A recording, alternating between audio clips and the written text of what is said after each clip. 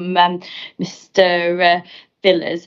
I spent yesterday looking at the conditions, and I've done a sort of very shorthand tracked comments version that I'll send via the programme officer for review.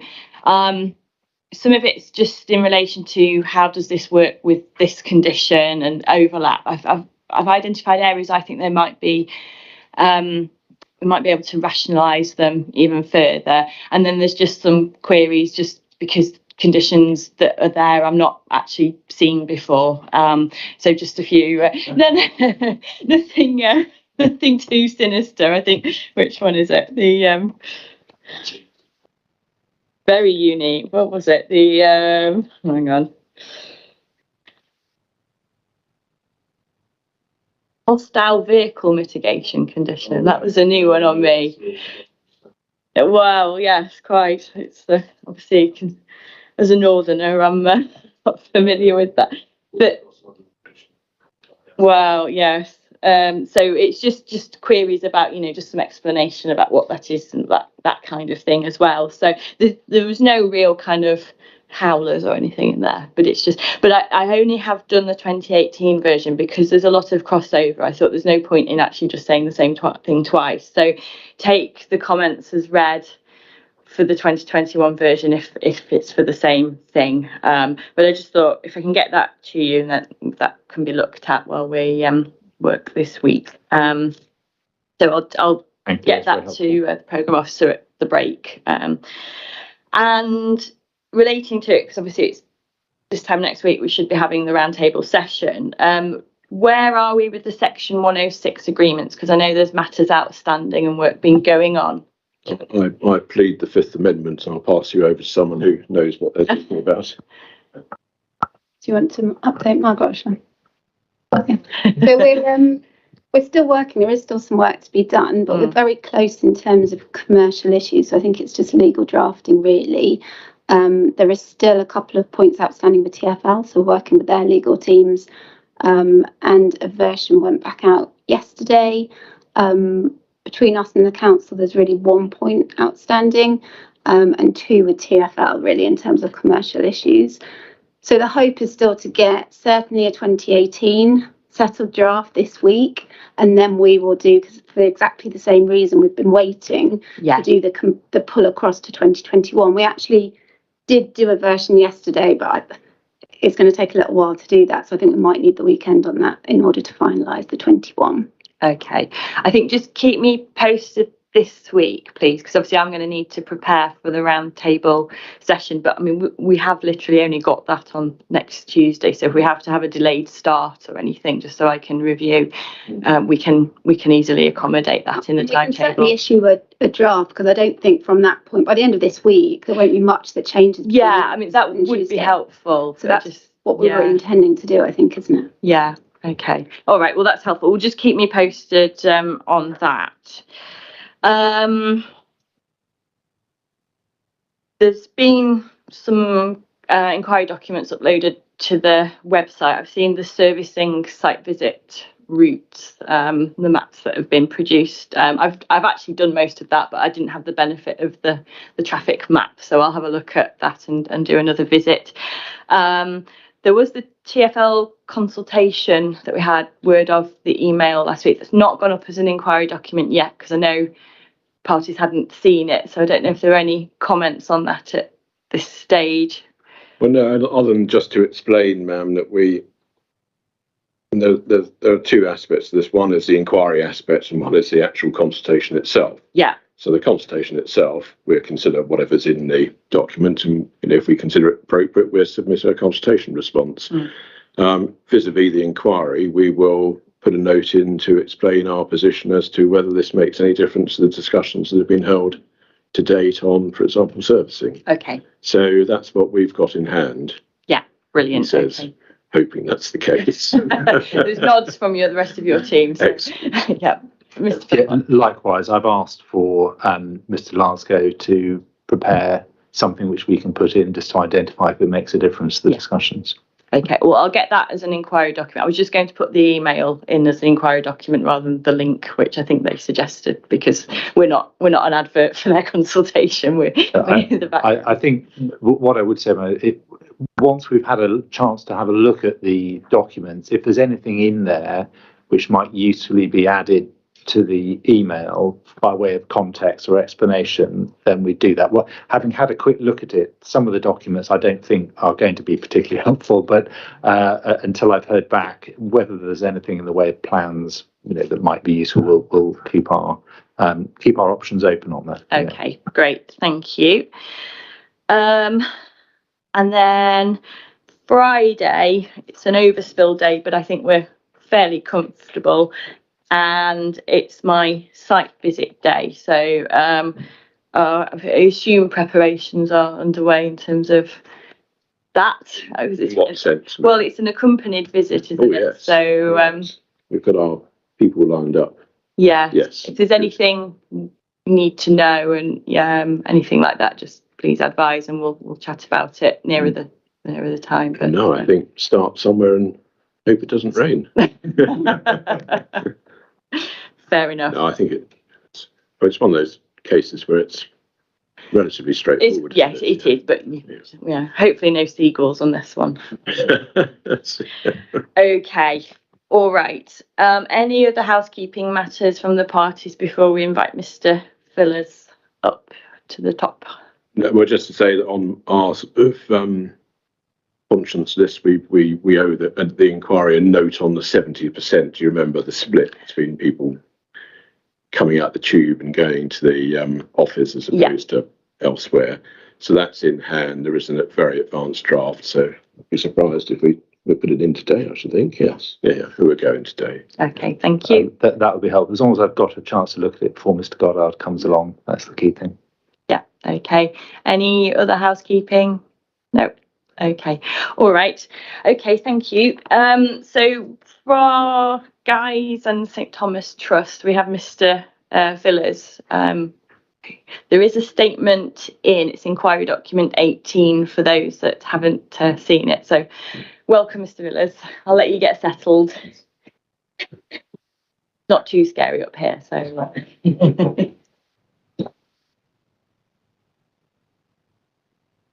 You just have to switch the microphone on when you're wanting to speak. Okay.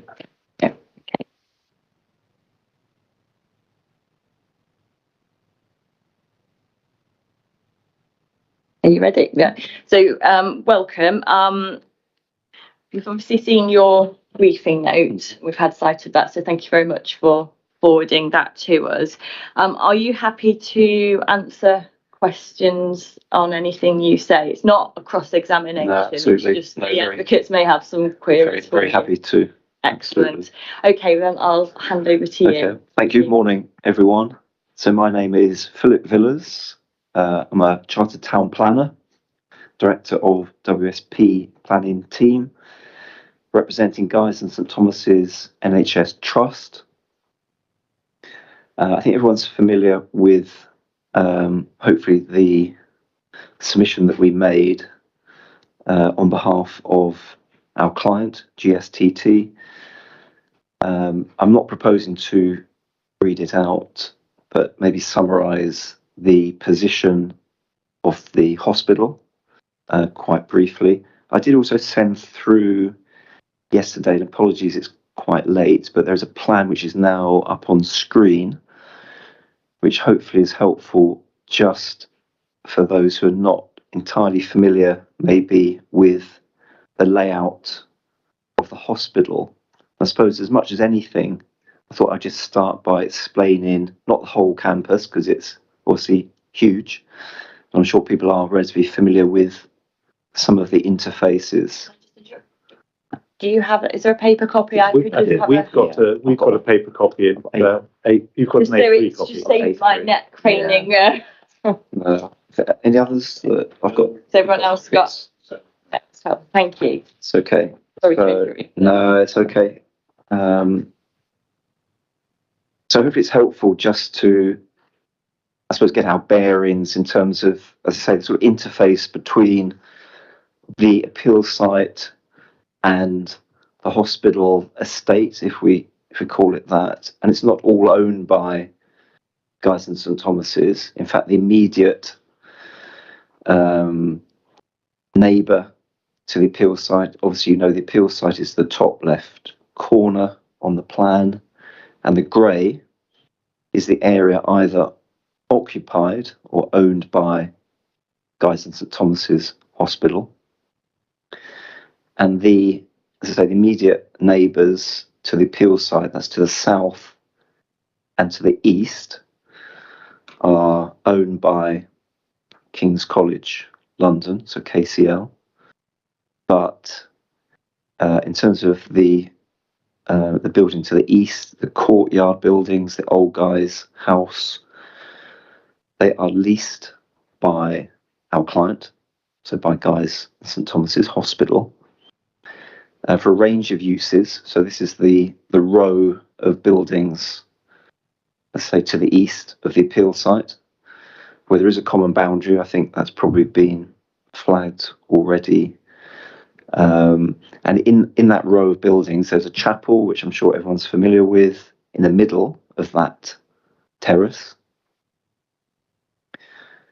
Obviously, the use there speaks for itself, but also within the buildings either side, and I've noted this in my briefing note or statement, there's a range of activities carried out by Guy's and St Thomas's related to clinical administration.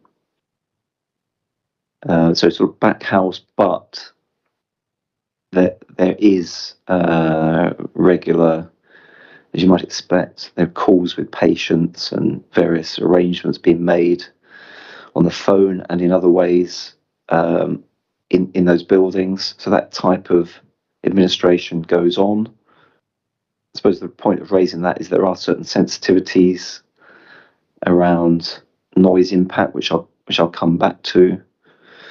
And there is also some sleeping accommodation on the upper floors in that terrace for overnight, so not long term, overnight stays, either for family of patients or for staff, doctors, nurses who might be on call. There are beds there where they can stay. Jumping ahead a little bit, but very happy to accompany the site visit or part of it if it would be helpful, Martin, for you to see into any of those buildings.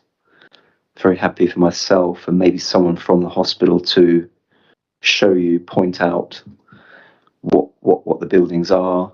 It is quite complicated, the overall estate, and really just to focus on those immediate neighbours might be helpful if you want to go into any of those. So it's particularly chapel, because I'm aware that other parties have raised an issue with the impact on the chapel. If you'd like to see inside those, I'm sure that can be arranged. So just moving on to the south of the site, the appeal site, Francis House, which again is not owned by Guy's and St Thomas's. It's about to be, there's a lease agreement in place to take that space for further clinical administration, but also, of some relevance, a vaccination centre for COVID. It's not yet in place, so it won't be apparent at the moment, but just conscious again of, and much of what was Guy's and St Thomas's cases around construction, impact, servicing arrangements, just to be conscious of some of those activities and potential, I suppose, for conflicts in terms of users of the yard. It's probably most likely that vaccination patients, if we call them that, will enter Francis House from the east. So underneath, you can see a little blob at the top of Orchard Isle House, which is a walkway underneath the building from the main campus of Guy's to the east. which leads into King's Head Yard and Francis House. That's the most likely route for say patients heading towards the vaccination centre, and they're most likely to be accompanied or shown through from the main site to that location. And then I think everyone's familiar probably with Orchard Isle House as well, which is a King's College student hall to the south and to the southeast of the appeal site. I don't propose to go through any other parts of the site. It is pretty vast, other than just to point out, I suppose, because of the traffic situation, both pedestrian and vehicular, it is obviously a very busy location, both in terms of transport, public transport nodes, not least London Bridge, of course, but also the activities on the hospital site. It is a very busy location. There are some quite significant construction activities just to the very east, as you probably know, Mum. Immediately to the east of the site, on Western Street, there is a development happening, and so there are at the moment both diversions and activity that impact on the street, and there will be further changes as a result of construction traffic. And I highlight that because, as I say, the main, I think, issue for the hospital is ensuring that if and when this site is developed, that things are managed in a way that doesn't impact unduly on the activities of the hospital in particular. So I hope that's helpful. It's worth saying, that the main vehicular access to the hospital is to the south. In terms of emergency vehicles, not A&E, this is not an A&E hospital, as you're probably aware, but there are emergency vehicles that do access the site, and that's from the south to the car park, which you can see in the middle, and deliveries are from the east, or what is a relatively constricted access point, particularly now with the site next door being built out, and that's highlighted with the loading bay annotation. So I think that's important because that is obviously all away from the development site, which hopefully is helpful looking ahead, but nevertheless, all of these streets are obviously interconnected, and there's a lot happening, and there will be in the future, not least when this site is redeveloped. So just in terms of the position of our client, they don't object to the redevelopment of this site. In fact, they don't object to either appeal particularly, but what they do have, and they are set out in various documents, concerns around construction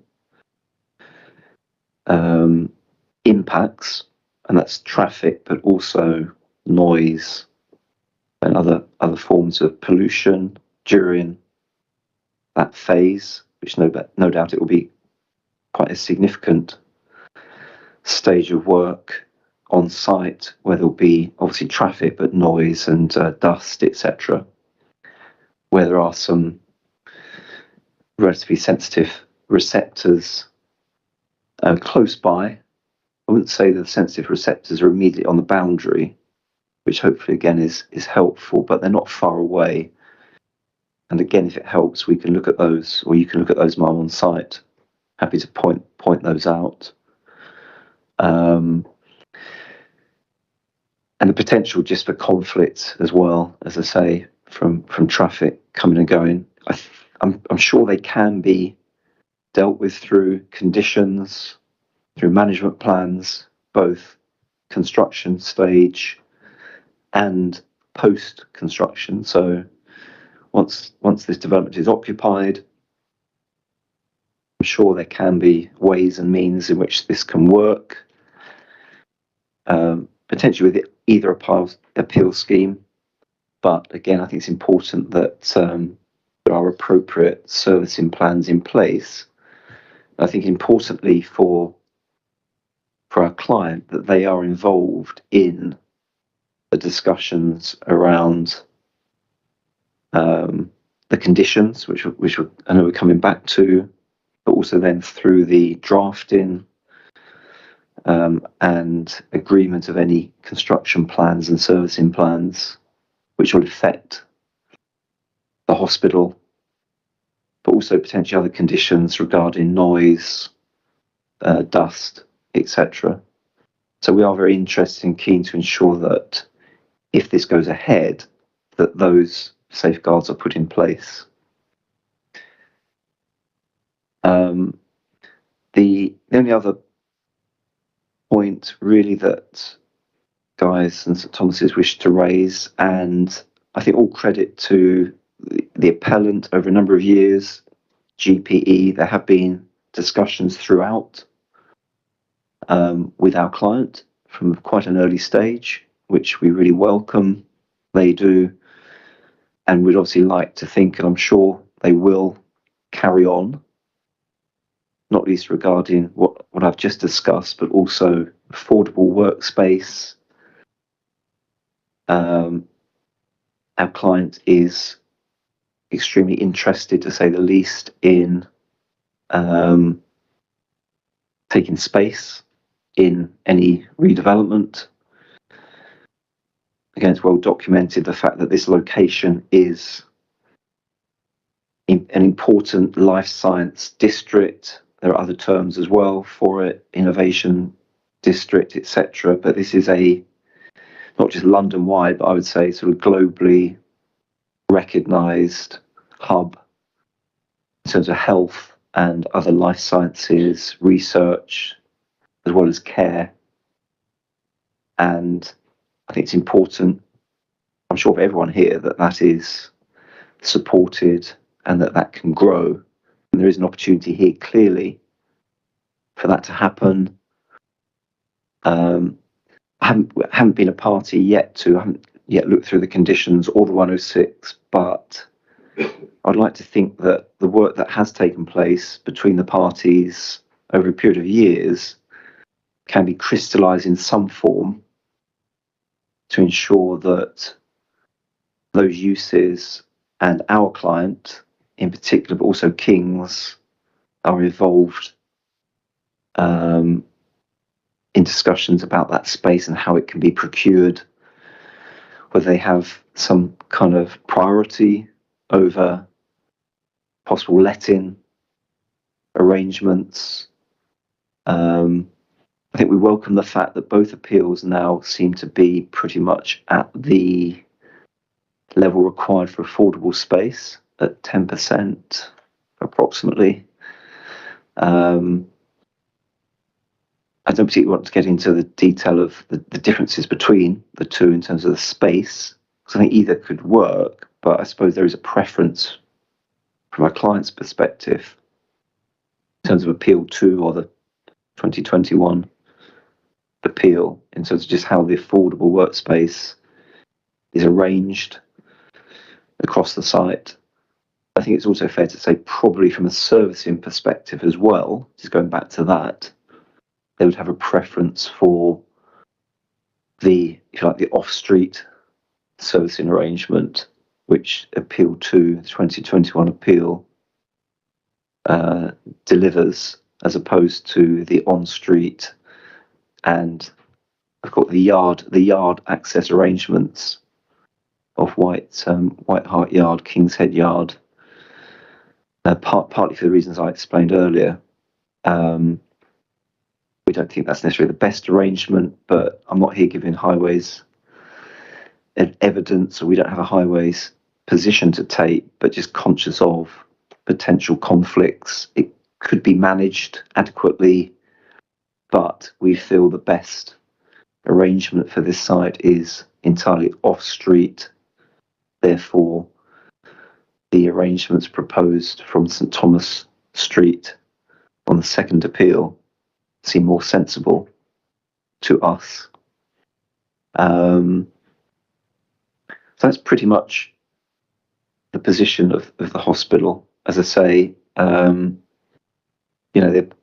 look at this positively.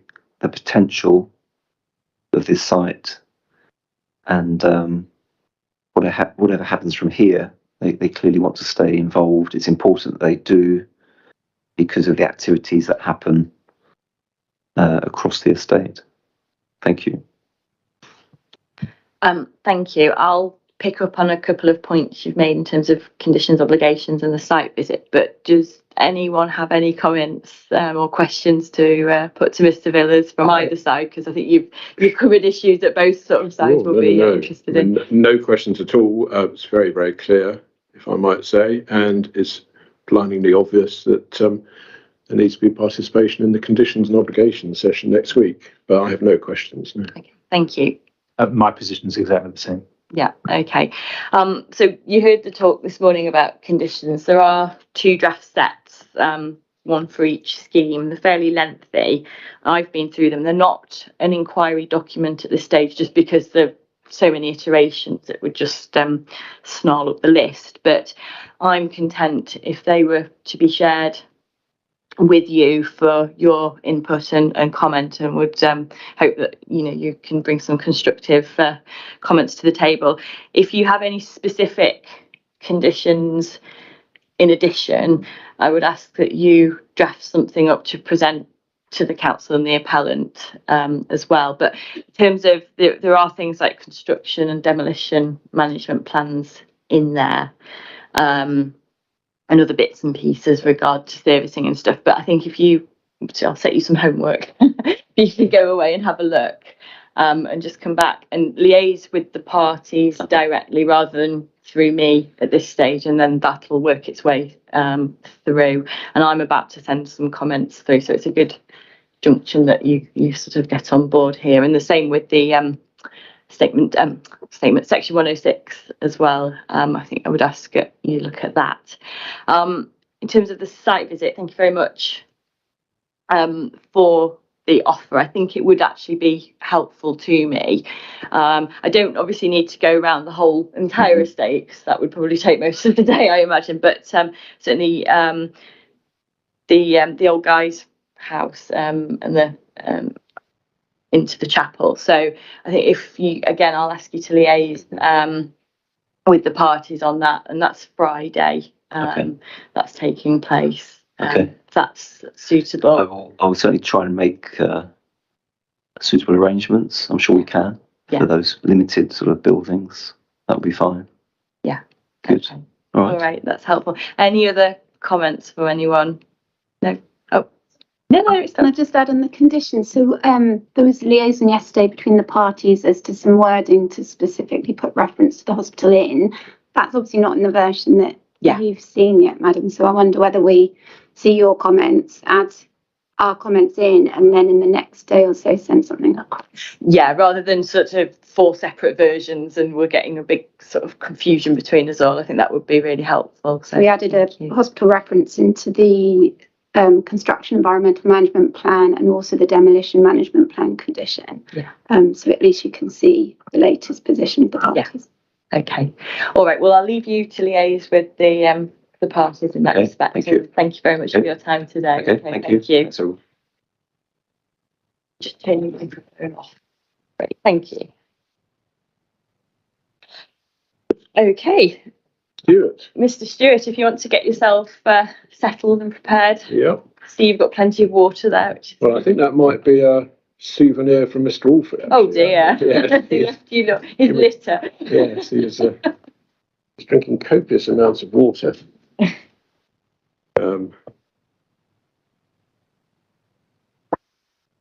So say when you're switch your microphone on, and say when you're. Oh yeah, sorry.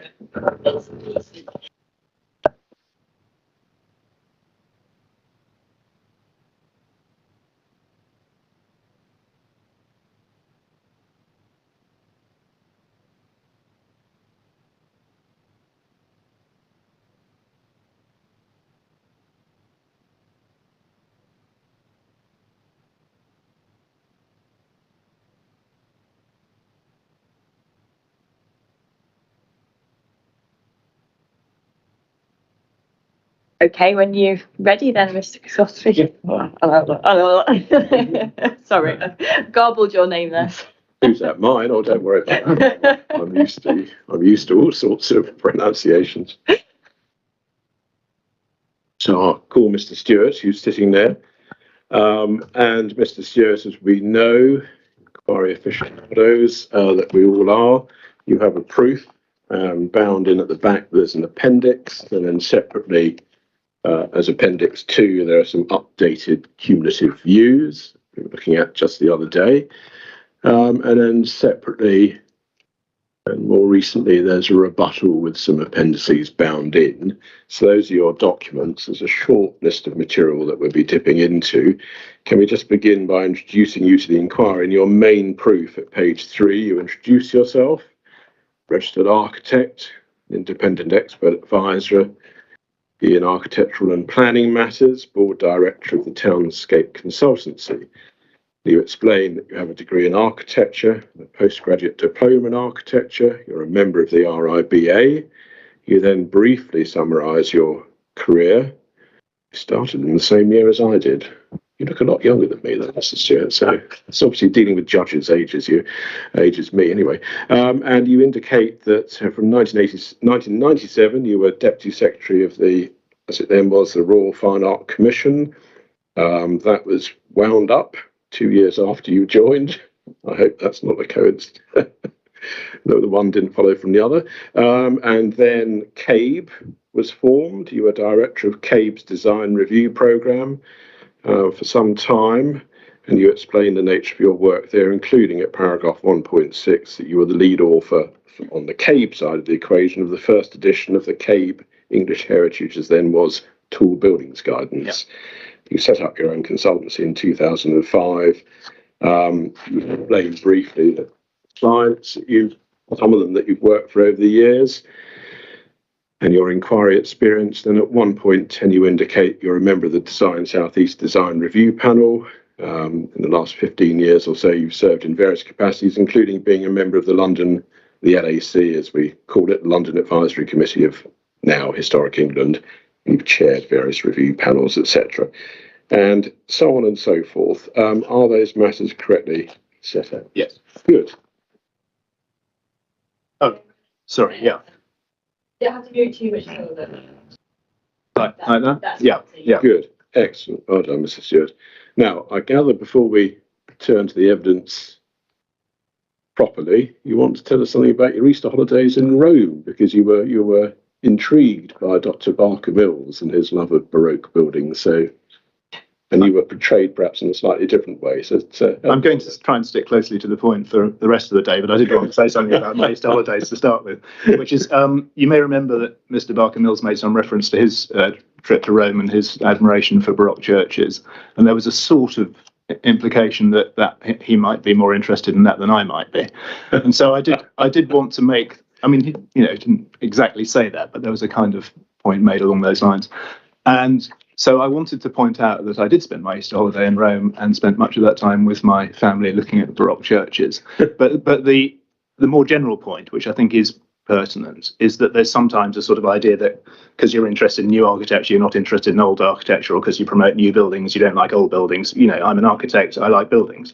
And I practice in London, which is a place where, unlike Rome, everywhere you go, old buildings and new buildings are mixed up together, and I'm interested in both and the relationship between the two. And the whole of my career has been based on dealing with the challenges and opportunities that arise from that mix.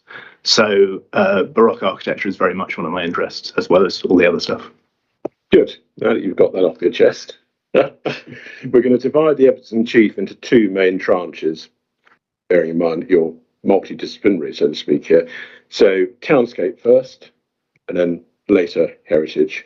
So if we begin with Townscape, there are just 5 sort of headings, if you like. And the first heading in relation to Townscape is, I wonder whether you can just say a few words, perhaps picking up from the theme that what you've just said about the character and appearance, both existing and evolving, of the area within which the appeal site sits. Right. I mean, if I start with, quite sure whether to start going from the outwards in or inwards out. If I start from the general character of the area and the sort of matters in front of you, Madam, it's to do with, we talked about the character and appearance of the area and the sort of heritage assets, but actually, again, in this area, they're kind of mixed up together, I would say. The character and appearance of the area is very much the character and appearance of a historic area in the main. But it's an area that's everywhere you look is very intermingled between what remains of historic architecture from various periods and more recent development, both inside and outside the conservation area. So almost everywhere that you look, in almost any direction, you will find a intermingling of old and new. That's the generality of the area. When you come closer into the site and the site itself, you find the same is true. So we've got a post-war redevelopment of the site after bomb damage. And on the site itself, you've got a mix of listed buildings and a rather unsatisfactory 40-year-old office building, and then the retained wall to King's Head Yard. So almost the site itself exemplifies, one might say, the mix of that's found in the wider area between old and new. And that character is the case almost whether or not you happen to be in a conservation area. The conservation areas that exist have boundaries, but they're not the sort of conservation areas where you can tell that you're in one moment and you've just crossed the boundary to a non-conservation area. It's not that sort of environment. It's everywhere you look, there is this sort of mixing up of old and new. And what about consistency or otherwise in terms of architectural styles, scale, and so on, heights in this area? Well, there's very little overall consistency. Obviously, the tendency is that the conservation areas are the areas where there is more commonality of scale, but actually even within the conservation area, the grain varies a lot. There are some large plots and some small plots, even historically with the 19th century buildings, so that the grain is varied, the scale of buildings is varied, the architectural styles are varied, and again from sort of for example, even within the conservation area, from the Georgian architecture through to the sort of Victorian commercial architecture that you would find closer to the river or along Southwark Street.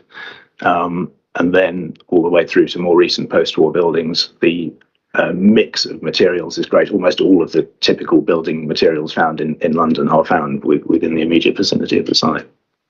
Thank you. So that's the first heading, if you like. And secondly, I just wanted to ask, please, for your views as to whether the existing site, the extent to which it's contributing anything of worth, if you like, to the character and appearance of the area that you've described, the site as it stands now. Well, the site as it stands can be divided into a number of components, as we've heard. So Keats House and the listed terrace on St Thomas Street with the 1980s building between them. So you've got a group of 3 different buildings along St Thomas Street. Obviously, Keats House and the listed buildings contribute positively to the conservation area. The 1980s frontage onto St Thomas Street I regard as an oddity that doesn't really contribute positively. The large 1980s bulk of New City Court as a building was rather oddly marked as a positive contributor in the conservation area appraisal, but doesn't actually contribute positively, and in fact it's largely hidden from view. And then the screen wall to King's Head Yard, which is a sort of last component, I suppose, in a way to consider on the site, has some qualities as providing enclosure to King's Head Yard. But I mean, perhaps I'll say more about that later. But it's a sort of that in itself is a sort of oddity architecturally and historically, which perhaps I'll say more about later. But the fact that it provides enclosure to that yard is an aspect of the character of the yards. Thank you.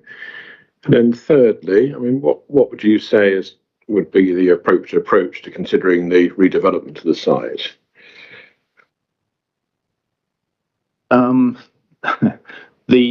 The approach as was done, and as would normally be the case, is that you'd analyse what there is that is positive about on the site and in the wider area, and how you can respond to it. You would then look at, what it is that the architect is being asked to do, i.e., provide useful accommodation on the site, which after all is the main purpose of the project, and how, as in any sensitive environment, the architect's main task is to reconcile the provision of that accommodation that's needed with the with the sensitivities of the context, particularly in the conservation area. Thank you. And then fourthly, your role in relation to these two schemes, well, what has it been? To what extent have you been involved, I suppose? Well, my practice and I personally have been involved in the project since towards the end of 2015, I think. So for 7 years.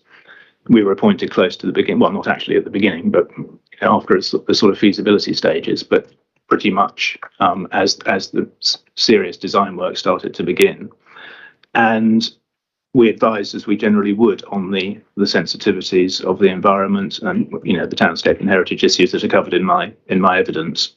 Not that they wouldn't have been known to the architects before our involvement. I mean, they're very experienced architects, but we would come along and act as a part of the consultant team, attending design meetings and advising on what the issues are likely to be with the local authority and what needs to be taken into consideration in developing the design and in making the planning application. Thank you very much indeed.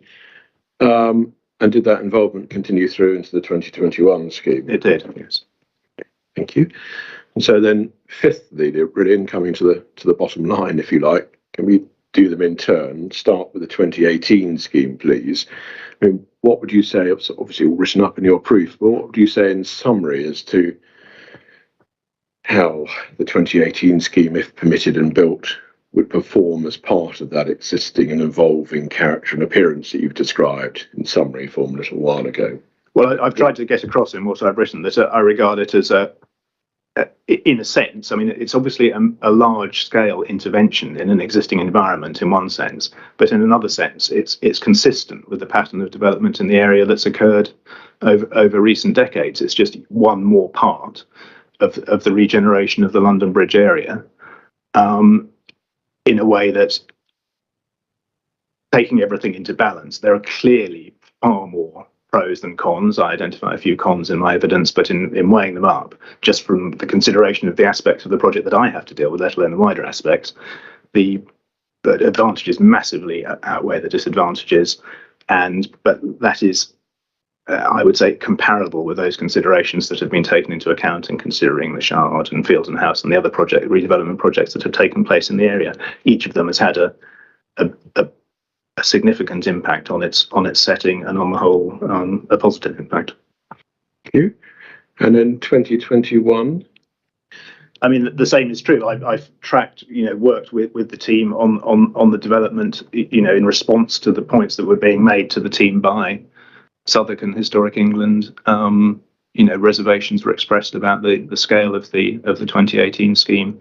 The design team looked at what could be done to respond to those, and in a fairly close and interactive dialogue with the planning authority, developed the 2021 scheme as a variant on the 2018 scheme. There are obviously similarities, but it's a new project that attempts to address those concerns that have been expressed, particularly with reference to effects on views of Southwark Cathedral and other views, to reduce the degree of impact, I suppose, on views.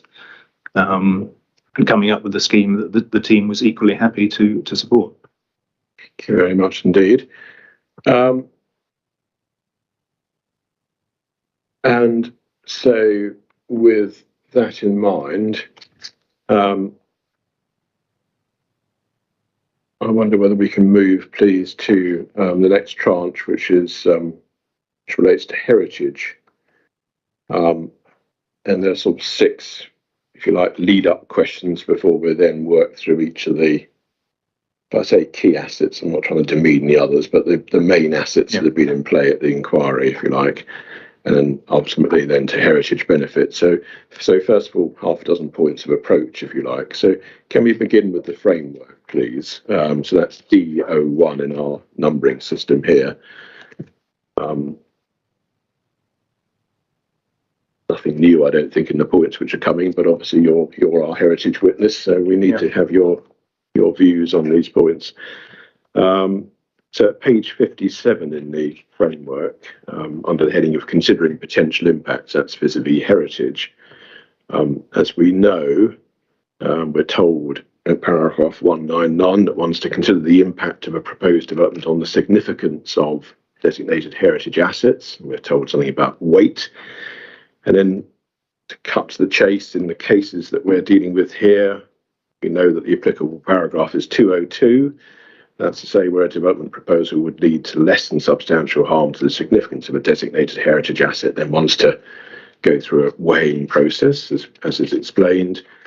And as is familiar to the inquiry, but just for the sake of this point, this first point, significance for heritage policy is defined at page 71 in the glossary, and we're told that significance means the value of a heritage asset to this and future generations because of its heritage interest. And there's then an explanation of where that interest might be derived from.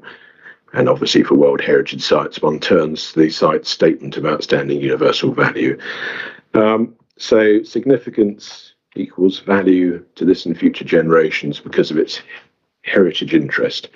So I wonder if we can just start then with this very first point. So how one goes about analysing projects which have a potential effect on heritage assets, listed buildings, conservation areas, World Heritage Sites, and so on and so forth. To what extent does the process lead you to issues around the heritage significance of the assets in question? Sorry, can you say it again? To what extent does the process lead you ultimately to considering the heritage significance of the asset or assets in question and the effect of the proposal or proposals on that significance? Yeah, I mean, there is a standard way that we would operate and advise the design team that we would identify those heritage assets that, if you like, are in play as far as the project is concerned. We distinguish between, which I think is a really crucial distinction, between those assets on which there will be or may be a direct effect because you're affecting the fabric of the asset in question, and those on which there's an indirect effect, or maybe an indirect effect because you may be affecting or you will be affecting their setting. So that's an absolutely crucial distinction. And then in each case, you make a proportionate assessment of the significance of the asset, what it is that actually makes it significant, that's led to its designation, and one's helped by listing descriptions and by conservation area appraisals and so on. But with most of the assets that are being considered here, the question is what is the effect on the setting of the asset, and is there any effect on, does the setting contribute to the significance of the asset? And that's a pretty central question to a lot of what's being discussed at this inquiry. And we advise on our professional opinion of the importance of the setting or the aspects of the setting that need to be considered. Well, I think perhaps if I just take the next point slightly out of order, given the way that you've given your answer, which is obviously absolutely fine. I wonder with that in mind, could we just move now to the Edith Summerskill Inspector's Report and Decision, which we have as inquiry document H20, and the PDF page is page 96. Those using a hard copy, it's page 78 of the Inspector's Report. Sorry, I'm just finding that. Yeah, exactly, H20.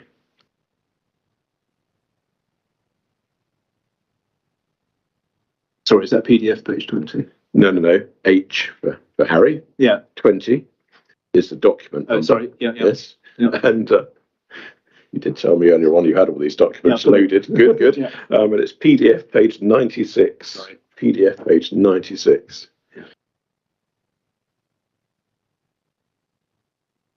Can accuse us of over-rehearsing this evidence, the Chief, that's for sure. So the page begins with the paragraph 12.49. Yeah, Do you see it there? Yeah. Excellent, thank you. And that's a discussion in the inspector's conclusions in that case, another inspector, a different case, etc., etc. These are points of approach here that he the inspector, is discussing. refers to various case law. We're not going to trouble ourselves about that. And then at paragraph 12.50, this is the paragraph which, I've taken various witnesses to at this inquiry, in cases where the impact is on the setting of a designated asset. So just picking up on what you just said, it is only the significance that asset derives from its setting that is affected. All the significance embodied in the asset itself would remain intact. In such a case, unless the asset concerned derives a major portion of its significance from its setting, then it's very difficult to see how an impact on its setting can advance a long way along the scale towards substantial harm to significance. Now, first of all, you'll remember that at least one of the witnesses had some difficulty understanding what that inspector has written there. Do you think you understand? Yes. Yes. And do you agree with it or disagree with it? I completely agree with it. I mean, I couldn't have put it better myself, I suppose I'd say. Right. Excellent. Good. Thank you very much indeed. And does that relate or not to the point you were earlier on making about the sort of direct and very much rather indirect, and on the other hand, indirect impacts? Very much so. I mean, there is a big difference between effect on fabric and effect on setting, in my opinion. Okay. Thank you very much indeed. So, with that in mind, still with that thought of settings in our mind, still under this heading of that point of approach, we've got a heritage statement of common ground in this case, as we know. We're going to turn to it later on in relation to potential impacts on heritage assets. But the earlier parts of the statement of common ground, you like catalogue the assets which are in play in the case, and then summarises the significance of those assets over a number of pages till we get to the section where the party's position in terms of impact is set out, which comes on page 29. So the first 28 pages or so are, here are the assets which the parties think are potentially relevant, and here's a summary of their significance. Now, does the reader find much at all in that heritage statement of common ground in relation to the significance of the assets? Does the reader find much about the settings and the contribution of settings, the significance of the assets in question? Almost nothing. Almost nothing. What, if anything, and if nothing, fair enough, but what, if anything, should be taken from that? Well, if I can unwind a little bit, I mean, we were asked by the inspector to agree statements of common ground for this inquiry. And we kicked off by providing a draft, which unsurprisingly was based on what we'd already written about the project in our application documents. And, one wouldn't necessarily expect the other side to agree with what we'd written. So you'd need to have a few iterations to reach an agreement about an agreed statement of common ground. But our original draft, because it basically recapitulated what was in our application documents, did have material about setting of the assets in play. But our draft was rejected and replaced by this draft by the other side, which I signed and don't disagree with. But a draft provided by the Borough and Historic England, which says that it identifies the things that are important about the significance of these assets, and says in paragraph 1.1, summary of significance of the relevant heritage assets, including the contribution of setting, and then goes on to say pretty much nothing about the contribution of setting of any of the assets. Now, we've said various things about setting in our application documents, which we think are helpful to consider, but they haven't made their way into the statement of common ground. And so from that, I take that Historic England and Southwark have, and which I also take from their evidence, have struggled to identify what it is about setting that contributes to the significance of the assets in play, or such that could be harmed by the development. All right, thank you very much indeed. Can we just go back to it, or move to a different point now? So we've had number one was heritage significance, number two was either summer skill and setting. And so the next point, thirdly, then, is I just want to ask you about, I'm going to put this in inverted commas, views So we know that we've got books of photographs of the existing situation from various locations, and then through a process which is fully explained, one ends up with, as best as the current contemporary techniques allow, a representation of the 2018 scheme on the one hand and the 2021 scheme on the other in those various pictures. So I think we had some, if I might say, some very helpful evidence from Dr. Barker Mills. I nearly got his name the wrong way around again. Apologies. And he explained both in writing and orally that one really shouldn't confuse views, if you like, with heritage significance, with impact, etc., etc. What would you like to say about these, in inverted commas, views and their role in an inquiry of this nature? Yeah, I think they're. I think he and I would probably agree about most of that. And so views are important because they're what we use to understand the effect.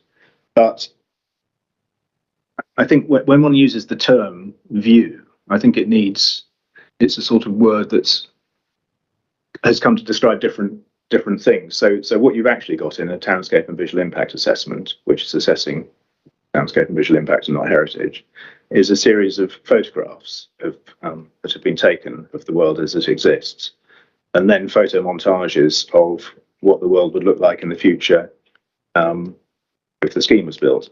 But what you're actually looking at is not, and it's often the case that objectors to schemes will say, oh, these don't show, what it would really be like if you were really there. And that's absolutely true. What a photograph shows you is exactly what you would get if you took a photograph from that place once the project was completed. So that's what it shows accurately and precisely and in a verifiable way that could be tested. That's the point about verified views, is that they're verifiable. Someone else can check the methodology and check that it's accurate. But of those photographs that appear, 60 or whatever they are in the TBIA, some of them clearly are views, in the sense that the views in the London View Management Framework are views. And the way I sometimes explain it is that if you go to Parliament Hill, say, which is a famous view of central London from an elevated position, it's a view that's rightly protected in the London View Management Framework. And it's the sort of place that you might take guests, after Sunday lunch and stand there and say, look at this view. This is a view of London. Isn't it interesting? And you talk about the view. That's a view, and it's a view that a painter might paint. When you come to say a particular image of Southwark Cathedral, to sort of zoom in to much closer up views that can concern this inquiry and are in the TBIA, the view that we spent quite a lot of time looking at of Southwark Cathedral from the sort of north west, where the proposal appears in the backdrop of the cathedral, that's not a view that's been identified as an important view of the cathedral. I mean, it obviously is a significant view of the cathedral, but it's a view of the cathedral that we have taken a photograph of because it's where the project will appear in the backdrop. And that's a different consideration to what I would call a view in the first sense that I identified. There is a difference. So a lot of or nearly all of the images of closer up in the TBIA are taken not because they're typical views of the conservation area, but because they're views directed towards the site, and you're showing the effect of the project on that part of the conservation area. All right. Thank you very much indeed. Good. Can we move forth within these half dozen matters of approach to calibration of less than substantial harm? So can we just start with our old friend, the PPG, please, which is core document D11. Doing hard copy, that's fine. In the PDF, it's page 9 is the relevant page I noted from the other day, and it's paragraph 18A-018. Yeah. Under the heading of how can the possibility of harm to a heritage asset be assessed? Yeah. So we'll just pause for one moment just while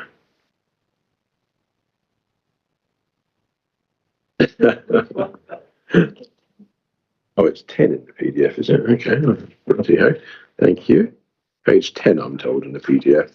How can the possibility of harm to a heritage asset? No, 9. 9. There you go. Jolly good. Excellent. So page 9 in the PDF. there is more on page 10 as well.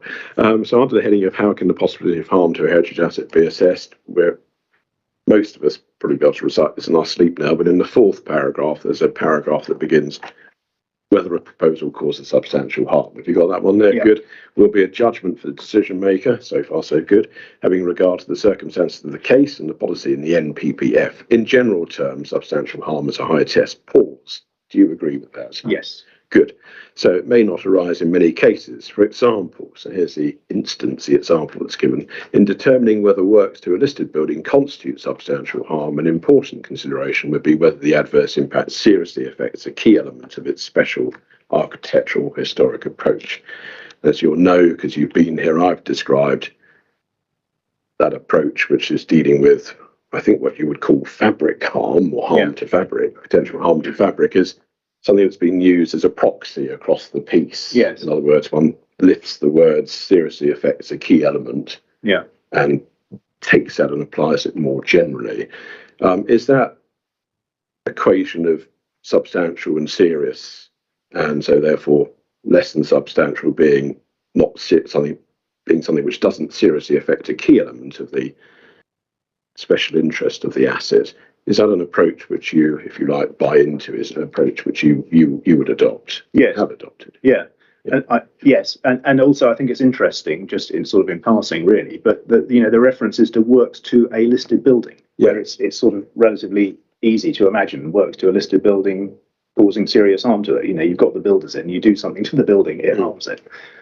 It's much harder to think of examples of serious harm to heritage significance by setting effect. Okay. So they don't give an example of that. Righty-ho, thank you very much indeed. And so we all know that we're in the world of, apart from one representation, I think, from the National Trust, we're in the world of less than substantial harm. Yeah. In the 2 cases in hand here. And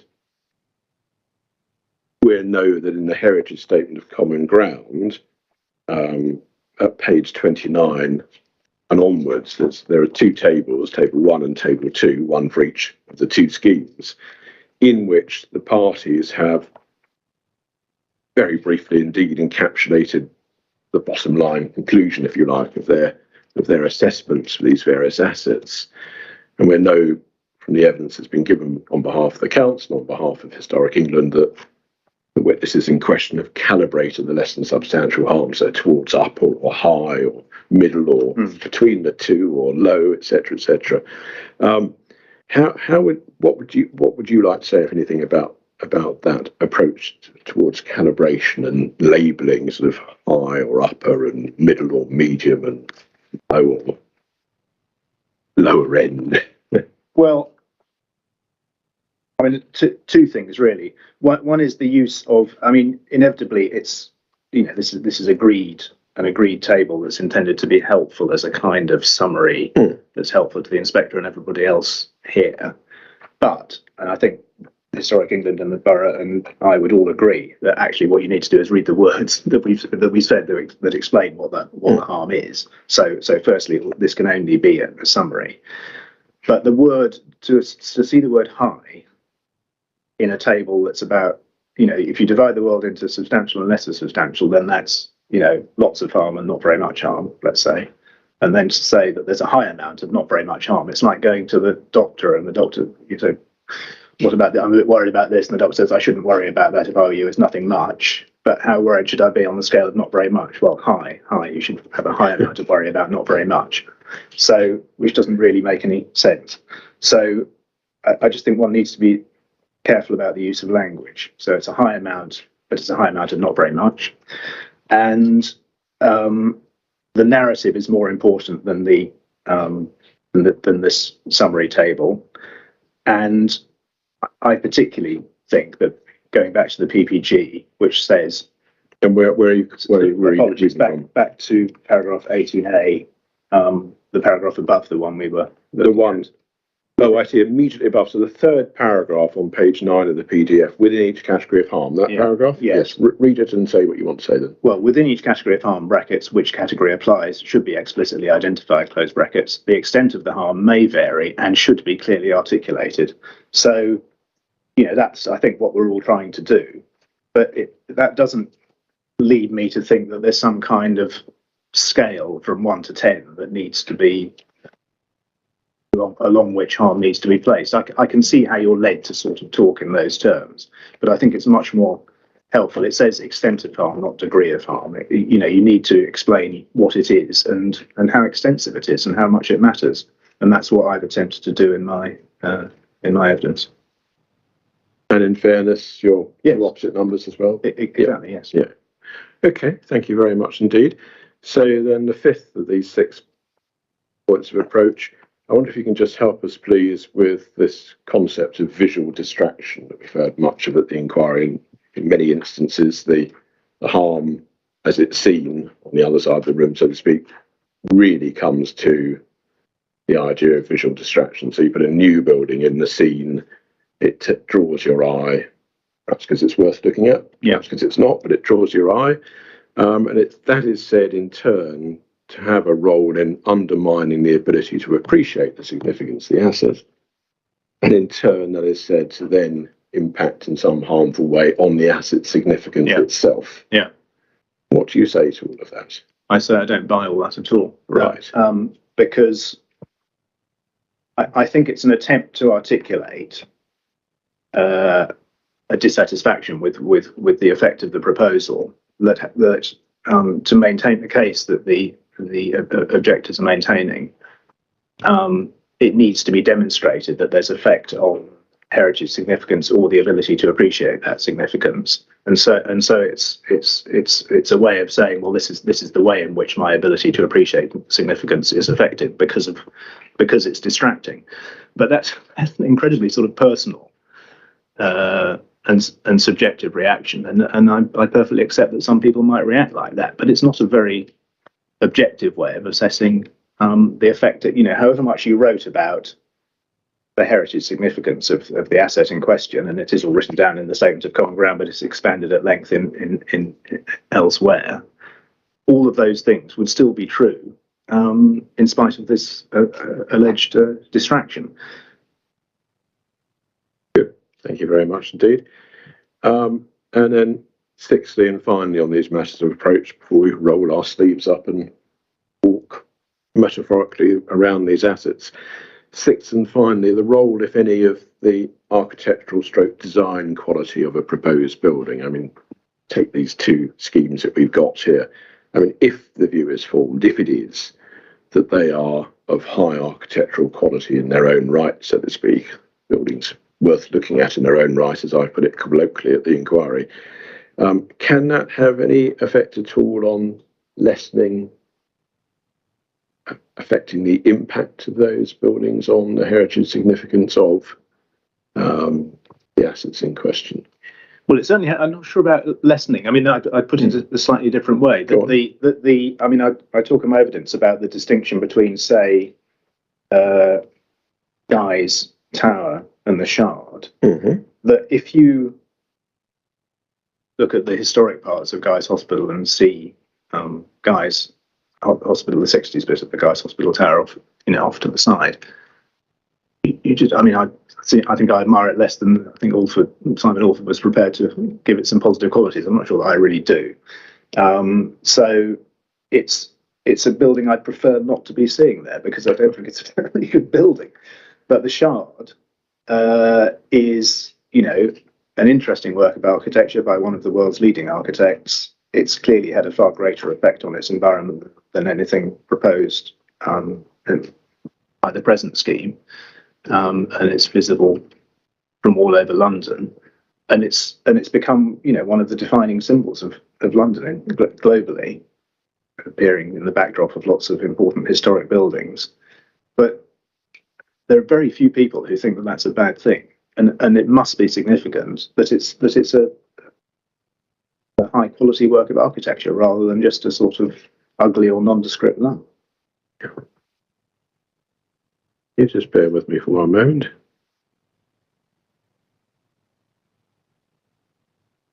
Okay, those are the 6 sort of lead-up points. So with all of that in mind, can we look at the harmful impact side of the equation before later we come to heritage benefits? So for this, we need as a helpful aid memoir the Heritage Statement of Common Ground, page 29. And we start at table 1 for the 2018 scheme, but I think while we're doing each asset, we might as well have a little piece on 2018, then a little piece on 2021, then we'll move to the next asset. So obviously it's all written down in your Sorry to interrupt. I just didn't catch the reference where we are. I'm so sorry. Page 29 of the Heritage Statement of Common Ground. Thank you very much. The table. So we're going to journey through the assets, for want of a better way of doing it, in the order in which they're set out in the Statement of Common Ground. So we start with the Bara High Street Conservation Area, and we know that in summary form, your position is recorded for both the 2018 and the 2021 schemes as being, and this is a summary, no harm, the conservation area is enhanced. Yeah. Which we know is a very different position from the position of the witnesses for the two other parties who have given evidence on this, where they have less than substantial harm, but either high or towards high for the 2018 scheme, and indeed for the 2021 scheme. So it looks like this is where you're furthest apart, but you're certainly some distance apart on this. So in summary form, how is it that you've ended up on the other side of the line here, quite different from the other two experts who have analysed these cases? Well, my evidence goes into the detail, but I suppose in summary, going back to the beginning of my evidence, I look at the character and appearance of the area as it exists, which is an area of variety and buildings of different types and sizes and ages and so on. That's true in the conservation area as well as outside the conservation area. I look at a conservation area which is of considerable historic importance, going back to Roman times, and includes archaeology and scheduled monuments and so on. But actually, it's overall, and there are significant numbers of listed buildings in it, but actually as conservation areas go in London, by comparison with, to take an example of sort of one of the most famous conservation areas, the Bloomsbury Conservation Area, there is, if you go to the Bloomsbury Conservation Area, it's predominantly George and it's coherent. You can walk around it and feel that you're in a sort of Georgian world to some extent. That's not quite true, but it's a more coherent, consistent pattern than is found in this conservation area. This conservation area is, it has listed buildings, but they're mixed up with modern buildings, and they're mixed up with modern buildings, some of which are quite good and some of which aren't actually terribly good. So you're not in an area of such coherence that something that introduced significant change would disrupt a coherent pattern is the sort of starting point, I suppose. So what's proposed is clearly having a big effect on the conservation area, but as a starting point, it's having an effect on the conservation area that is already quite varied and already contains lots of post-war development, and from which large-scale modern development can be seen in all directions. And then considering the site itself, is there room for improvement? Is setting aside the sort of commercial ambitions of the client, if you just look at the buildings on site, they're not very good. The post-war buildings on site. By replacing them with better buildings, you're improving. And if you replace the existing buildings, medium to poor quality buildings, with a high quality work of architecture that offers various benefits, then you're improving the character and appearance of the conservation area, and that's enhancing it. It's the character and appearance of the conservation area that is the thing that you're trying to enhance. Very much indeed. And in that analysis, to what extent does do factors such as the introduction of public realm into this part of the conservation area through either of these schemes, does that bear upon your judgment call, so to speak? Or? Yeah, it certainly does. This is a sort of dead, impenetrable site at the moment, and by introducing new public routes through the site and the new exit from the tube, which is significant public benefit, and relieving the pressure on the traffic light junction at the west end of St Thomas Street, and just providing more ways that people can move around the conservation area within. I mean, there is actually a shortage of high quality, generous public realm within the heart of the conservation area. You know, it's not a place that you could easily find somewhere to sit down and drink a cup of coffee in peace and quiet. So you're providing something actually that is of benefit to the people who might want to enjoy the conservation area that they don't have at the moment. Okay, thank you very much indeed. And similar points for the two schemes, 2018, 2021? Yes, I mean the effects, you know, as I set out in my evidence, obviously the two schemes are different. The 2018 scheme, effectively, there's a trade-off. The scheme is lower and wider, and as a consequence, there is less public realm sort of sitting under the sky, as it were. But there is still a pretty generous area of public realm within the site, and the permeability benefits still apply, and the places that you can enjoy within the site still exist. Thank you. Good. Can we move to Guy's, please? And in the table, we find that both are opposite numbers, so to speak, have either got high or towards upper end less than substantial harm for Guy's for either both schemes. And in each instance, you've got considerably less than substantial. Well, now that we've heard you explaining your views about calibration, perhaps that might make more sense. But what are you seeking to convey by the language of considerably less than substantial, and how have you got there? So if we take that as the approach, please. Well, it flows mainly from, although the analysis of views in the Townscape assessment is not the same as the heritage assessment, it informs the heritage assessment and allows you to reach an understanding of the effect on the heritage asset in question.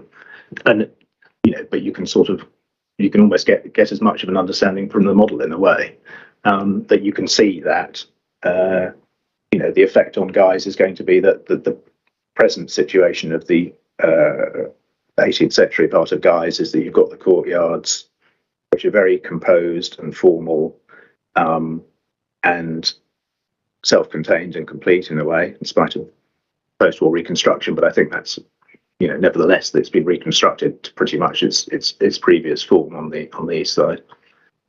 So your experience of those courtyards, both the open one to the north and the enclosed ones to the south of that, is that you are in this sort of historic world.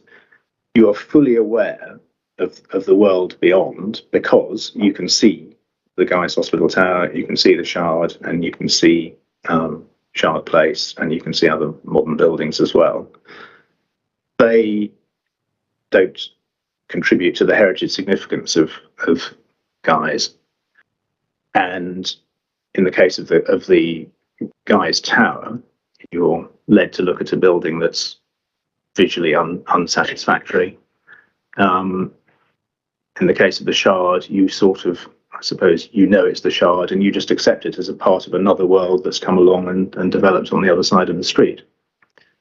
So the effect of the scheme, either scheme actually in this case, and I'm not sure the difference of the effect is terribly different between the two schemes once you're in the Guy's courtyards, is I acknowledge in the Townscape assessment a sort of an adverse effect on the view if you are choosing to stand in the courtyard and look towards the west wing and towards the chapel, because I suppose I would acknowledge that if I was to want to stand and appreciate that particular wing of that hospital and the chapel elevation, I would probably prefer it if it was seen against a clear sky rather than with the building in the backdrop. So there is some marginal effect on your ability to, I don't know about appreciate, but perhaps enjoy the quality of the 18th century architecture.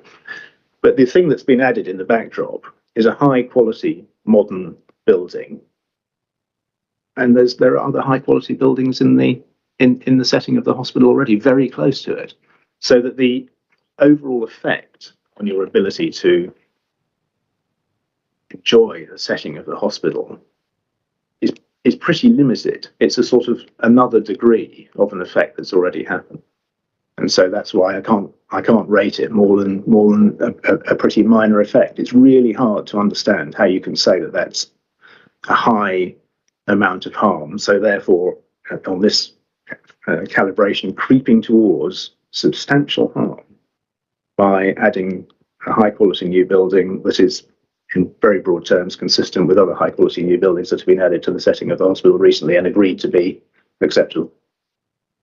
Thank you very much indeed. And then for Southwark Cathedral, turning the page in the Statement of Common Ground, again, the Council and Historic England's position in relation to harm is the same, similar, very close to what they've said about guys. And again, in the table, we have the same turn of phrase, considerably less than substantial in each case for you. Mr. Stewart, and I suspect we now understand why it is like that. But can you just help, please, in relation to the cathedral? How have you ended up with considerably less than substantial? And does that turn of phrase mean the same, something similar, or something different from the way you've explained the position in relation to guys, where your bottom line was pretty limited, pretty minor? The conclusion in terms of the calibration is similar, and actually the consideration is not that different. But if perhaps it would be helpful to talk through the set of sequence of views in the TVIA where you see the new building in the backdrop of the cathedral tower, because what I've attempted to explain in the text, but again can be fairly easily understood by just walking around the I can't because the cathedral's not on it. It is actually. Yes, it's hidden behind number 1 London Bridge. I can't see it from here. Number 1 London Bridge is blocking. So anyway, it's relatively easy to understand that as you walk around Montague Close, and you can envisage this as you walk around Montague Close, you see the changing relationship between the cathedral tower and the project. So they will align with each other in different ways depending on where you're standing. And it's sort of like astronomy, really. The tower passes behind the cathedral tower, like the sun passes behind them. Whatever, you're struggling now.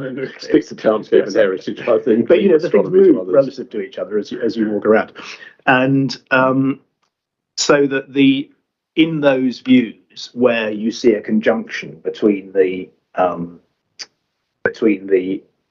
cathedral tower and the project, where they overlap visually, in the view analysis, there's an explanation of why that's a slightly unsatisfactory visual relationship. And in one of the views, you see it on one side of the cathedral tower, and the next view, you see it on the other side of the cathedral tower, and then as you carried on walking, it would become free of the cathedral tower, and you'd see, two objects rising above the main bulk of the nave and choir of the cathedral. One is the cathedral tower, and one is the project. And in our assessment, the view where it's free is a sort of something that I feel quite comfortable about, because it's telling you something about the layers of history of the area and not really distracting from the view of the cathedral at all. Where there are particular moments where they come into conjunction, like a partial eclipse, then that's a slightly visually uneasy relationship, which it isn't the view you'd choose to take a photograph of. And you just wouldn't, and therefore you have to acknowledge that that's a visually uneasy relationship. And therefore, you go on to acknowledge that there is some effect on your ability to appreciate the cathedral. How that affects its heritage significance is slightly harder to understand, but I think it's just an acknowledgement of a slightly unsatisfactory effect on the setting of the cathedral. And there is quite a good comparator that can be seen now, which is that if you walk across London Bridge, you may have noticed that you see the tower with the funny curvy top in the back. Oh, the Remington or whatever it's called, the one that looks like an electric razor. Yeah. There are particular points where you see that in a very comparable relationship with the cathedral tower as you walk across London Bridge, and that is, if you were choosing to take a photograph of the cathedral tower, you wouldn't do it from there, and you'd move, but you don't have to move very far, and then you find another place where they become disengaged, and I would say it's quite a comparable set of relationships. not sure I'm a big fan of the Remington, but that's another matter. That's another matter. Yes. So if you have an existing building and you have a new building, then by definition there's going to be a point where you're going to see the two.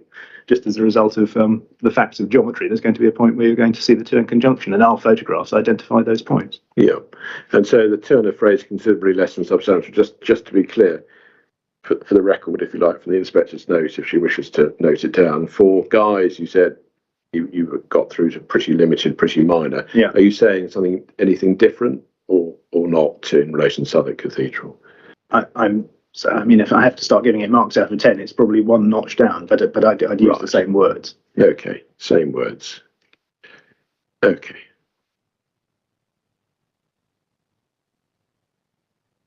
Fine, thank you. Then the Tower of London World Heritage Site. So we've got low and low, less than substantial from Historic England, and we've got just below middle for 2018 and low for 2021 from the council, and we've got no harm from you. How is it that you get to no harm to the outstanding universal value of the Tower of London World Heritage Site from one or other or either of these schemes? The setting of the World Heritage Site today is it's changed quite a lot in the last 1,000 years. But in particular in the last few decades,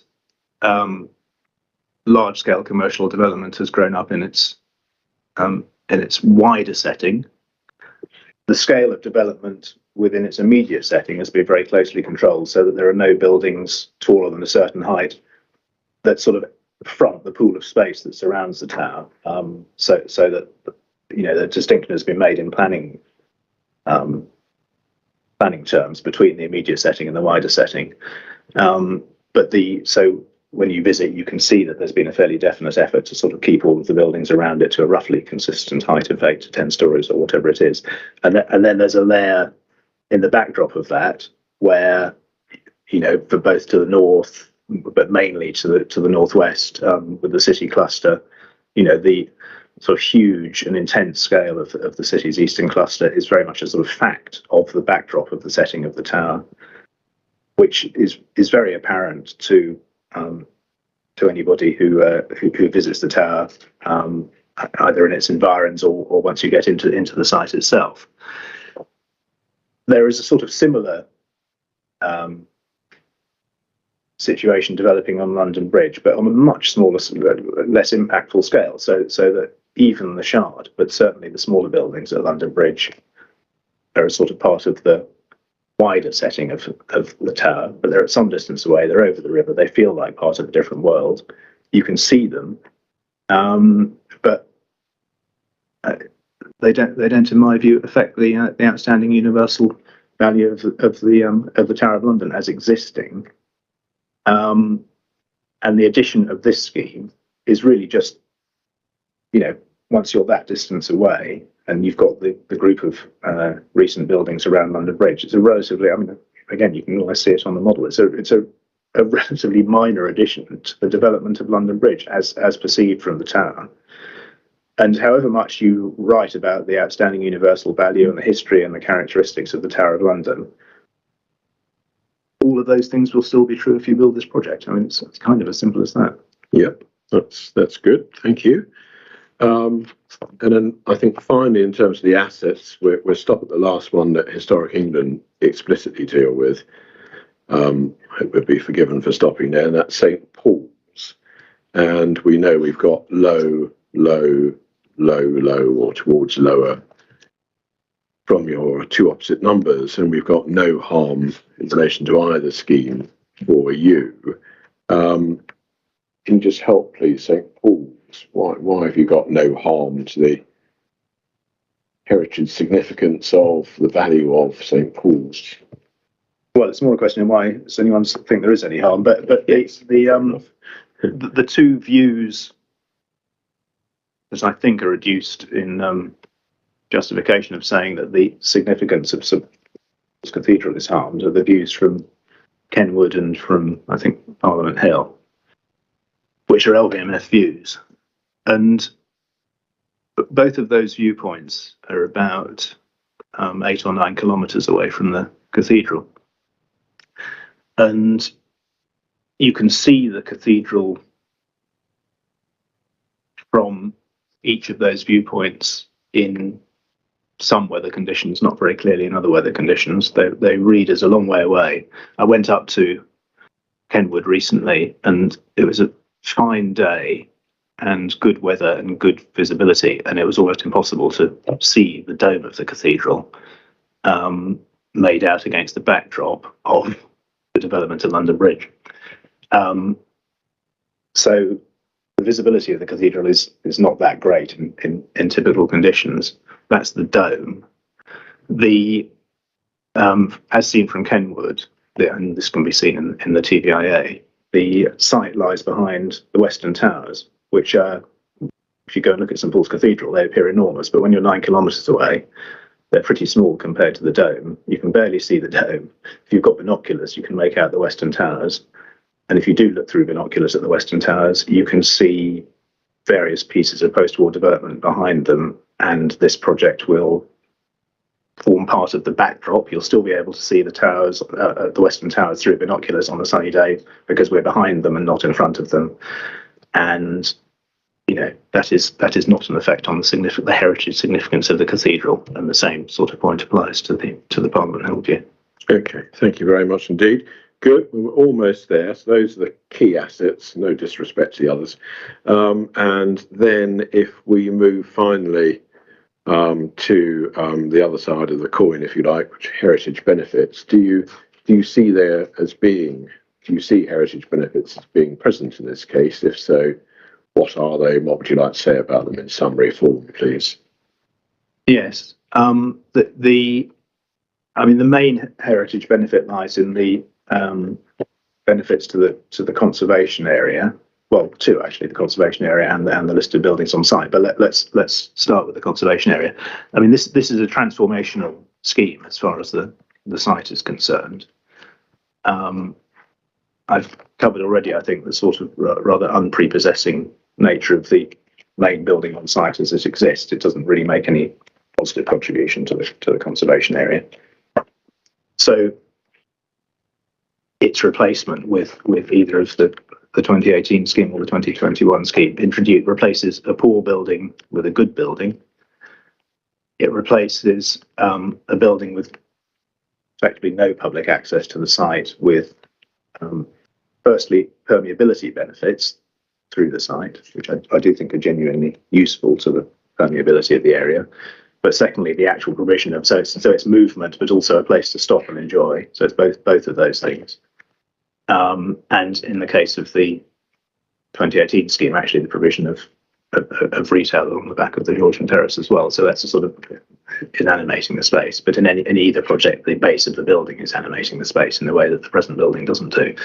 So all of those things are positive contributions to the character and appearance of the area. They're making the area a better place. The King's Head Yard, the part of the yard which is actually not part of the site, if you go down there today, has a certain sort of gritty quality, but it's actually not particularly nice, and most of it is enclosed by post-war development of a relatively nondescript nature. So again, by sort of reordering that yard, providing high-quality new building, public realm, and an improved route and so on, you've improved the yard, you've provided a new space for people to enjoy. So all of those things are improvements, in my opinion, to the character and appearance of the conservation area. And then the improvements to the listed buildings on site on St Thomas Street, I think, are largely acknowledged to be, they must be seen as heritage benefits to bring back a rather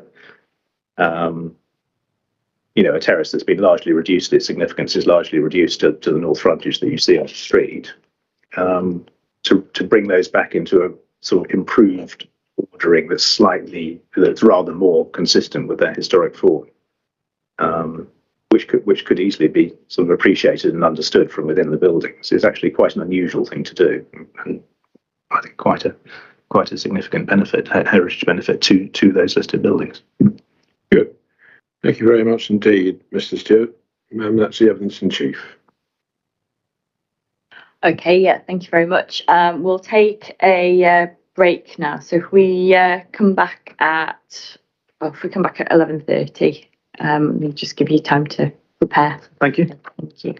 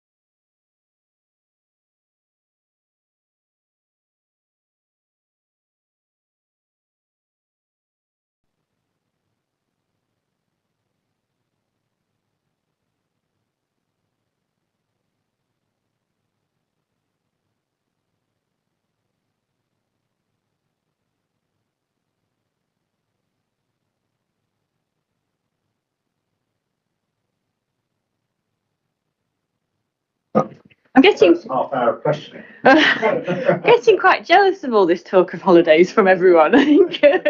Not from me. Sorry. No, no, you can.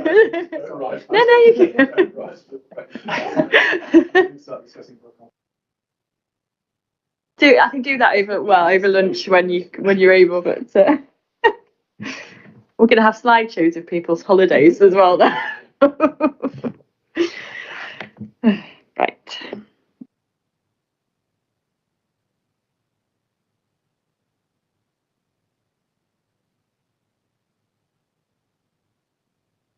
Can I just check your mic's turned up, because you're quite like me and you're quite softly spoken, and I did notice there were people in the audience.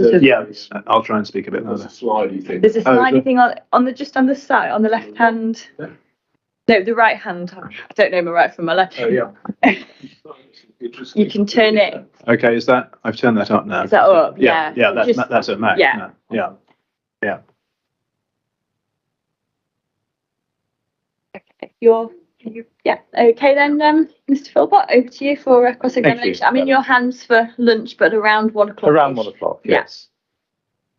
So, good morning, Mr. Stewart. Good morning. Before I come on to questions I was going to start with on approach, I want to just clear up what appears to be a misapprehension in your evidence in chief. Do you recall talking about the statement of common ground and what it says about contribution of setting to significance? Yes. And you drew attention to and seemed to rely on the absence from what was said in the Heritage Statement of Common Ground about contribution to significance of much about contribution of setting. Do you recall saying that? Yes.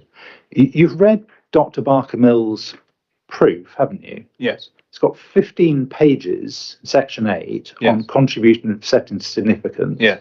You appreciate that as his evidence as to the contribution. Now, so far as the Heritage Statement of Common Ground is concerned, on clear instruction, what was put in that was not the entirety of Dr. Barker Mill's case, the entirety of HE's case. It was what it was thought might be agreed by the appellant team in the time available. It's not intended to be comprehensive. Yeah. So the absence from that of the material in Dr. Barker Mill's proof doesn't mean that that's not part of our case. You understand that, don't you? I do understand that, but I was making, I do, and I accept that there's a lot about setting in Dr. Barker Mill's evidence, but I was making the point that if that was an attempt to encapsulate what is most significant about the key points about the significance of the assets, it's silent on that subject. Yeah, but you appreciate that it wasn't intending to be comprehensive. It was intended to be what we thought you might agree in the time available. Yes, okay.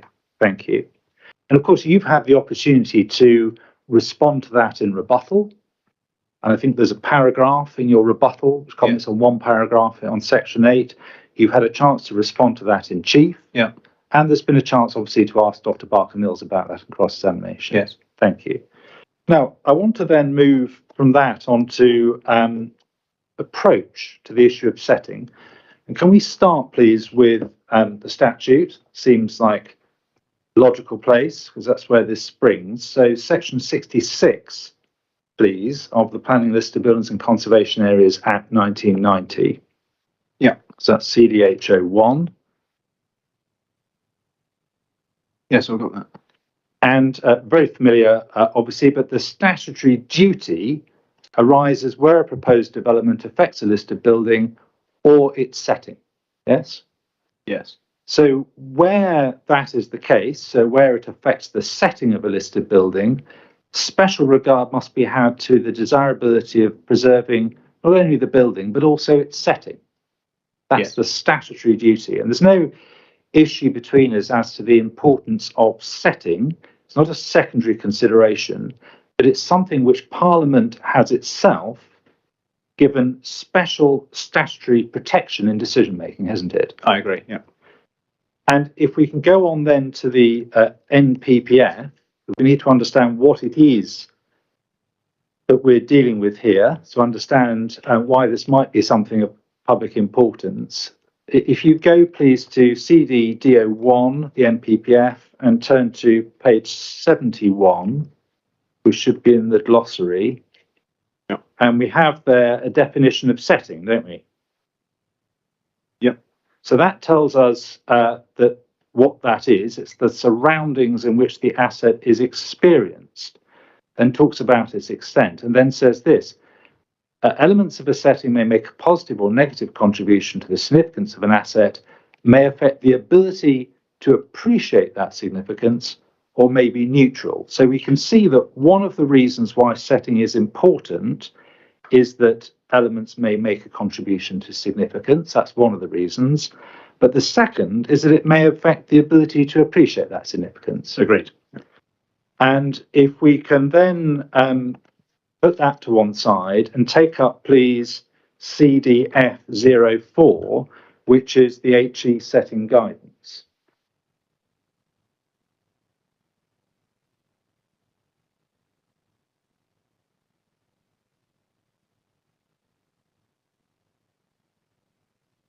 And if once you've got that document, could you turn, please, to paragraph 3, which is in the original pagination, page 1, part of the introduction.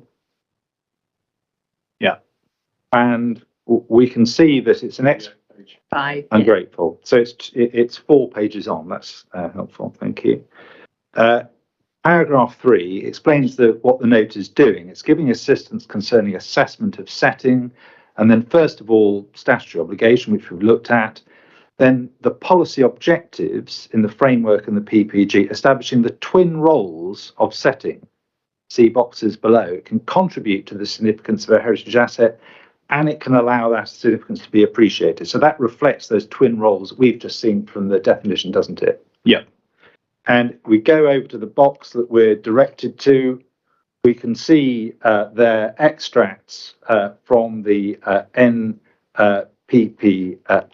the glossary, and also helpfully from the PPG and the first paragraph underneath the reference to the definition of setting talks about thorough assessment of the impact, needs to take into account not only significance, but also ability to appreciate it.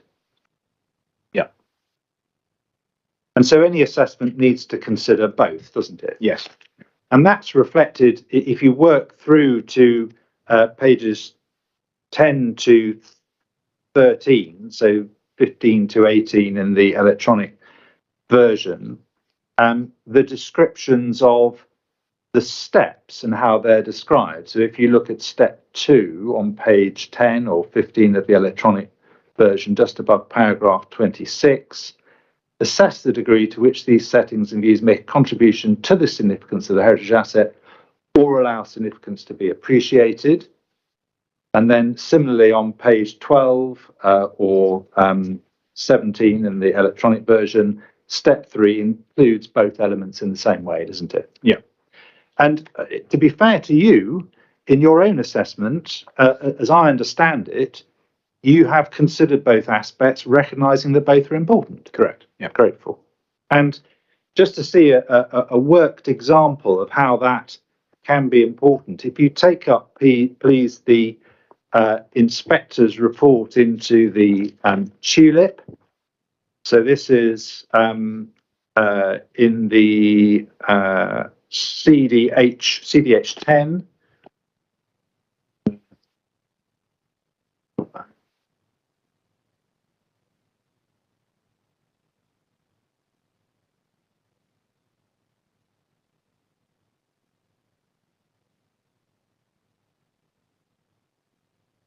Thank you.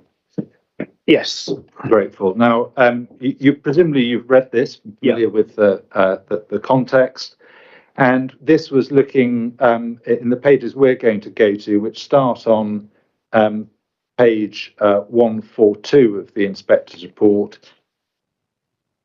I do apologise. Going too fast. Please do say. It's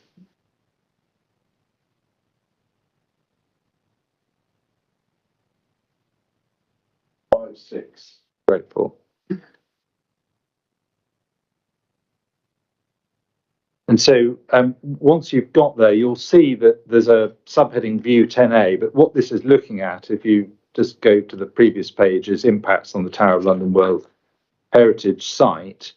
And we can see, if you just look on page 143 of the original, paragraph 1429,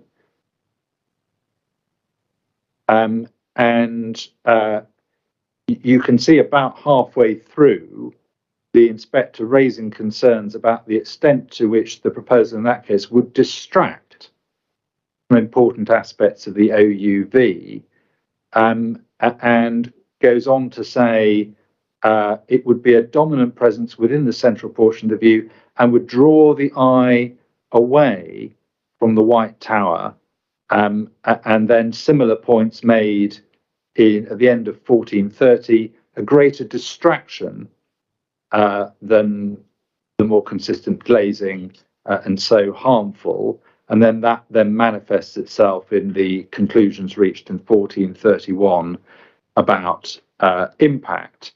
Now, I take that simply as an example where the distraction of the viewer from the ability to appreciate something clearly registers as harm in heritage terms. It is an example, but it's a specific example, and he refers in 1429 to the particular design of the tulip, which is exactly right. Which is a very, I mean, I think it's worth saying that is a particular design with a sort of stem and a large piece at the top, which is more capable of being a visual distraction than something that's more neutral in its character. In other words, there were particular aspects of the visual qualities, or perhaps the form of this project, that might not have received the same assessment if it had just been, another office building. Sorry, what you're dealing with there is the extent to which the particular design made it distracting. Yes. I'm a step back. The concept of distraction, obviously in that case there was a particular proposal, it was particularly distracting. But the concept of distraction from appreciation of a heritage asset registered as harm in heritage terms, didn't it? It did in this case, but I think it's the character of the design led to the concept of distraction, is the way I'd look at it. But regardless of the particular design, there's no conceptual difficulty with distraction of the viewer, the eye being drawn away from the heritage asset, as registering as heritage harm, as it did in that case, just by way of an example. Well, I mean, I'd qualify it in the way I have by saying it depends, but I can accept it as a concept. Exactly. Well, that's all I'm after, and you'd expect the inspector and the Secretary of State to consider both of those roles of setting, forming a judgment about heritage harm in this case. Yeah, grateful. I mean, it goes to the ability to appreciate, as opposed to exactly. Yeah. But both elements, as we've seen from the definition in the framework, the guidance in the PPG, the guidance of Historic England, both aspects, both roles of setting are important, aren't they? Yes. Yeah. And that's consistent, obviously, with the statutory duty to have special regard to the desirability of preserving the setting. Yep. Thank you.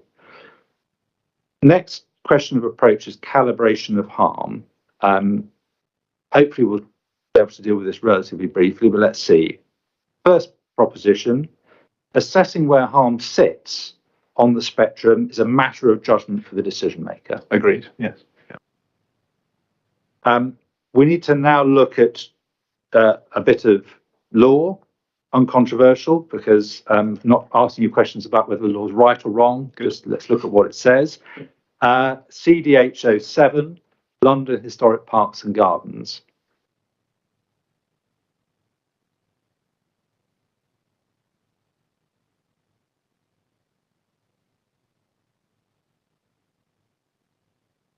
Document we've looked at, cross-examination of some other witnesses. So I assume you're reasonably familiar with it, but tell me if you're not. Yes, this is the Holocaust. Exactly right. Yeah. Just a couple of points that I want to take you to in terms of approach. We can see, if you look at paragraph 47 first, which is page 11 of the judgment.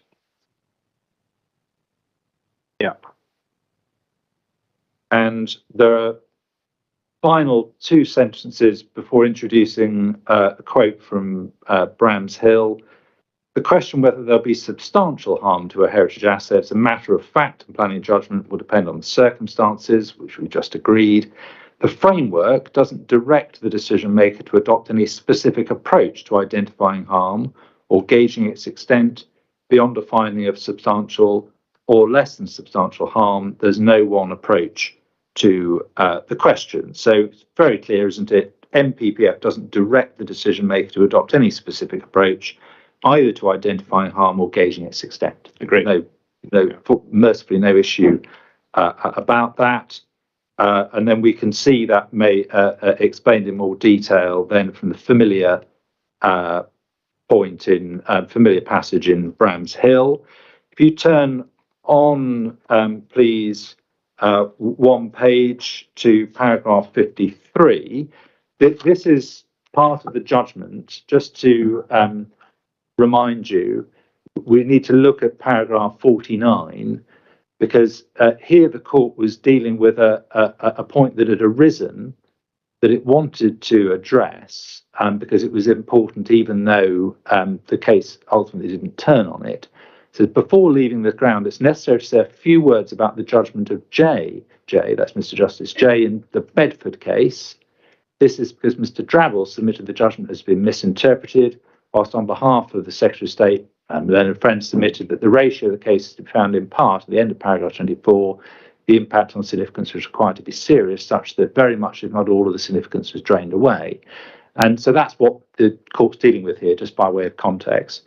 If you go down to 53, the court said this: accordingly, read as a whole and in context, Mr. Justice J's judgment does not import a test of draining away to the test of substantial harm.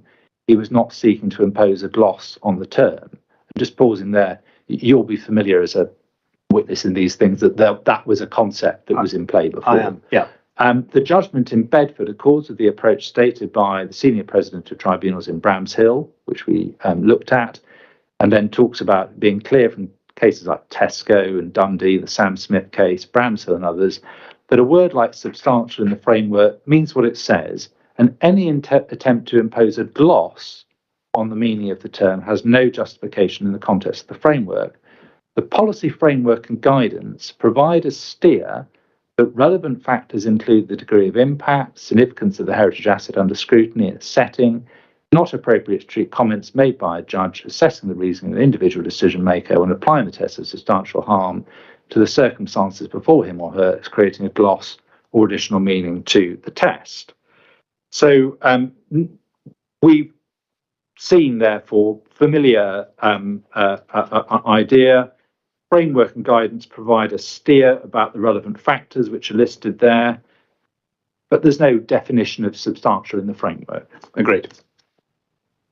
And we can look then at the PPG, which you went to in evidence in chief with Leonard Friend. So this is CD11. CDD11.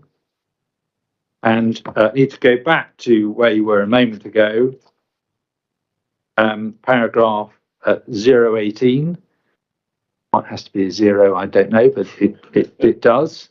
And the words you were looking at before, where an example is given of substantial harm being a high test not arising in many cases, in relation to works to a listed building. He looked at that in evidence in chief. Again, that doesn't purport to be a definition of the term substantial, does it? It's just an example of it being a high test. And that's unsurprising because, of course, this is, as we know, this isn't policy, this is guidance, has a lower status. Yeah. What it does say, and this is something that you were asked about, and I just want to explore with you, in relation to that example, so the example, we need to remember that this is about works to a listed building, and whether works to a listed building might constitute substantial harm. So getting over that threshold, an important consideration would be whether the adverse impact seriously affects a key element of its special architectural or historic interest, a key element. So that is contemplating, isn't it, by way of an example, substantial harm arising where a key element is affected, even if other key elements are unaffected. That's right, isn't it? Yes. And if we can, with that in mind, if you go back, please, to the Tulip decision, the inspector's report, but we'll start with the decision letter. So CDH 10 again, please.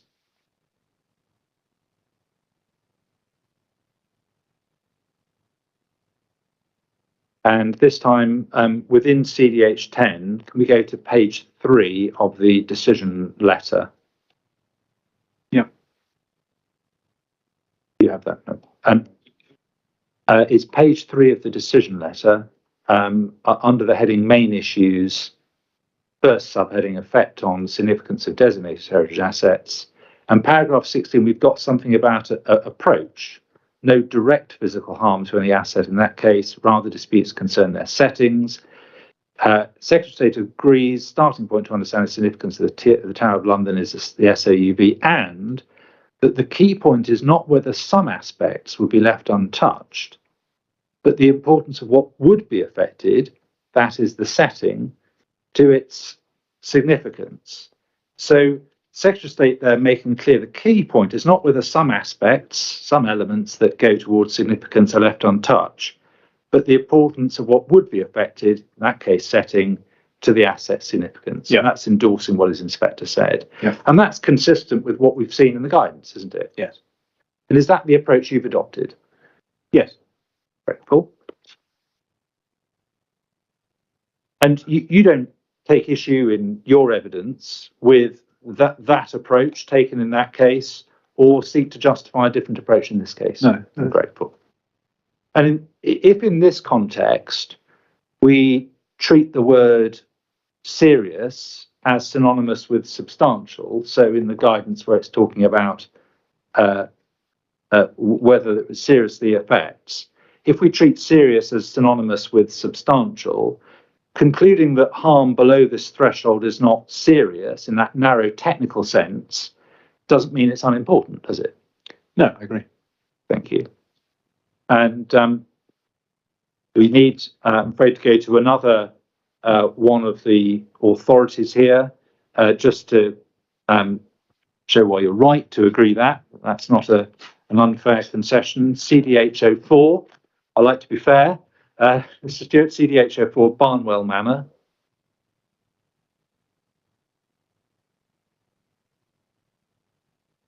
Sure.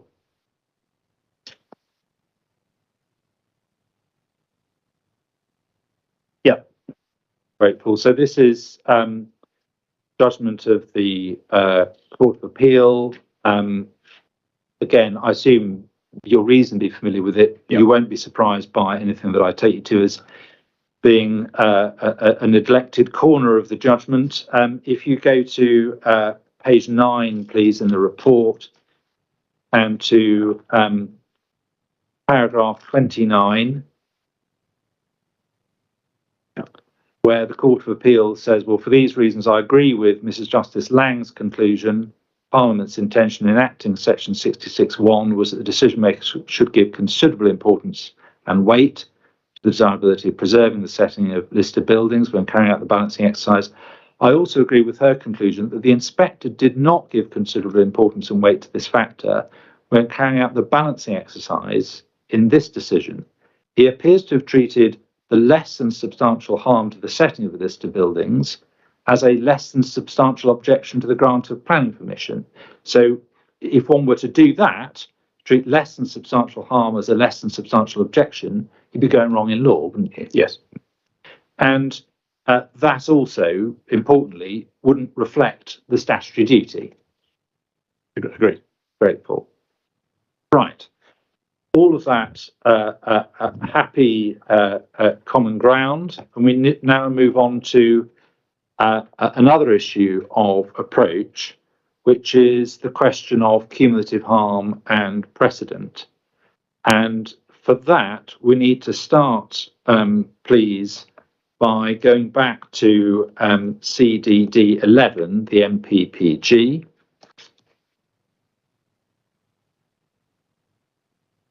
And this time I need you to go to paragraph 013, which sits under the heading, what is the setting of a heritage asset and how can it be taken into account? EDF page 7. Grateful. Yeah. And the final part of that paragraph says, when assessing any application which may affect the setting of a heritage asset, local planning authorities may need to consider the implications of cumulative change. They may also need to consider the fact that developments which materially detract from the asset's significance may also damage its economic viability now or in the future, thereby threatening its ongoing conservation. They need to worry about that. The first part may need to consider the implications of cumulative change. And that guidance has to be understood in light of the definition of setting in the framework. So can you just turn that back up again, please? So this is page 71 of CDD 01. Yeah. And the definition tells us in the second sentence that elements of a setting may make a positive or negative contribution to the significance of an asset and may affect the ability to appreciate that significance, or indeed they may be neutral. So when you're looking at what's there already, there is the possibility that what's there already might be positive or negative or neutral in those two roles. Yes. If there are elements of the existing setting which make a negative contribution to significance or ability to appreciate it, and a proposed development would exacerbate that negative contribution, that must plainly be a material consideration in judging whether the additional harm is acceptable or not. Yes. Thank you. And put that to one side and go back, please, to CDF 04, which is the HE guidance, good practice advice 3. And turn, please, to page 4.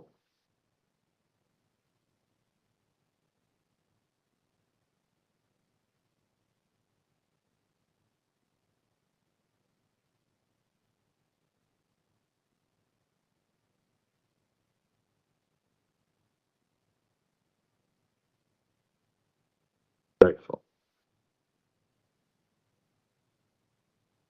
And we can see there a heading, cumulative change. Do you see that? Yes. And what we've just been looking at is consistent with HE's guidance that where significance of an asset has been compromised in the past by unsympathetic development affecting its setting, to accord with the framework policies, consideration still needs to be given to whether additional change will further detract from or can enhance the significance of the asset. So one needs to give consideration to whether additional harm will further detract from significance. Yeah. Now, thank you. Could we take up, please, then CDF 03, which is good practice advice note 2.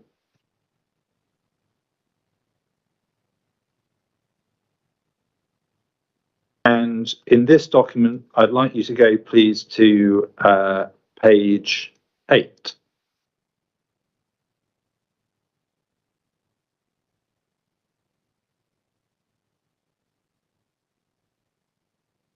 Grateful. Yeah. Paragraph 28 under the heading cumulative impact. The cumulative impact of incremental small-scale changes may have as great an effect on the significance of a heritage asset as a larger-scale change. Where the significance of a heritage asset has been compromised in the past by unsympathetic development of the asset itself or its setting, consideration still needs to be given to whether additional change will further detract from or can enhance the significance, and then give some examples of that. And we can see both from that and from the advice in relation to setting, that a setting which suffers from elements which already make a negative contribution may therefore have a particular sensitivity to further change as a result. You can see that, can't you? Yeah.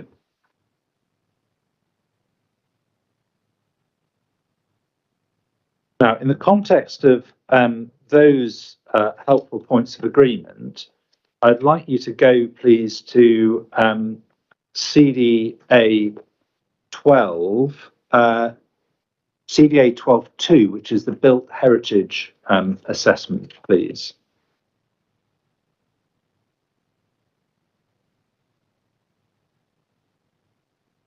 Now, I do apologise.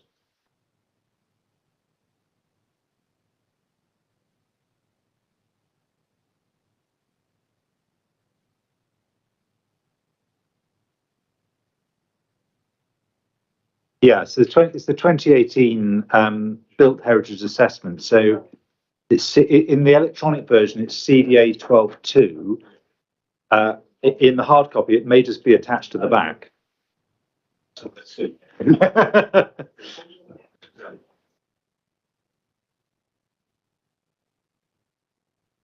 Yeah, it's page 341. The pagination is continuous, I think, from the TBI BHA. Very good math.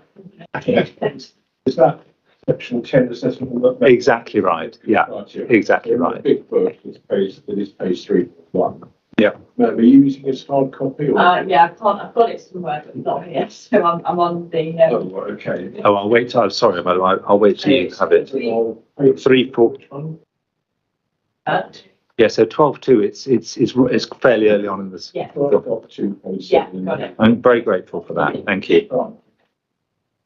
Thank you. So we're here dealing with the methodology that has underlain the assessment, and it explains the relationship between the significance criteria and then sensitivity to change, and judgment is made about sensitivity to change, and that takes account of various factors. But if I look at 1017, this is what I want to understand with your help.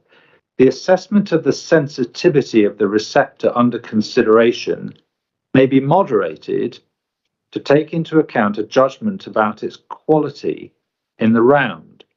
For example, a conservation area or a listed building may have a good or a poor setting, and a good quality setting is more sensitive to change than a poor quality setting.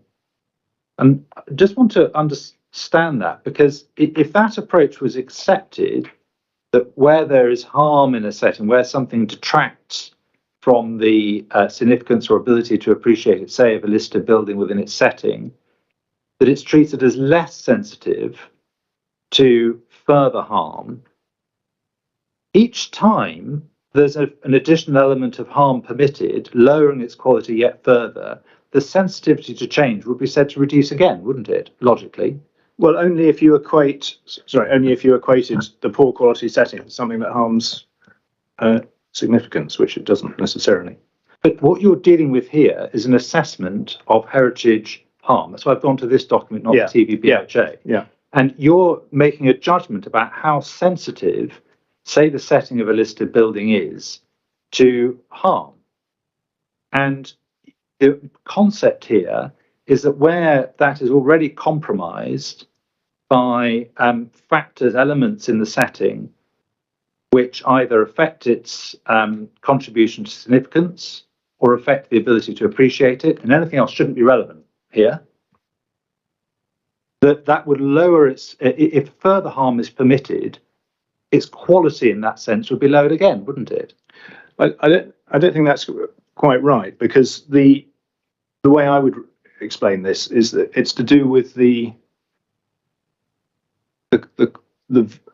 quality of the environment that forms the setting of the asset under consideration. So that that might be a sort of rundown area that's actually contemporary with the heritage asset, for example, so that would be something where change would be desirable, and that would be, change would be being promoted. Whereas in a coherent area of townscape that's all of consistent quality, it would be less likely that you'd be promoting change. So that in the case in point, this is a site where what's on site is of poor quality. One's promoting change. One's seeing the potential to improve the quality of what's on site. Mr. Stewart, let's just take a step back. What you're looking at here, what you're seeking to assess, when it comes to setting, development in setting, is either something which has a harmful impact on the significance as derived from setting, or on the ability to appreciate significance. Yes. If you're looking at the sensitivity of setting to one or other of those things, what you're dealing with when you're talking about quality that's to have any relevance to the assessment at all must be something which is in the setting which affects one of those two things, either its significance or its ability to appreciate significance. If it's not one of those two things, it must be irrelevant. Surely. I don't think it is irrelevant, because I think that you have to consider the sort of wider picture of the general character of the area around a heritage asset. I do think that's a relevant So let me just understand.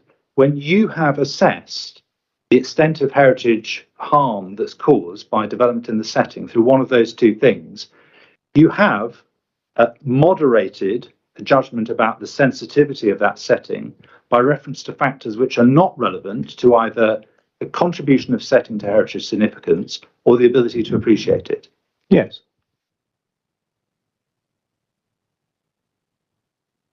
Thank you. Because, of course, if it's right that what has been done here is to take account of something which adversely affects either contribution of setting to significance or the ability to appreciate it, and for that reason, one of those two reasons, treated it as less sensitive to further harm, what you would set up is that recipe for further incremental harm, which I've just described, wouldn't it? Logically, that would follow. Be less sensitive each time you add to the harm. Well, I see what you're getting at, but I don't think that's the approach. If you read our document as a whole, I don't think that's actually what follows. Well, we can deal with we can look at what it does, but if that was the approach, if the inspector discerns any element of that, that would be wrong, wouldn't it? Because it would allow for an incremental harm which would not only never stop, but it would be easier each time you cause further harm. Yeah, no, I take the point, but I don't think that that's actually what our assessment does. We're agreed that that shouldn't be done. Yeah. That's helpful, and we can see what the assessment does in due course. Right. Next point on this, we're coming back to that document, so keep it reasonably close to hand, because obviously we want to see what you've said about the assets. But I want you to take you now to the London plan, which is CDD 021, please.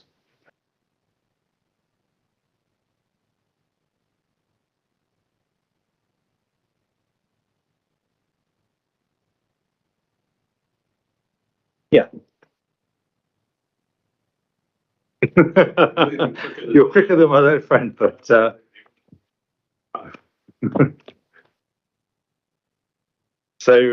in this one, in the original numbering, it's page 288. I think one gets to 303, is it? I think in the there you go, bit of quick mental maths. High risk of failure whenever I attempt that, but I'll take my wins when they come. This is policy HC2, World Heritage Sites. Hopefully, once you've got there. Yep. And I want to look, please, at part C, which tells us that development proposals with the potential to affect World Heritage Sites or their settings should be supported by heritage impact assessments. Where development proposals may contribute to a cumulative impact on a World Heritage Site or its setting, this should be clearly illustrated and assessed in the heritage impact assessment. So we've got there in the up-to-date London plan a specific call for cumulative impact to be assessed where you're dealing with the setting of a World Heritage site where it might contribute to such an impact. And that reflects, doesn't it, Mr. Stewart, a recognition that the setting of London's World Heritage sites has already suffered harm from past development. We'll go to the documents that establish that if you doubt it, but I assume that you're familiar with those documents for the purposes of this initial question. Yes, I mean, it's not what the words say. The words refer to impact rather than harm, but there are other people who say that there's harm resulting, yeah. Yeah, but you're familiar with the background to this. We can go to Mr. Glasgow's proof, which explains the policy development in the London plan in relation to HC2, in relation to D9, and the protection of London's World Heritage sites. You've read what he says about that. Yeah, no, I'm familiar with that. Yeah, but I'm just making the distinction between impact and harm. Yeah, but there's no suggestion in your rebuttal evidence or that's been put in cross-examination or otherwise that what he said in his proof about that is factually inaccurate. No. It's not a matter if one looks to your proof and turns up if need be, your section 2 of your proof that describes the last 20 years of development in central London, especially tall building development, that background to the policy change is not something that you've explained there. Correct. Or indeed when considering the issue of juxtaposition of old and new. So let's go and put the London plan to one side for the moment and back to the Tulip inspector's report, please. So CDH 10.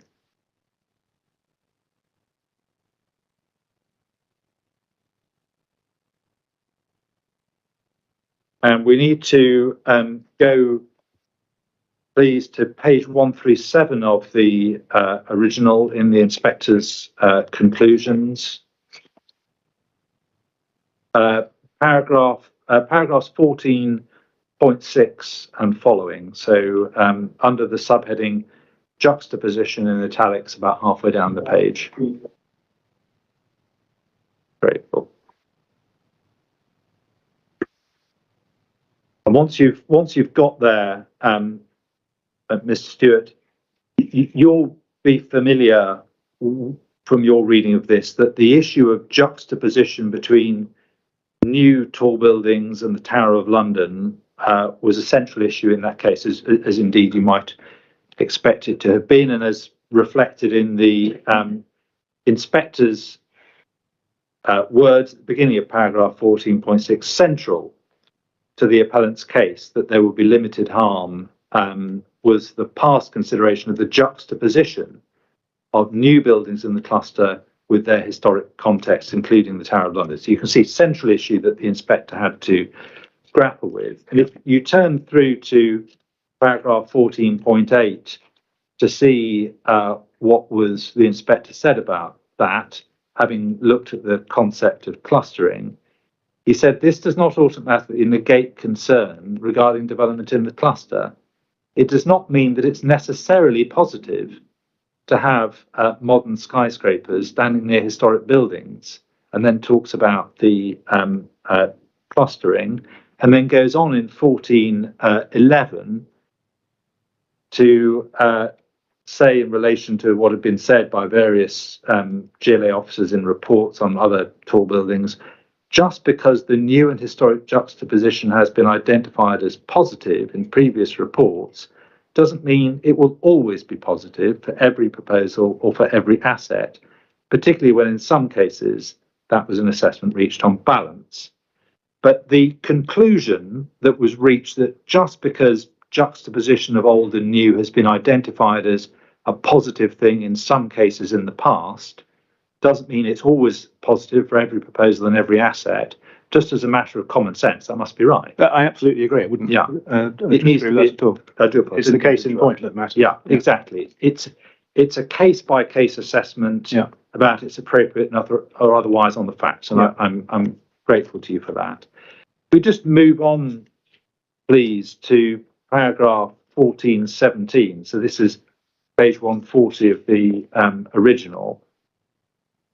And this is where the inspector is running through a list of what he regarded as important differences between the consented towers within the cluster and the proposals for the tulip. So there are a series of emboldened points, and it's the sixth of those I just want to get your help with. Sixth, the government has relied on implementing heritage policy to demonstrate to the WHC that it's protecting the setting of WHSs. Critical to WHC acceptability, this is implemented, including that in the Tower of London management plan, and then talks about the changes, and we'll come back to that. But what he says about this at the end of the paragraph, having identified the changes, shifts in policy, he says these important differences in planning policy provide another reason why little or no weight should be given to the previous permissions or their justifications as setting a binding precedent. So, having summarised the crucial policy changes made in response to the WHC's concerns, and as we'll look at in due course, they included concerns about the Shard, and that's something I'm sure you'll have seen. As he put it, that's a shift in policy on heritage in general and World Heritage Sites in particular, isn't it? Yes. And as he said there, not setting up, therefore, previous decisions under the previous policy, given little or no weight. And what that means is what you can't do is said, well, building A was found to be acceptable in the past, and so the same type or level of impact should now be regarded as acceptable for building B. That exercise is no longer useful, is effectively what he's saying. Three of those changes. Yeah.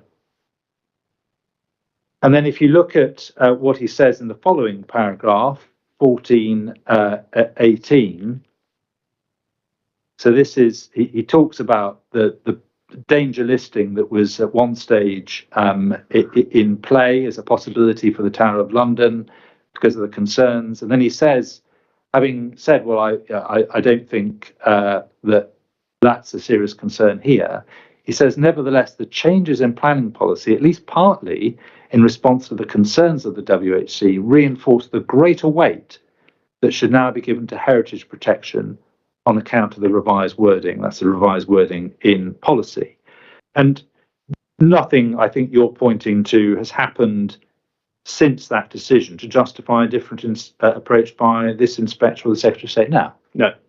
Grateful. And we can turn it up if need be, but hopefully we won't need to. But that same approach about previous permissions for similar developments, not necessarily representing acceptability of impacts on setting, that's also in the 2012 settings SPG, isn't it? Yes. Yeah. And Madam, just for your reference, it's CDD 25, paragraph 531. So we then need to go back, please, to HC2 in the London plan. So back to CDD 21. This is electronic page 303 again. I've got a hard copy. What's the It's page 288 in the thanks original.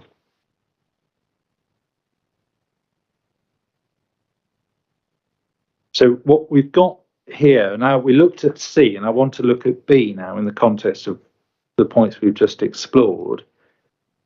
The part B we can see here is an important part of the strengthened policy framework to address the problem that had arisen from previous development control decisions, isn't it? See that from what it's saying. Yeah. And the test for policy compliance so far as World Heritage Sites is concerned is whether proposals conserve, promote, and enhance. So it's got to be at least conserve in order to pass. And that reflects, if we look down at the explanatory text in 721, which explains the importance of these sites, it says, in ratifying the World Heritage Convention, the UK government has made a commitment to, and then these words emboldened, protecting, conserving, presenting and transmitting to future generations the OUV of World Heritage Sites, and to protecting and conserving their settings, Much of this commitment is discharged by local authorities, including the GLA, through their effective implementation of national, regional and local planning policies for conserving and enhancing the historic environment. And now for local authorities, substitute Secretary of State. Yep. So that the strict policy approach in B reflects UK government's commitment. See that? Yes. No scope for compliance with Part B if harm is caused. Yes. Yeah. Not a policy, as you can see here, that can be complied with on the basis that harm is outweighed by benefits. Doesn't incorporate that. See that in other policies, not in this one.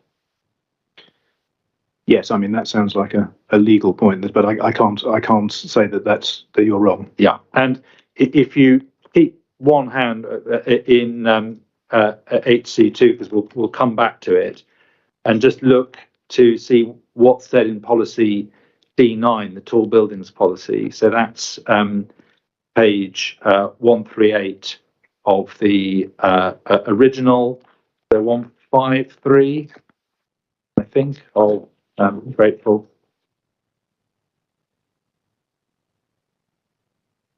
And part C of that policy dealing with impacts, subparagraph E, we can see there same strict approach reflected in the tall buildings policy.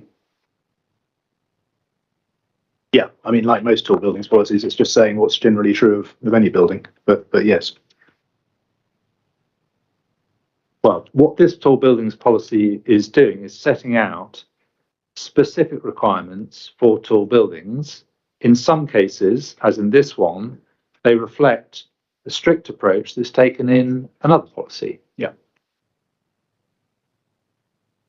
And go back then to where we were in policy HC2, part D. Sorry, I've lost that page. I do apologise. It's page 288 or 303 in the electronic version. Yeah. And we can see from part D that it's requiring the use of the World Heritage Site Management Plan to inform development control decisions. Yeah. Thank you. Now, we then can go back one policy to policy HC1. So this is page 279-294 of the electronic version, Heritage Conservation and Growth. And part C of this, I want to get your help with. Development proposals affecting heritage assets and their settings should conserve their significance by being sympathetic to the asset's significance and appreciation within their surroundings. Cumulative impacts of incremental change from development on heritage assets and their settings should also be actively managed. Development proposals should avoid harm and identify enhancement opportunities by integrating heritage considerations early in the design process. And we can see a couple of points we can get from that, reflecting our earlier discussion.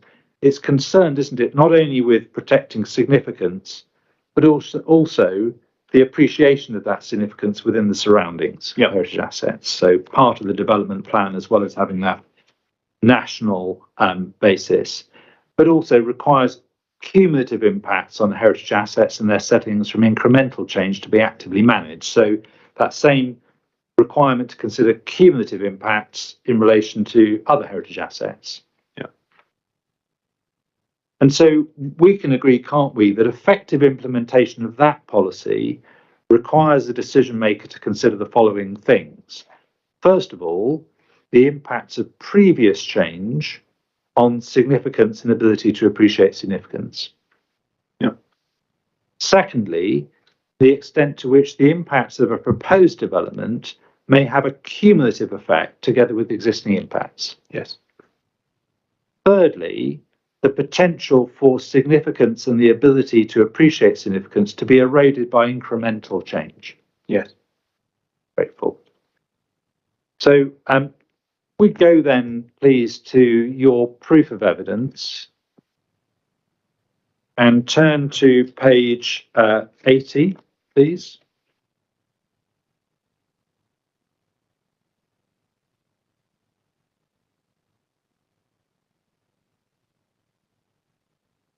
I just want to take this as as an example of how this might play out. I won't do it with every asset, but I take numbers 9, 9A and 11 to 13 St Thomas Street as just as an example in your paragraph 1056, dealing here with the 2021 scheme. And the final two sentences, you say this: the 2021 scheme would be seen as an addition to the evolving urban landscape, consistent with the character of the existing setting of these listed buildings. That setting includes large-scale and tall post-war and modern buildings on St Thomas Street and at London Bridge, including the Shard, the Place, Guy's Hospital Tower, and Shard Place. And you don't there consider whether the impact of, say, Guy's Hospital Tower in relation to those listed buildings has been positive, negative, or neutral, do you?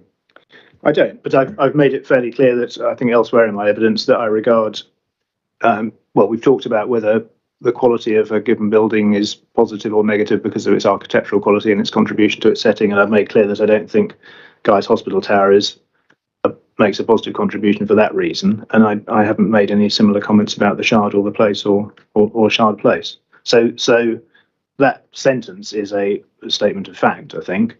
But one can look elsewhere in my evidence for a recognition that Guy's Hospital Tower isn't, which is 60 years old or whatever it is not contributing positively to its environment, either in general terms or actually in terms of heritage significance. But the others are, in my view, not harmful. I'll just you say it's. I just want to be clear what you are saying. You say it doesn't contribute positively. You say the others aren't harmful. Let's just take in stages. Guy's Hospital Tower, where it appears in the setting of these listed buildings, are you saying that it is neutral or negative? You said it's not positive. Is it neutral or negative? As either relating to contribution of certain significance or appreciation of significance? Neutral or negative? Neutral. So we can, the inspector can look at your assessment of, say, cumulative harm and the harm from this proposal on the basis that your judgment is that where Guy's Hospital Tower is seen in the setting of these listed buildings, it has a neutral effect. There is no harmful impact on either the contribution of second significance or the appreciation of significance. In the case of these buildings, yes, because you don't really see them together. I mean, you appreciate these buildings mainly looking. Well, you say that, but in dealing with the impact on these listed buildings, you're making a point of referring to the character of the existing setting and including Guy's Hospital Tower. Yeah. Now you seem to, let me ask a question. Now you seem to be saying that, well, in this case, it really doesn't make a negative impact because you don't really see them in the setting. Yeah. Well, you picked it out as a part of the setting, and now you're saying, well, maybe I was wrong to do that. No, well, if I could explain, the setting includes, I mean, considered in the round, does include those buildings named, but because in the case of these buildings under this heading, 9, 9A and 11 to 13 St Thomas Street, you're generally looking at them, you don't generally see the things together, although it is part of the setting, and that would tend to make any potential harmful effect less because you're not seeing them in the same view. Whereas in the case of looking at the Guy's Courtyard, for example, where you're seeing the Guy's Tower directly in the backdrop of the Guy's Courtyard, then its negative visual qualities would be more likely, and I think they probably do, have a harmful effect on the setting of the Guy's Courtyard. The circumstances are different because of the different relationship between the Guy's Tower and the assets under consideration. We'll come back to Guy's because I want to pick up its effect in relation to Guy's. But just sticking with these assets for a moment, can we take up, please, CDA 12.1? You may have it if you've got a hard copy of the TV. So this is CDA 12.1, which is the TVIBHA. So this is the you may have it, Mr. Stewart, together with yes, okay. Yeah. Bound in together. Yeah. Electronically, they're separate. And what I want to ask you about in this context, for a couple of views, but we take up, please, once you've got it, page 256, which is view 50.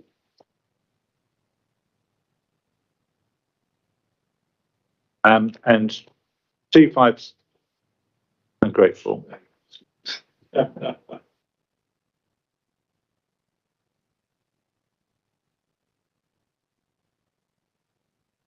Phase 260. Grateful. So hopefully once you've got view 50, that's the existing view looking away from Guy's Hospital Tower, west along St Thomas Street, and just then taking the point in stages. I think you acknowledge this in what you said to me a moment ago, and remind ourselves what we're testing here is the proposition when you're looking at the impact on these listed buildings, that the setting includes Guy's Hospital Tower. I think the point you're making is exemplified by this image, that when you're looking at those buildings from a position to the east, and if you went then along the street towards them and looked at them closer to, you would not see Guy's Hospital Tower together with those listed buildings. Yeah. You'd currently see them against clear sky if you're looking at the top of them or in the context of the buildings either side. What, these buildings on the north side of St Thomas Street? The 9, 9A, 11, 13. Well, you wouldn't. Well, you would if you were quite close to them. But if you were standing on the south side of the street, you'd see an office building in the backdrop. Yeah.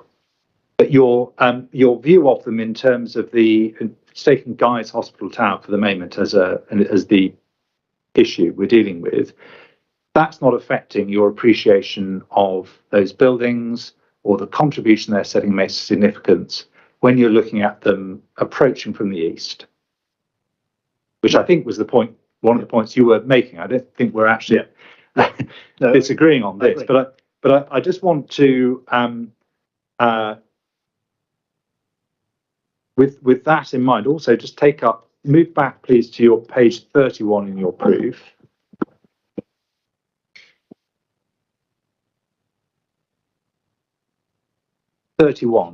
In the proof. And we're dealing here with 4 to 8 and 12 to 16 St Thomas Street, so other listed buildings in the street. And you say in your paragraph 543 that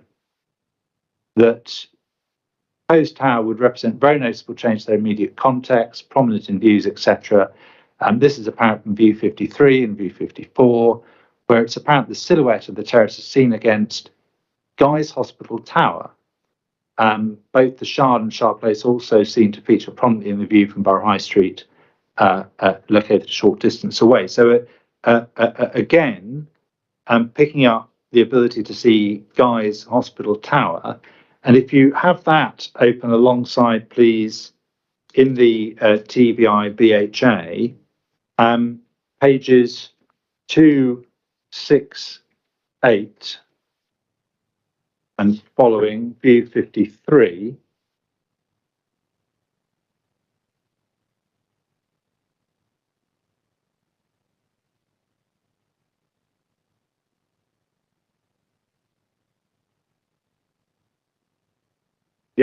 Where you do see Guy's Hospital Tower as part of the existing setting of those listed buildings. Yeah. So we've looked at the ones where I think you're saying actually it doesn't really feature very prominently in the setting. We're now looking at those where you can see that it does from view 53. But whether I'm looking in the TVI BHA, whether I'm looking in the Built Heritage Assessment or in your proof of evidence, I don't find anywhere where you express a view as to whether where you see Guy's Hospital Tower is part of the existing setting of those buildings, that's positive, neutral or beneficial. Maybe that I haven't been able to find it, but can you tell me, is that right? It probably is right, but I can't think of it that I have said that, no. So you're probably right. But what I would say is that in this view 53, I mean, in general terms, the Georgian terrace on site, you're generally speaking, appreciating its qualities by standing in front of it and looking at it. I mean, looking from this particular point, as illustrated in this photograph, I don't think I'd be able to tell at a glance whether I thought that was a terrace of listed buildings or a terrace of less interesting buildings. It just looks like a sort of terrace in rather sharp perspective. If I got closer to it, I could appreciate its quality and understand that it's an early 19th century building of some decent quality. And by the time I got there and looked at it like that, I'd be looking at it, and I wouldn't be. I mean, the Guy's Tower would be off to my left, and if I turned around and looked to my left, I could see the Guy's Tower, but it wouldn't have any relevance to my appreciation of the Georgian terrace when I was standing in front of it. Okay, so I think now, I mean, don't think you are. Don't get too hung up on the particular perspective. I just use this to illustrate, because I'm not able to walk you through a 3D model, and the inspector can look at it on site because it's an existing relationship. But taking this viewpoint, are you saying that it has no effect on the setting of those listed buildings, and have you assessed it on that basis? I wouldn't say it has no effect, but I wouldn't say it has an effect that needs to be considered in the context of this. On that terrace of listed buildings, the relationship between that terrace of listed buildings and the Guy's Tower isn't something that I felt necessary to consider in this already very lengthy report. So in 543 of your proof, where you say it is apparent the silhouette of the terrace is seen against Guy's Hospital Tower, you say that, what, because it's just not relevant? You thought you'd draw the inspector's attention to it, it's not important? It's just stating a fact. I see. So it's seen against Guy's Hospital Tower, but you say it has no impact on its existing setting. On the significance of the terrace. Does it have an impact on either the contribution that setting makes to significance or the ability to appreciate significance? I don't think it does have an effect. So the inspector can discount, then, on your analysis, any influence of Guy's Hospital Tower as forming part of the existing context when it comes to judging the impact of the new proposal. That's not important. Should set that to one side, sits outside what matters for the purpose of setting of these listed buildings. Well, that's I would say is a very narrow view. I mean, the fact that's stated is a fact, and I'm trying to communicate, as I am constantly, the character of the area and the character of the setting in general terms of the area and of the listed buildings as part of that area. Mr. Stewart, you can't have it both ways. Either Guy's Hospital Tower is worth mentioning because in some way it bears on the assessment of the impact of the proposed building because of the existing role it plays in part of the setting, in which case, fine, we need to then consider whether that's positive, whether that's harmful, and if so, whether there's a cumulative impact. Or alternatively, you can say, actually, it doesn't make much of a difference at all. It doesn't really have an impact on the role of setting and significance for these buildings or the ability to appreciate it, in which case we can leave it out of account. We just look at the building and look at its relationship to these existing listed buildings and leave Guy's Hospital Tower out of it.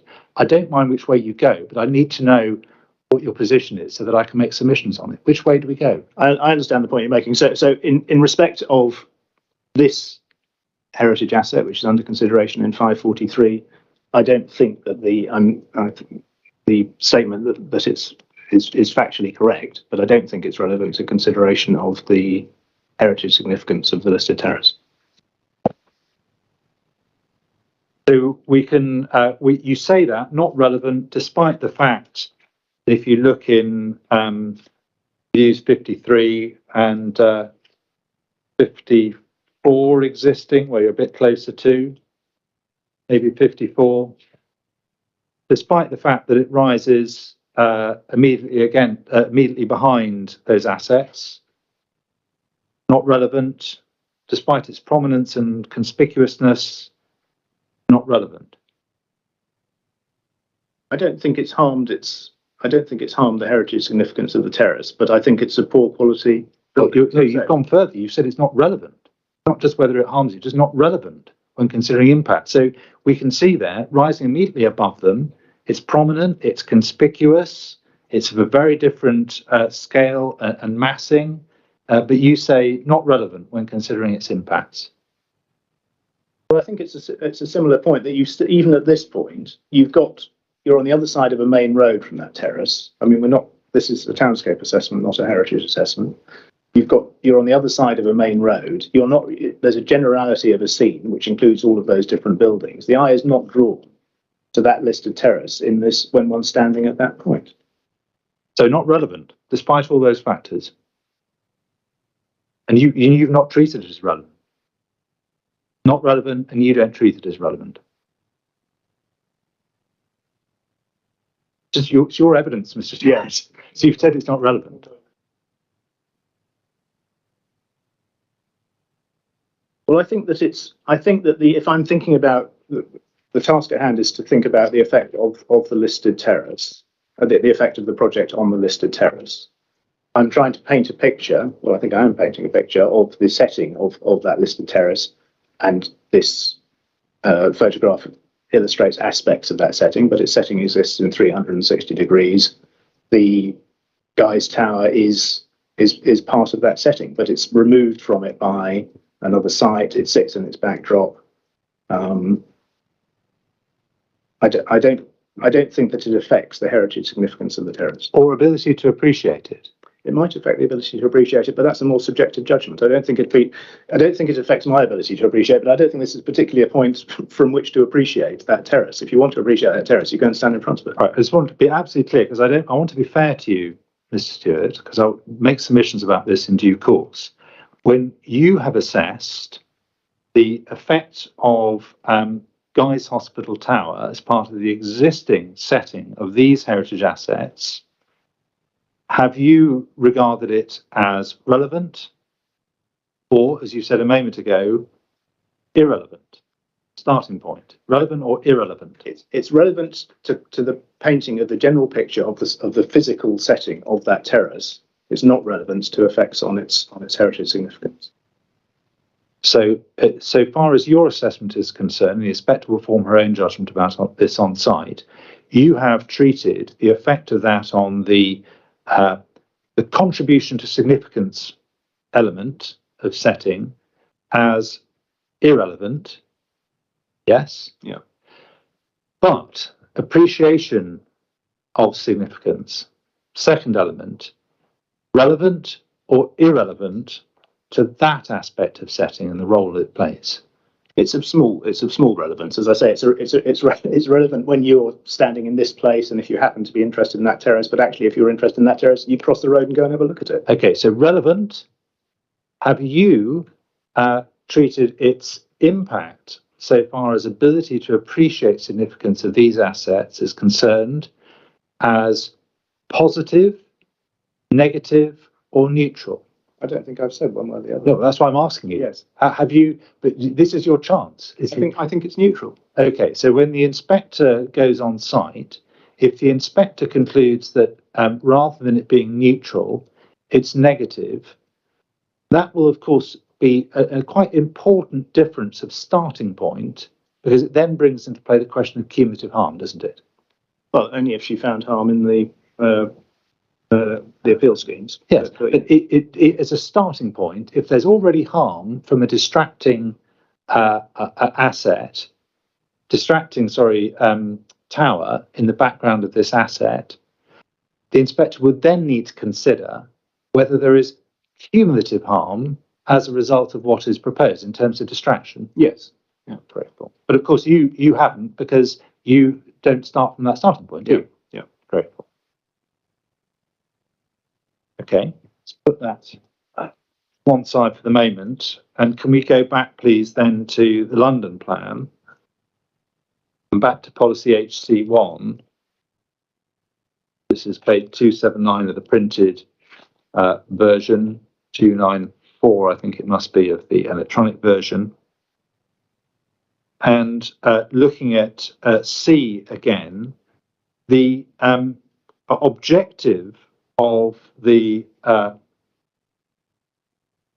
active management of cumulative impacts can be seen from the words that come both before and after that text in the policy, can't we? It's conserving significance and appreciation of significance. Yeah. And avoiding harm by integrating heritage considerations early on in the design process. Yeah. And the effective implementation of that policy requires both applicants and decision makers to give proper consideration to cumulative impacts. Both of those have to do that to meet that. Yeah.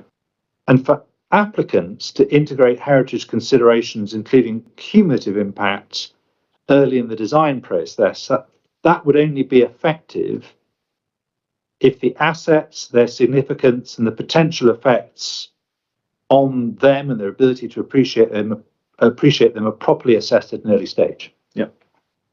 And if the applicant's assessment of those matters is inadequate or unreliable in some material way, the objective of the policy won't be met. Yeah.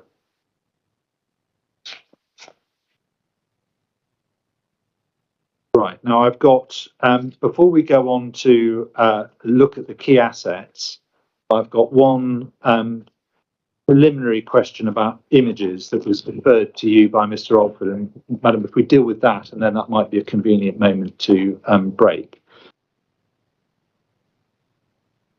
So, Mr. Stewart, you were here, I know, for Mr. Alford's cross-examination, and when I asked him about presentation of the height of the building in certain images, he passed responsibility to you, and I'm sure you were grateful to pick up the ball. Yep. So you'll forgive me, I just want to just get clarity from you on that matter. So for the purposes of this question, probably the most convenient way to introduce it is to go to INQ 09. These are this is the clip of slides that Miss Adams produced. Yep. I will. I'm sorry, there's a lot of documentation. But... No.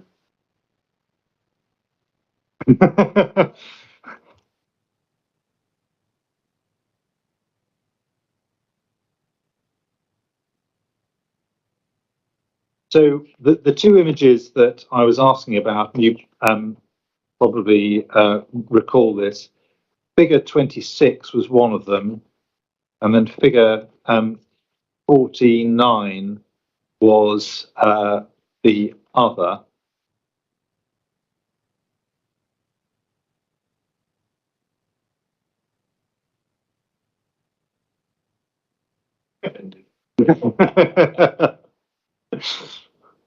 Wow, that's a very good pun, actually, as they say. Credit where credit is due. So yes, figures 26 and 49, you'll recall that these are, it's essentially looking at the after position, the with development position for the two schemes in that, I think it's view 50 from recollection, looking west.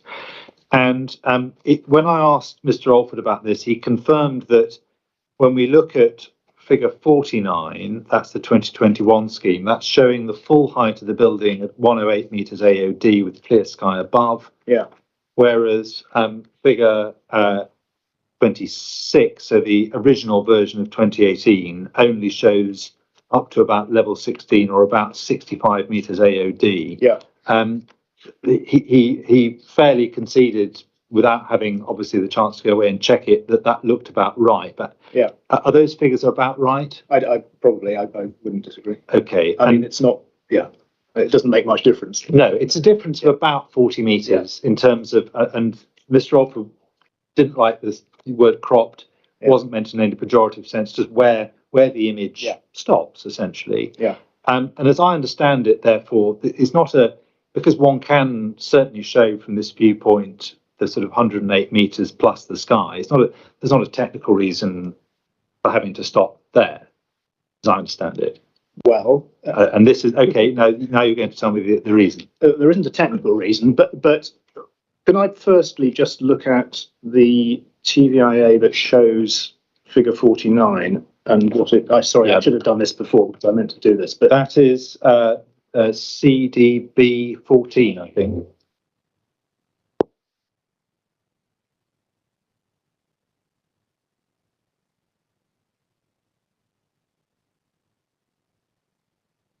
I apologise because I did mean to look this up before. No, that's it's just I just want to understand. Yeah, for the no, I can explain, but I can explain better with reference to this document. Is it existing image or both? But yeah, so that's your hard copy, 230. I think so. If you put it so, yeah. It's going to be 230. Is that the one you want? Yeah. Yeah, yeah. So, Right, and I would just like to see if reference is made in the appendix to the production of that image.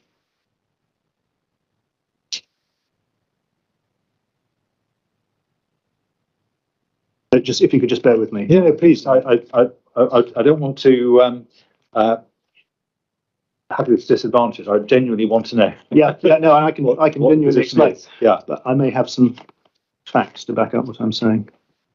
Always good. Yeah.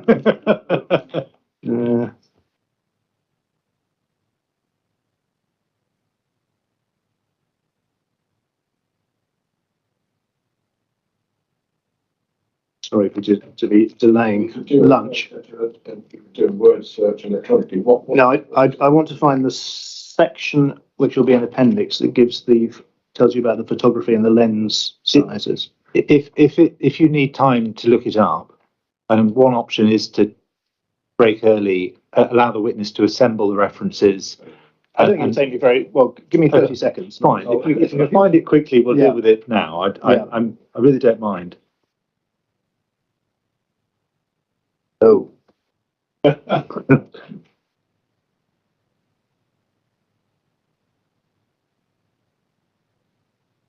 Yes, thank you. Right. Now I've lost what view number we were on. 42. Yeah. Okay. If you look at it, go on, please.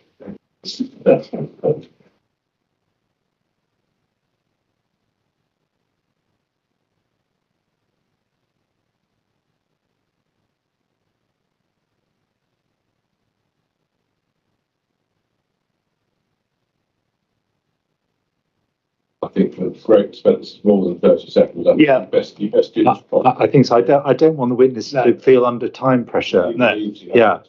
And I'd rather just give them a chance to assemble the references if we. That's fine. Yeah, that's fine. Yeah. Quite. Thank you.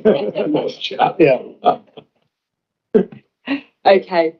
All right, that's fine. We'll reconvene at 2:00 and just give you a bit extra time as well. That's great. Thank you. I'll talk to you. Tell me, Michael. Oh yeah. Thank you. You can go out and get lunch if you want, just on your own.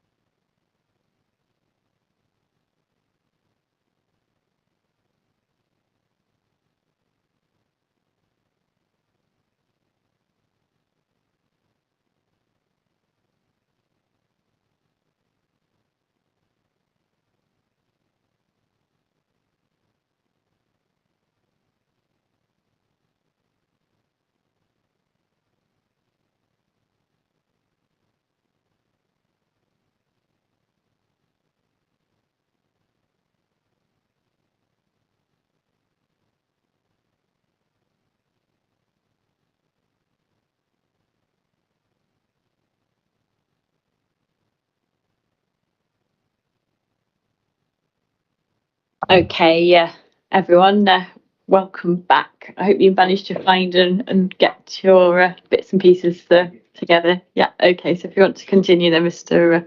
Philpott. Microphone on, yeah. Yeah. Shall I carry on then? Well- Yeah, yes, please. So you were going to explain to me why the two are different in terms of how much height they show, and then if there are any further questions, I'll pick those up with you. So go ahead. So if I could start by just saying something about photography in general terms, that, I mean, Madam, I don't know how much time you spent sort of having to talk about lens sizes and things like that with these images. It often comes up in inquiries. So I'll just say something about that, because these documents that we produce, or that actually images are produced by others, but we compile, you have to choose a particular lens size, and the criticism is often made of the lens size. There's a standard for landscape assessment that discusses the appropriate lens size one should use, and townscape assessment is slightly different. But in a nutshell, for most townscape assessments for urban projects, there's a pretty standard lens size, by which I mean field of view, which is a 24mm lens, which gives you a particular angle of field of view, which is quite wide. And the criticism is often made that that is too wide a field of view. So we have criticism both that we're using too wide a field of view and that we're using too narrow a field of view. So we think it's the right field of view. And the 24mm lens is standard for London projects. And if you look in the appendix that tells you the lens sizes, they nearly all are 24mm. So that's a field of view which is quite wide. It's probably slightly wider than the field of view you get from a typical photo taken with a digital camera that anyone would take, as a snapshot. And if you go beyond that width, it's sort of distorted beyond what is reasonable for the eye to take in. But having said that, human vision is such that all you can actually see in your field of view is, well, human vision is completely different from photography. So if I look at you, madam, I can see you within a fairly narrow field of view and I can recognise you. I can see a person over there, but I can't actually see who it is, even though it's within quite a narrow field of view. And I turn my head and then I can see who it is. So human vision is a bit different from looking at a photograph. But beyond that, I can pick up the whole of the room to about that angle in my wider field of view. But the further away I get, the less I can see of what's actually in the view. So if I want to know what's over there, I turn my head and have a look. So I know there's something over there, but I can't see what it is. So looking at a photograph, as I said earlier today, is not like being in real life looking at something. It's showing you what you would get if you took a photograph, and that is a sort of indication of what you would see in real life, but it's not actually what you would see. So the photographs that are taken have a particular field of view, and you make a choice as to whether to use landscape or portrait format with a rectangular photograph. And the methodology, which I will now refer to, and I think it'll be the same for both TVIAs, but in the CDB 14, the 2021 TVIA, there's an explanation about how the photography happens and the format that is chosen. So on page 419 of the hard copy,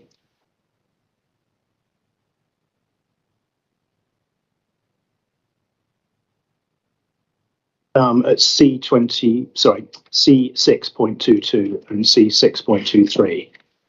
Sorry, could you give me those paragraph references again? Yes, C6.22 and C6.23 on page 419.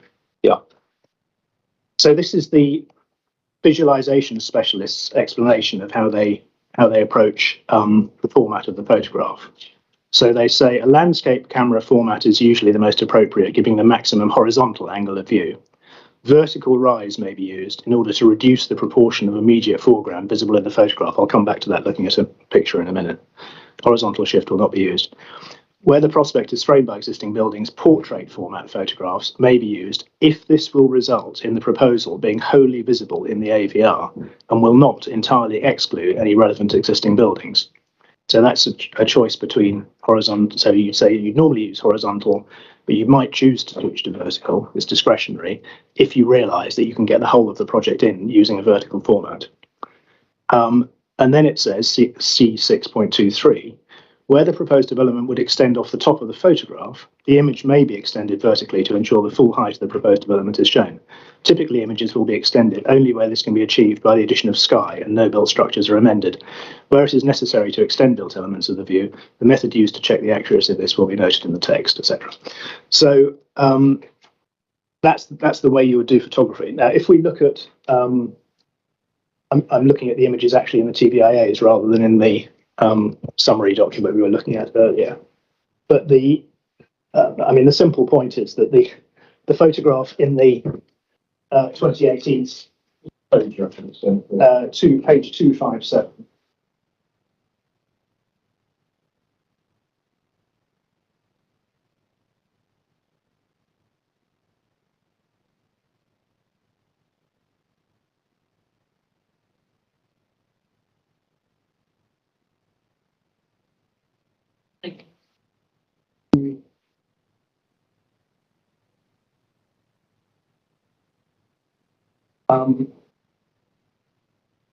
Is that the same?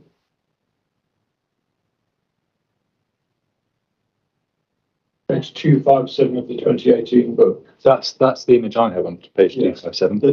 Yeah. It's image 50. Yeah, got it. Right. Yeah. Can you speak to the mic? Sorry. Yes. So this was the scheme that was done first, obviously, and as we know, it's taller than the second scheme. So this scheme is of a height such that to extend the photograph upwards to include the whole of the scheme would just extend it beyond what is reasonable or what is normally done. Obviously, the closer you get to a tall building, the more you have to crane your neck to see the top. And at this distance, you've got to the point where to see that, you obviously can see the top if you're standing in the street, but not by looking forwards. You have to crane your neck and look up. And that's an effect that you can't sensibly represent in a photograph, and it just isn't done.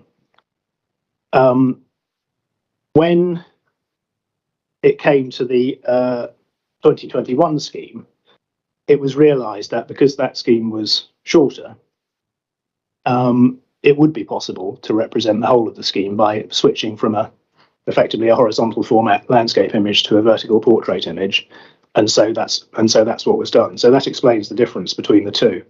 And actually, this photograph was put in this way we could have just used the same photograph as the 2018 scheme, and then it would have chopped off the top of the 2021 scheme as well. This was extended upwards actually at the request of the architect, so that you could see the whole of the scheme. And just one further point on this, which is that the blue at the margins of the photograph. On page 231 of the 2021.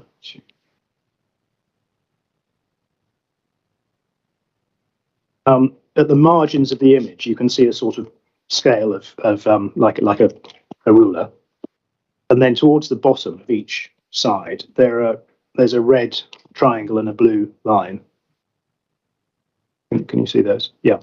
And I must admit, to explain the difference between the red and the blue is beyond me, but in general, that represents the horizon. That is, you can see that they line up roughly with the end of the road. So if you could see the road extending to infinity, that's where the horizon is in the picture.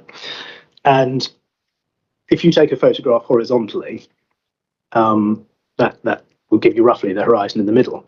If you tilt the camera upwards, then the horizon drops and you're seeing more and more of the sky.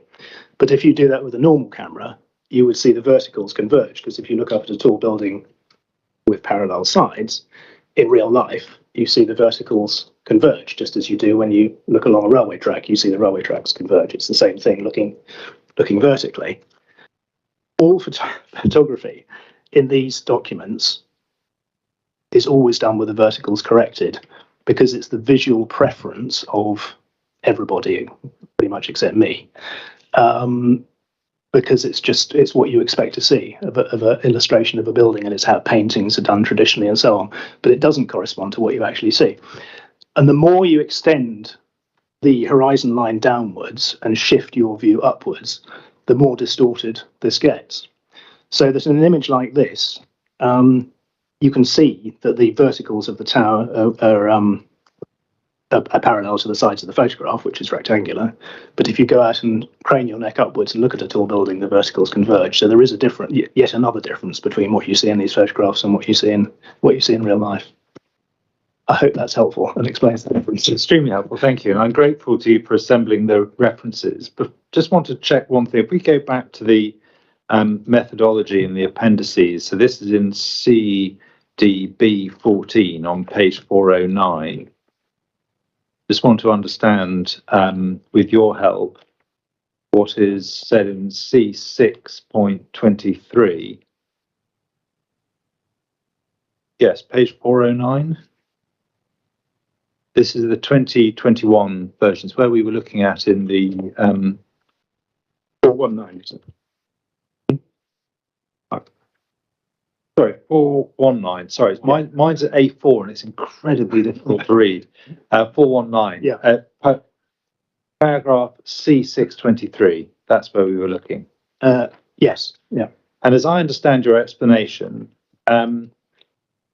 insofar as the 2018 scheme is concerned, we're in territory where using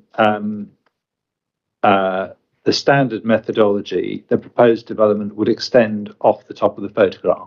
Yes? Yes. And in those circumstances, the image may be extended vertically to ensure the full height of the proposed development is, says show, presumably shown. Yeah. Typically, extended only where this can be achieved by the addition of sky and no built structures are amended. Yeah. I just want to understand, when it says no built structures are amended, what's that referring to? Well, if you were seeing in the photograph buildings on either side of a street that went off the top of the photo, yes, then when you add extend the top of the photograph upwards, then if you're not doing it by photography, you've got to somehow deal with the fact that those buildings extend upwards. Yes, but that's not the situation here, looking at image 50 in the 2018 scheme, is it? No. So that's not a problem. Where it's necessary to extend built elements of the view, the method used to check the accuracy will be noted in the text. Yeah. Is that related back to what you need to do if you've got other built structures? So that's not relevant. Yes. So what this is saying is not that you can't do it. Yes. It's just that you can do it, but if that involves other structures either side, you need to deal with that somehow, and then you need to explain it in the text. Yes. So it's not saying you can't do that. No. There was a choice made. Yes. Not to show the full height of the 2018 scheme. Could have been done. But it could have been done. Methodology. Yes, but I've explained that in theory, you could do this if you were standing 6 feet away from the building. But you'd have to extend it so far upwards that it would be ridiculous. My suggestion is that it's close enough to the building. It's so close to the building that it would be beyond the bounds of giving a reasonable impression of what the building would look like. Well, I just want to understand that. If the inspector is standing in that location on site, and wants to get an understanding of what the full height of the building would look like from ground level. Yeah. And someone standing there, if the building was in place, may well look up to see, gosh, what's this building like? Yeah. What illustrative material have the appellants produced that's been prepared and presented by the appellant team for this inquiry that shows what that would look like?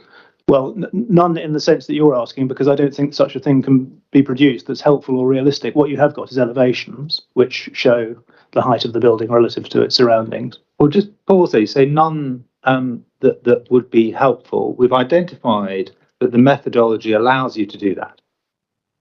We know, because of the wonders of the modelling that is now available to us, whether it's View City or something more sophisticated, that one can experience that. One can show it through View City or something else on a screen, can't one?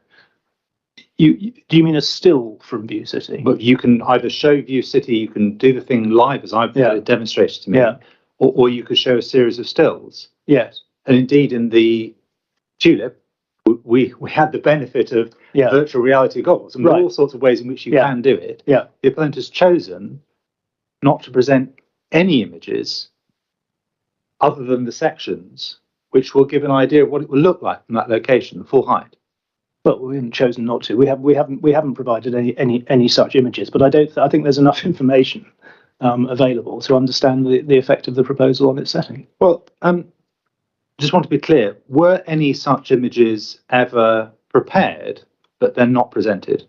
No, because you just. I mean, I've done a lot of these documents, and you wouldn't show a building that tall from that close in a photograph. I would be very surprised if an example can be found. Well, let's go back. Well, I won't parley with you over what delights we had in the Tulip inquiry, but it's very clear. Technically, it can be done. I mean, you were able to walk around and look up wherever you wanted. Technology is not a problem, is it?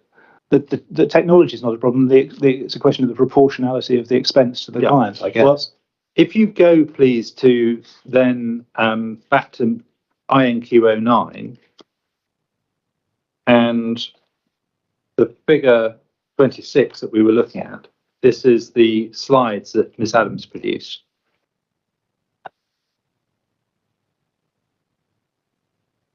Yeah. So figure 26 with the blue line added on by your clients, whether it's you or Mr. Alford or his team, doesn't matter. Am I right in understanding then that if the inspector wants to get a sense of how the full scale of the 2018 scheme might appear from this location, this is the best image that we have? It is the best image that we have, but what I recommend that you do, madam, is you stand. I mean, the locations of these photographs are plotted on plans. So the obvious thing to do, and we can do it on a site visit, is to go and stand on the place in question and see what we see, because we'll be quite close to the site there. And if we want to understand how tall a 140-metre high building would be from a site, from a position that distance away, it's pretty easy to test, because I think that the guy's tower is it the same height? Yes. So you could stand the same distance away from the guy's tower and look at that and see how far you have to tip your head up to see the top of that. You obviously can see the top of it, but you don't see it by looking by taking a normal photograph. You tip your head up and see the top, and that would be the same with this building. Okay, so this is the best image we have, and the inspector can look at that on site, form a view. Just to get your help with one other point on this. Can you take up, please, CDC 26? This is the Conservation Area Advisory Group response.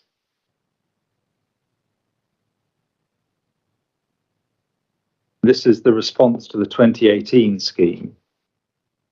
Yeah. CDC 26. And second page of that, top of the page, is a paragraph beginning, the panel was concerned by the scheme. See that paragraph? Yeah. And then the last sentence, 4 lines up from the bottom, they also noted that when Conservation Area Advisory Group members attended the public consultation, it was being carried out with the part of the tower above the 7th floor public garden absent from the displayed model, thus rendering public feedback on the scheme of limited significance. Can I just understand that? Is the model that they're referring to there the one that we see in the middle of the room here? I'm afraid I don't know, because I didn't go to. You didn't go to those? No. So are you aware, and I'm happy to be given the answer by others outside the inquiry, are you aware of whether the full height model was provided for public consultation events? I don't know, I'm afraid. Okay, well, if someone else from your team can relay that, I just wanted to check, having read that, Fine. Let's move on then to some of the key assets. And can we start, please, with two documents in front of us. So the first is the 2018 Built Heritage Assessment, which is CDA 12.2. And when you've got that document, you can turn to page 344, where hopefully you will find a map showing assets. Yeah. PDF push down, great. So have that open, please, and also open alongside it, just at a more local level. If you take up Dr. Barker Mills, Dr. Barker Mills proof, page 109, where he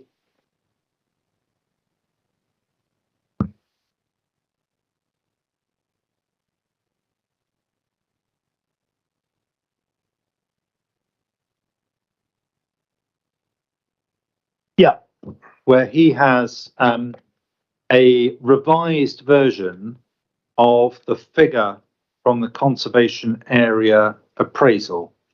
You're familiar with the image, and you've seen, I assume, his explanation in italics underneath what it's been revised to show. That's the conservation area boundary, and also the listed buildings on the south side of St Thomas Street. Neither of which, for some reason, was shown on the original. So far as those revisions are concerned, I don't discern there's any dispute as to the accuracy of those changes. Not about the facts of the listed buildings. No, well, that's all he's changed. The boundary obviously is the boundary.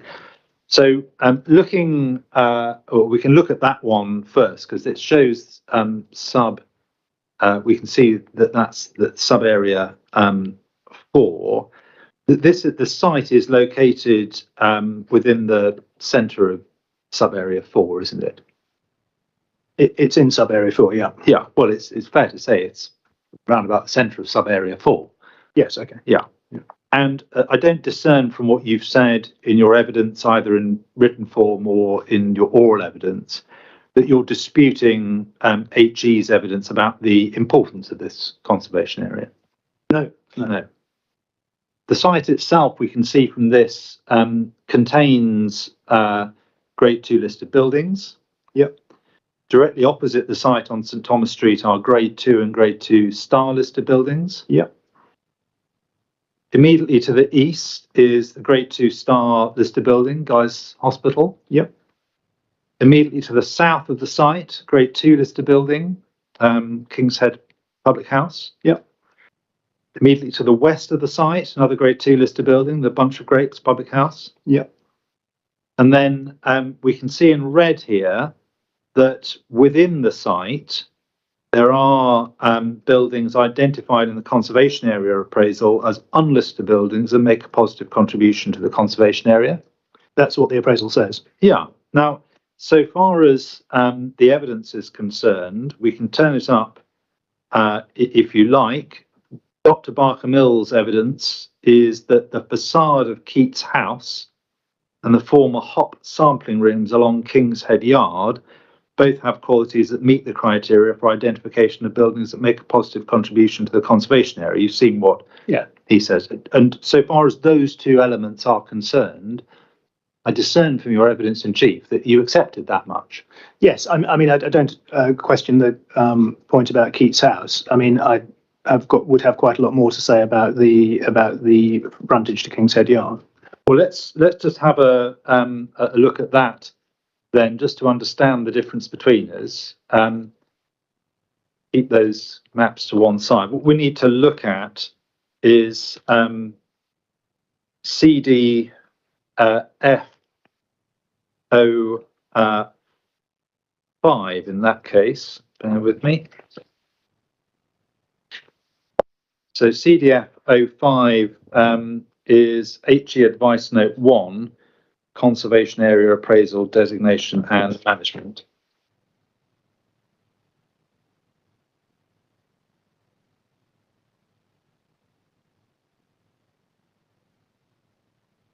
Sorry, I wasn't expecting that we would need to go there, but no, it wasn't. That's why I was saying I wasn't expecting we'd need to go there, but Okay, I can get it from the economy website. yeah.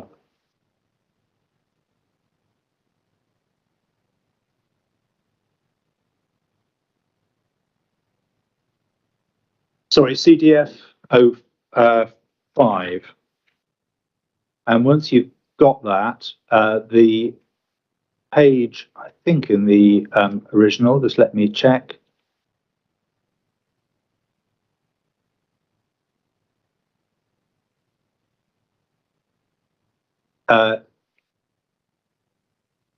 Yes, here we are. It's page 24 of the PDF. And at the bottom of the page, you see paragraph 49. Do you have that? Yeah. The individual buildings or groups that contribute positively to the special architectural interest or character or appearance of the area, and those that are distinctive, rare, or unique, can be identified on a map. Talks about colour coding. And then you've got a box for positive contributors. Most of the buildings in a conservation area will help to shape its character. The extent to which their contribution is considered as positive depends not just on their street elevations, also on their integrity as historic structures and the impact they have in 3 dimensions. Back elevations can be important, as can side views from alleys and yards. And then it goes on to say there's a checklist of questions to help with the process of identifying which ones might qualify. A positive response to one or more of the following may indicate a particular element within a conservation area makes a positive contribution, provided that its historic form and value have not been eroded. And then you've got a list of points. Yeah. And so if we look then at table 1, which is on page 25 of the PDF, and have open alongside that, please, the conservation area appraisal, which is CDE06. I hope you've got in hard copy to make the, yeah, just to make the.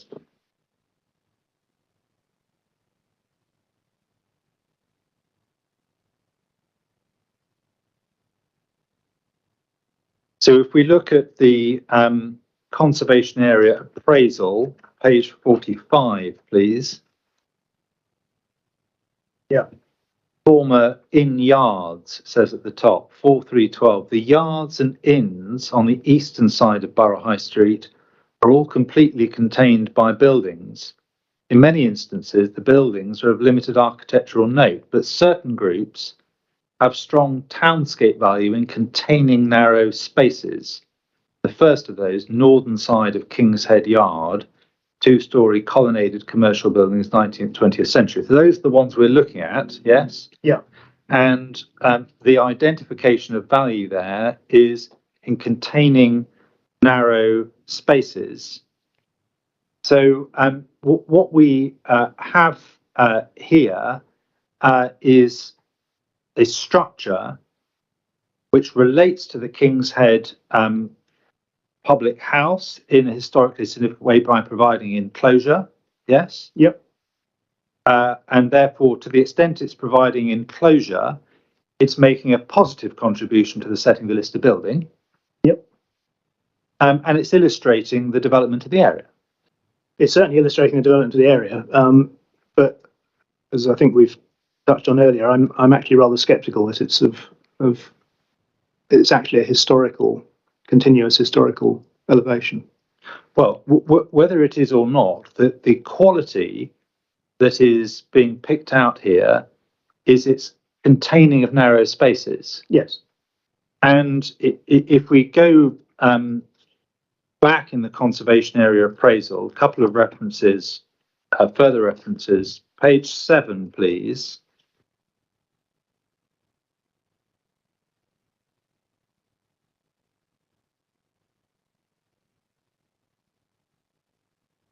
Paragraph 129 talks about the centre of the conservation area being roughly that section of Borough High Street between the War Memorial and the railway bridge, including the junction with Southwark Street. Here, pubs, shops, banks, and many fine commercial buildings create a city centre quality. The street frontage is characterised by the great variety of narrow building facades and by numerous courts and alleys that connect through to buildings in yards behind them. And then it talks about the extent to which that continues southwards. So have that in mind.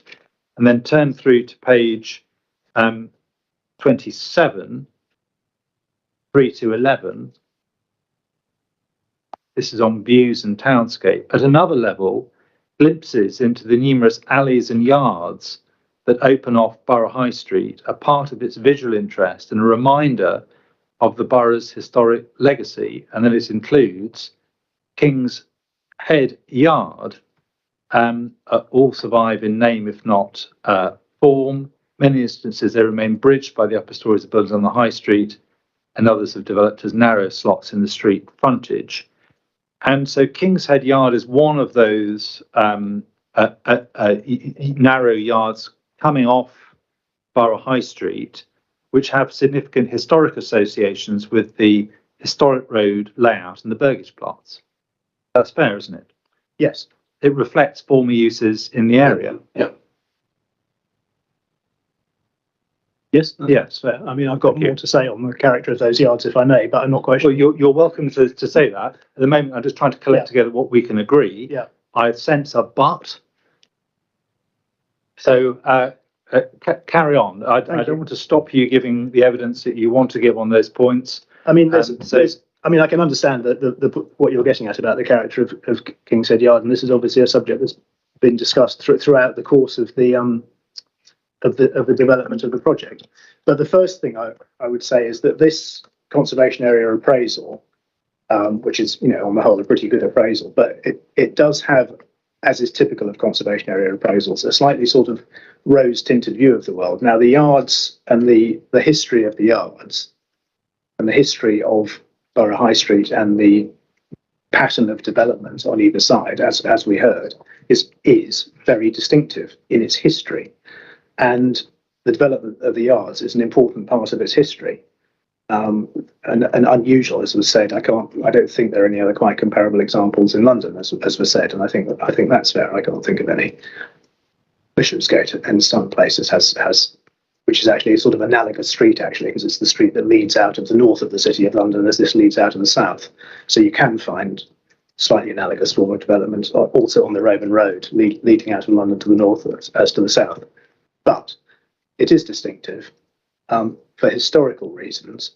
What remains of that character is, on the whole, not of high quality. A lot of the yards referred to, one should go down each of them in turn, and you will find that quite a lot of them, the sort of visual interest pretty much peters out once you've got through the frontage buildings to what lies behind. And they're not particularly attractive places, and several of them are places you wouldn't particularly choose to go down on your own, and nor would you particularly have any reason to do so. So they're of considerable. The pattern is of interest historically. The physical reality of what you find when you go down those yards is not great in quite a lot of cases. Even the one with the George Inn, apart from the George, the rest of the yard is not particularly wonderful, and so on. So turning to King's Head Yard, it does have that sense of enclosure, which is a historic sense, but the enclosure is formed by a screen wall, which the more I've looked at it, the more I've convinced myself that it's a sort of 1980s confection, very well built, nicely made, put together out of bits and pieces of whatever may have been there in the past. And I'm happy to be proved wrong about that, and it is conjecture, but the form of that elevation with its repeated pediments and the fact that the same architecture carries on as sort of flying lintels over service entrances at each end just suggests to me that it was made up by an architect in the late 70s or early 80s. I don't have any evidence of that, and I haven't found any evidence that I'm wrong. So that's my professional opinion of what's probably happened there, probably on the basis of one bay that was possibly half standing or standing after the Second World War bombing. So it's a made up confection that achieves the sense of enclosure, but actually it's completely blank. You can immediately see that there's a large 1980s office building rising immediately behind it, so you can easily understand that it's a fake and that there isn't any real accommodation behind it that relates to the frontage. All of that suggests to me that whatever positive qualities it has of enclosure could be formed by an interesting new building, which is what is proposed. And the opening up of the extent of the enclosure, and some of the extent of enclosure is lost by the creation of the larger yard in the 2018 scheme. That's a loss of a sense of enclosure.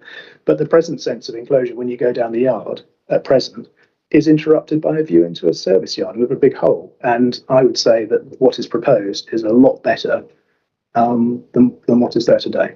So just taking that in stages, a number of things that you've packed into that answer. The dispute between yourself and HE as to what is original and what is not. My purposes, I don't need to go there. What I'm after is a sense of enclosure that it provides, and that's common ground between us. You acknowledge, and I think it's therefore common ground, that sense of enclosure and the pattern that it provides in terms of the street layout is of historical significance. Yes. So far as the qualities of it, whether it's a nice place to sit or stand or walk or whatever it is, you don't say that by way of detracting from its heritage significance, simply as to whether it's a pleasant place in Townscape terms. Well, it goes to the character and appearance of the conservation area. But in terms of those qualities, of course, we have to be very careful. When we're talking about a conservation area, it's an area that has that special status and enjoys that statutory protection because of special qualities that have marked it out from Townscape in general and therefore justify designation. That's right, isn't it? It is, but enclosing a narrow yard by buildings on either side is not such a remarkable thing. I mean, it's... Or just taking the stages, you see, because it's quite an important conception. We'll come back to this, that when we're dealing with the character and appearance of a conservation area and what needs to be preserved, what we have in mind are those special qualities that have led to its designation. Yes. That's right, isn't it? Yeah. And one of the special qualities that we know is in play here is the distinctive street pattern, the burgage plots, those narrow alleyways that come off from the east of Borough High Street, and this forms part of that. Whatever else one might say about the qualities of that structure, it's agreed that it provides a positive contribution to that. Yeah. Grateful.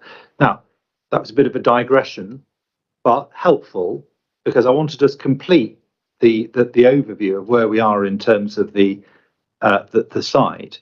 That this is also a site, and we can perhaps see this by reference to the figure that we have in the built heritage assessment that hopefully you've still got open, just in terms of getting the wider sense of things. And although this doesn't show it, I know it's common ground from the assessment that a development of either tower on the site, and I'll put this in neutral terms at the moment, would be visible as part of the setting of a World Heritage Site. Yeah. A number of Grade 1, Grade 2 star and Grade 2 listed buildings. Yes.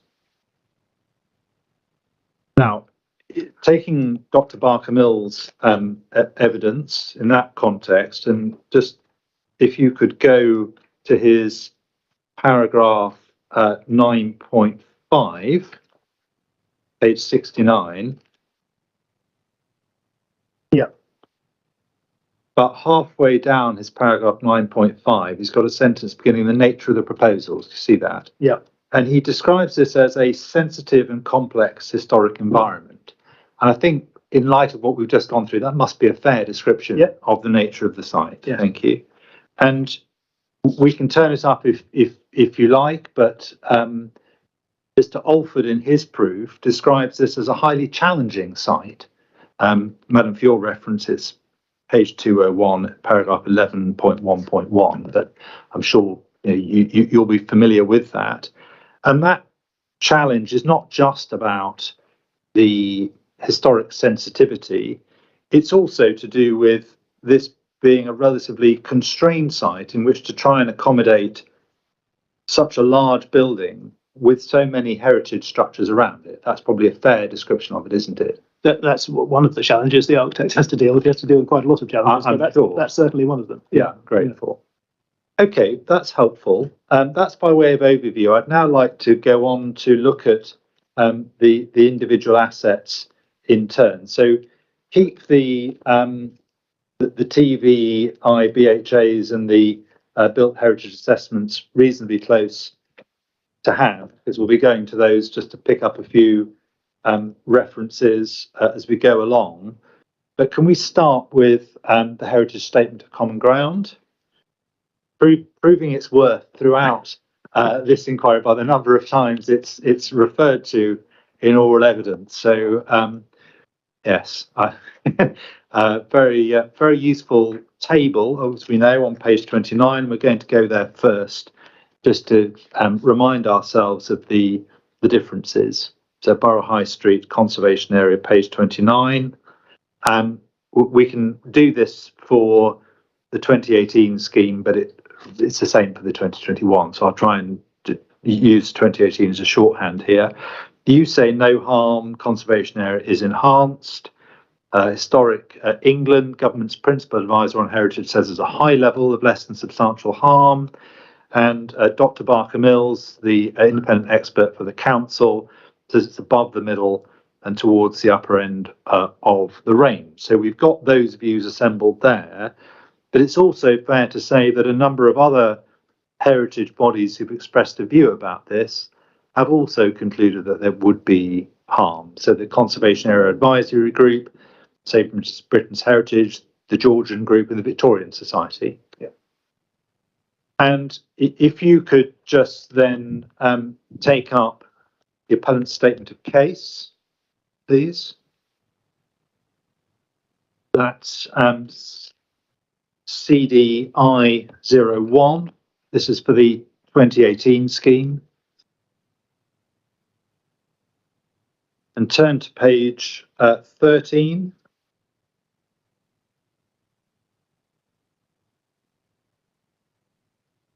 Yeah. And paragraph 5.10, which tells us what the appellant's evidence is going to show in terms of assessment of harm to designated heritage assets. The appellant's evidence will show that the proposed development would result in less than substantial harm to 3 designated heritage assets. Harm would result from minor loss of heritage significance to the Borough High Street Conservation Area. So the appellant's case, expressed in the statement of case, was that there would be less than substantial harm to the conservation area. And is that your evidence? No. So I'm afraid that is a mistake that I can't explain. Well, there it is. Someone on your team takes a different view to you. Yeah. Well, lots of people. Well, I'm not going to ask if you want to take a different view. You're the witness I've got to ask questions about. So I've seen in your proof you take a different view from that. Only fair for me, in the light of the nature of that document, to just check how your evidence sat with it. So can we go then to CDA 12.2, the built heritage assessment for the 2018 scheme? So I want to understand, with your help, how this works, so that I can make sure that any submissions I make on it are fair. And can we start, please, with page 357 of this document.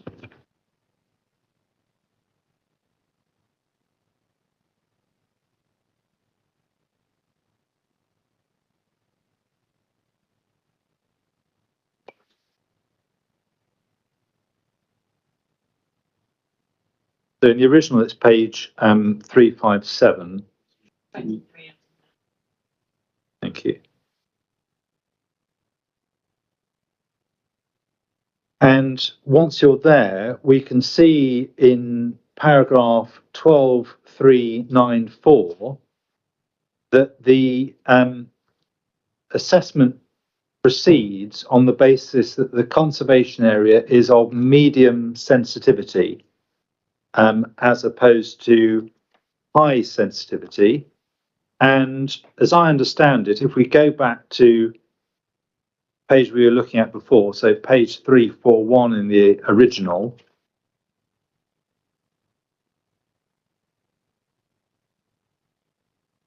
341, yes. Yeah. And doing my best to try and understand how that is arrived at, the sensitivity to change appears to be a combination of heritage significance and then sensitivity to change. So heritage significance in this case would be high, looking at table 3.3 because it's conservation area. Yeah. But then it explains in 10.16, consideration of heritage importance and heritage significance together provides the basis for understanding the sensitivity to change of the HA. Sensitivity to change is a professional judgment assessed as high, medium or low. And this overall assessment of sensitivity will not necessarily correspond with the assessment of the heritage importance of the HA as high, medium or low, since heritage significance is also taken into account. So there seems to be some professional judgment exercise in each case to determine whether it's medium sensitivity, high sensitivity or low sensitivity. Yeah. Stop me if I've got that wrong. Yeah. But if I look to the Borough High Street Conservation Area, so back to page 357 or page 23 of the electronic version, I don't think I can find, unless it's somewhere else, in which case tell me where it is, the assessment that justifies the decision that this is of medium sensitivity. Well, there is more information on the conservation area in the heritage statement, which is outside or as an appendix to the ES. This is sorry, I'm looking at This is the the built heritage assessment, Yes. which the methodology of which includes this judgment, professional judgment about sensitivity, which has been exercised in order to produce the analysis that this document contains. Where in this document is there an explanation of how that judgment has been reached? It doesn't explain it in this document, but it flows from a more detailed account of the significance the conservation area contains in the there's a cross-reference to a document that contains the statements of significance for all of the... Does that explain the judgment that's been made in this document that notwithstanding its high heritage importance, it should be seen to be of medium sensitivity? In other words, is this document, is that explanation of this judgment in this document found in another document entirely? It doesn't explain it, but it flows. No. But I can tell you that's how it's done. It flows from that fairly detailed account of the character and appearance of the conservation area. Yeah. Which leads us to that professional judgment. And if I want to understand what's played into that, that brings me back, doesn't it, to page 341 and paragraph 1017 about a judgment about the quality of the conservation area in the round, and Yes. whether it's got a good quality setting or a poor quality setting. That can't be relevant for the conservation area, presumably, because we're dealing with the asset itself rather than its setting. Correct, but in that sentence it says conservation areas include within them areas of greater and lesser quality. Yeah, so you're treating then the relevant part of the conservation area that is affected here. So that's the western end of St Thomas Street, sub-area 4, as an area of lesser quality within the conservation area. Right? No, that's not the point I'm making. The point I'm making is goes back to what I was saying earlier, that this is a conservation area that is inherently varied in its character and contains a mix of important historic buildings and modern development in a way that, I gave the example of the Bloomsbury conservation area just as a sort of an example of an important conservation area of a completely different character, where I would be calling that I wouldn't have arrived at the medium judgment, I'd have arrived at a judgment of high sensitivity to change by comparison with this conservation area I regard as medium sensitivity to change because of its existing character, which is varied and contains within it a lot of important historic buildings, but also a lot of post-war development of medium quality. Okay, well, we'll look at that in a bit more detail in a moment, but I understand what you say about it. It's an area of difference between us which we can explore. But come back then to page 357, so page 23 of the electronic version. The magnitude of change is identified in 12395 as being major. Yeah.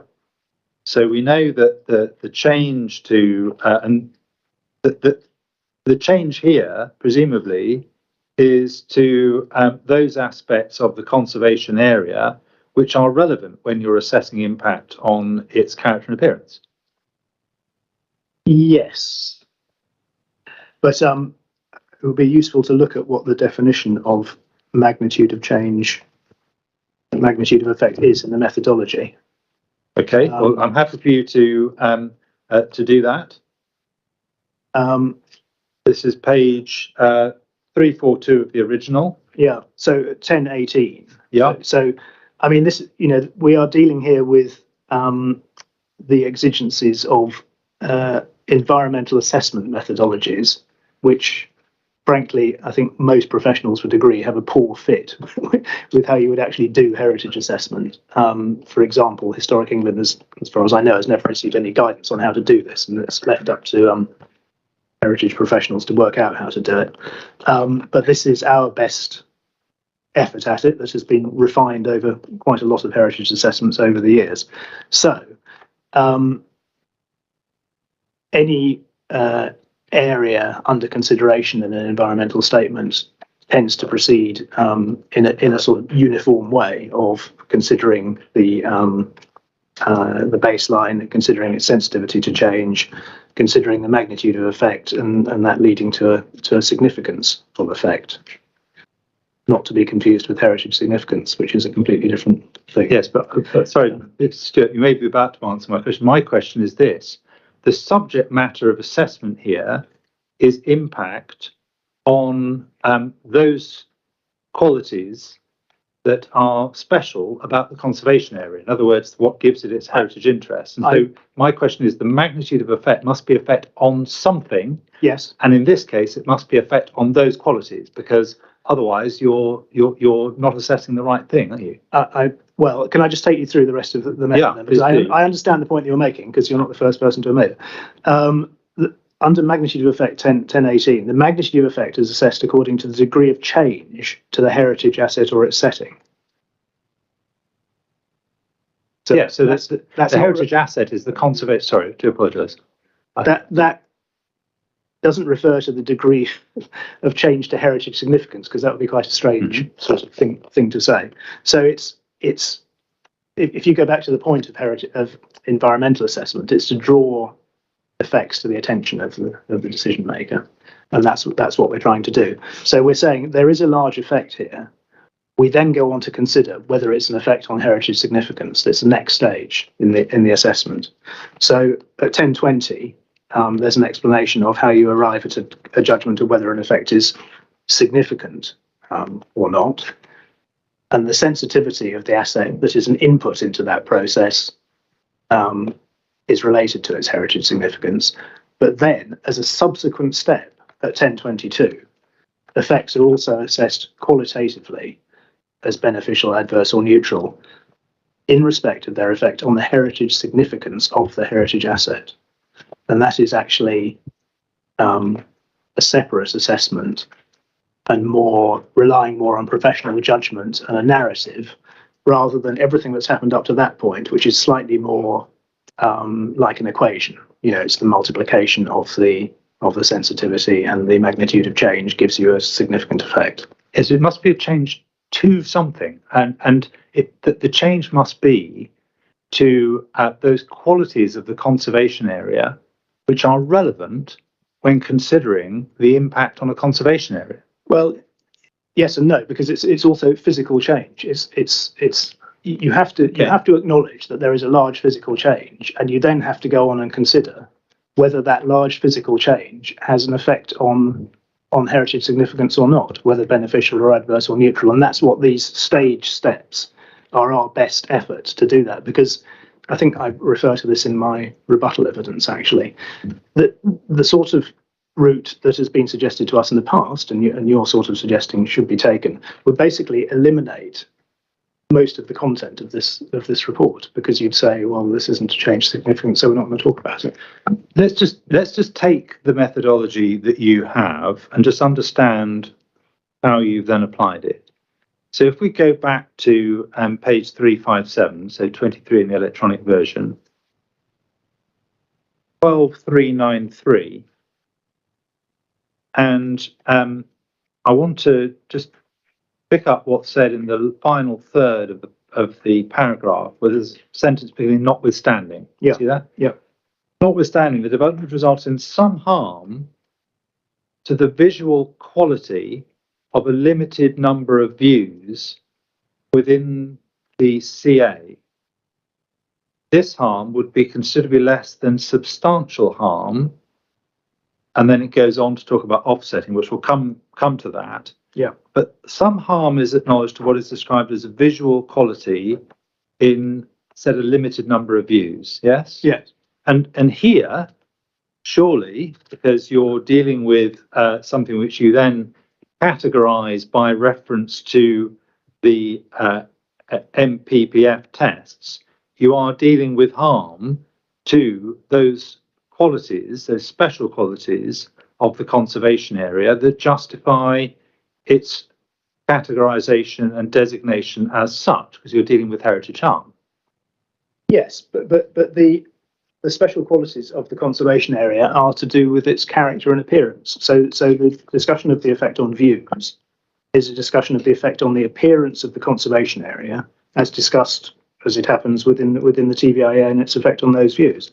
So where the conclusion is this is an adverse effect on this view, then it's an adverse effect on some aspect of the appearance of the conservation area, and that's where that flows from. Yeah, so it's some aspect of the appearance of the conservation area which is part of the special qualities that have led to its designation. That's the concept you're dealing with here. Grateful. So, which aspects of the special qualities that have led to the designation of the conservation area are you identifying as being harmed here? Well, what is stated in those, when I refer to views, inevitably I'm using them as sort of in the sense that we've already discussed. In the generality of, let's take the example of Southwark Cathedral, which is in the conservation area. Your experience of Southwark Cathedral as you walk around Montague Place, I think it's Montague Place to the north of the cathedral, and we've talked about the way in which the tower would come behind the office tower. I'm sorry, I'm really sorry to interrupt. I simply can't hear. Apologies. Right. We've talked about the effect of the new proposal being seen to come behind the cathedral tower. That appearance of the cathedral within the conservation area, the cathedral is obviously an important part of its character and appearance, independently of its status as a listed building. There is some unsatisfactory visual relationships have been identified from particular places. So that's an effect on the character and appearance of the conservation area, which I've judged to be I'd like you to just work through.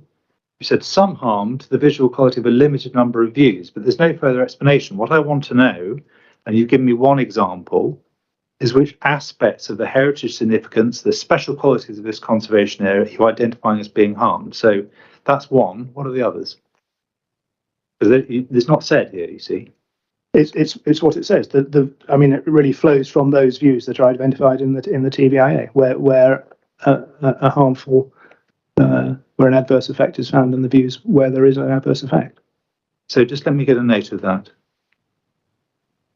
So the inspector can record your evidence as that where in the TVIBHA a harmful effect is identified and the view is within the conservation area, that is identifying harm to the character and appearance of the conservation area. To a very limited degree, yes. We'll come back to degree. Yeah. But that is how the document works. So when we look, as we will, through the TVIBHA and we find adverse effects identified, where those are on views within the conservation area, that's to be read across as being what is being picked up in 12393. Yes. Very cool. And the text goes on, and I want to come back then to the final part of 12393. So that harm will be offset by the many positive qualities of the development, which would benefit the conservation area as a whole, both in respect of its heritage significance and in more general terms. So the text says that this previously unspecified, but now we understand where the harm is to be found, is offset by certain things. Yes? Yes. Not said that the harm doesn't occur, but it's offset. Yeah. And is it that offsetting which then leads to the overall finding that the effect is beneficial? Yes. Okay, I've understood it. So let's look at what's said to offset it. The many positive qualities of the development.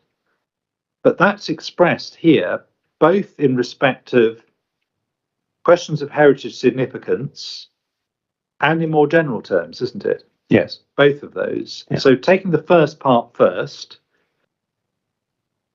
there's no explanation here of how the development would enhance the special qualities that have led to this conservation area being designated as such, unless I've missed it.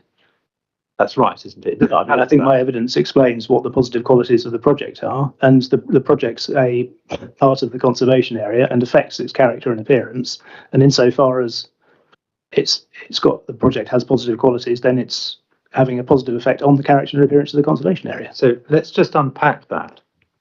The conservation area is designated as such because of certain special qualities that it is identified to have, which mark it out from other areas, yes? Yeah.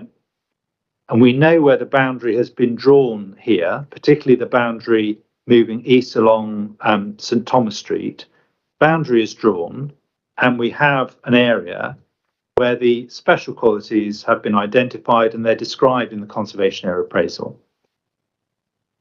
Something which might be regarded as a beneficial effect of the scheme, but which doesn't register in terms of those special qualities, that is not preserving or enhancing the character and appearance of the conservation area, i.e. that which has led to it being designated, is it?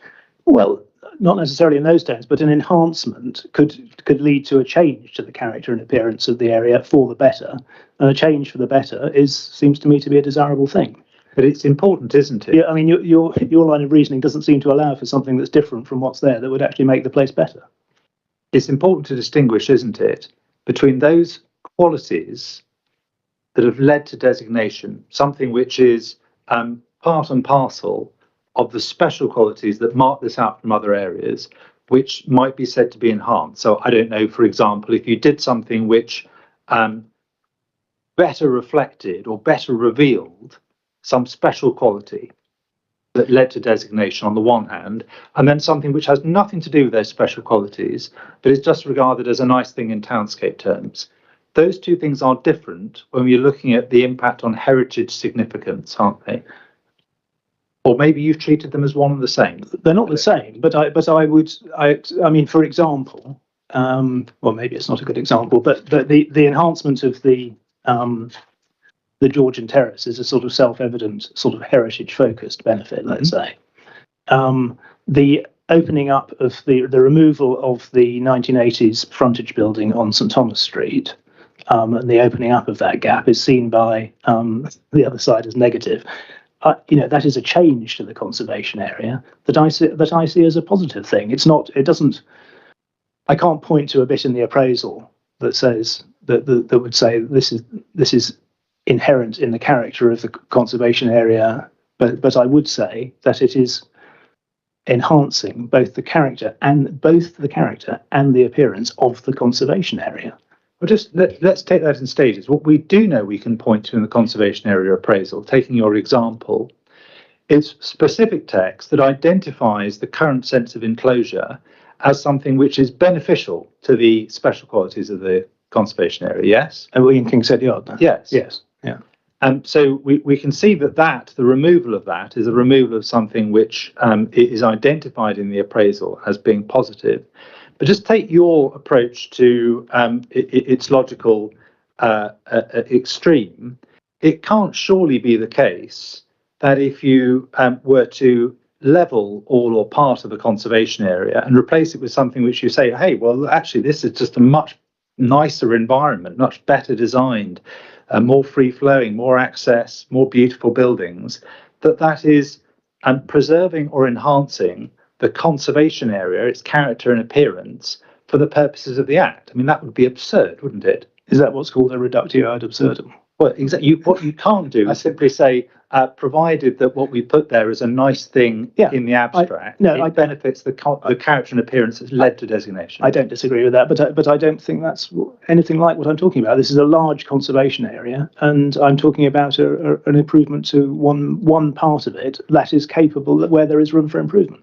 And so just understanding then the conclusion that you come to here, if one were to leave out of account those positive qualities, as you put them, of the development, which don't relate to the special qualities that have led to designation of the conservation area, if you would leave those out of account, that would affect necessarily your judgment as to whether there is benefit as a whole or whether there is harm when looked at overall, wouldn't it? Sorry, can you say that again? Yes. If when you've identified a series of harms, we now know where to go to look for them. You've identified things which you say offset them. Some of them, you say, are in respect of its heritage significance, and you give the example of the Georgian Terrace, positive contributor to the conservation area. Others you acknowledge don't sound in that respect. If you take away those which don't sound in terms of the heritage significance, that must logically affect your balance as to whether there's harm overall or benefit overall. I don't accept that taking them away is a good idea. But that's the difference between us. But if one were to do that, that would affect your judgment overall, wouldn't it? Necessarily. I mean, conservation areas, appraisals are meant to identify areas where there's room for improvement. And without looking, I'm not sure whether this appraisal does. But I would maintain that where it's desirable to bring about change, I mean. And I would maintain that on this site, there is ample opportunity to bring about desirable change. So I'm not quite sure where that would sit in your you haven't given me a yes or no answer. But let's take it in stages. First of all, you're not saying, and if you think it is there, please let's go to it, that the conservation area appraisal identifies this as an area where change is desirable. No, it doesn't. But it shows the whole of the 1980s building as a positive contributor, so it's clearly open to question. Well, but that's not the point. Your point is about relying on the idea that this might be an area needing improvement, and it doesn't identify that. I agree.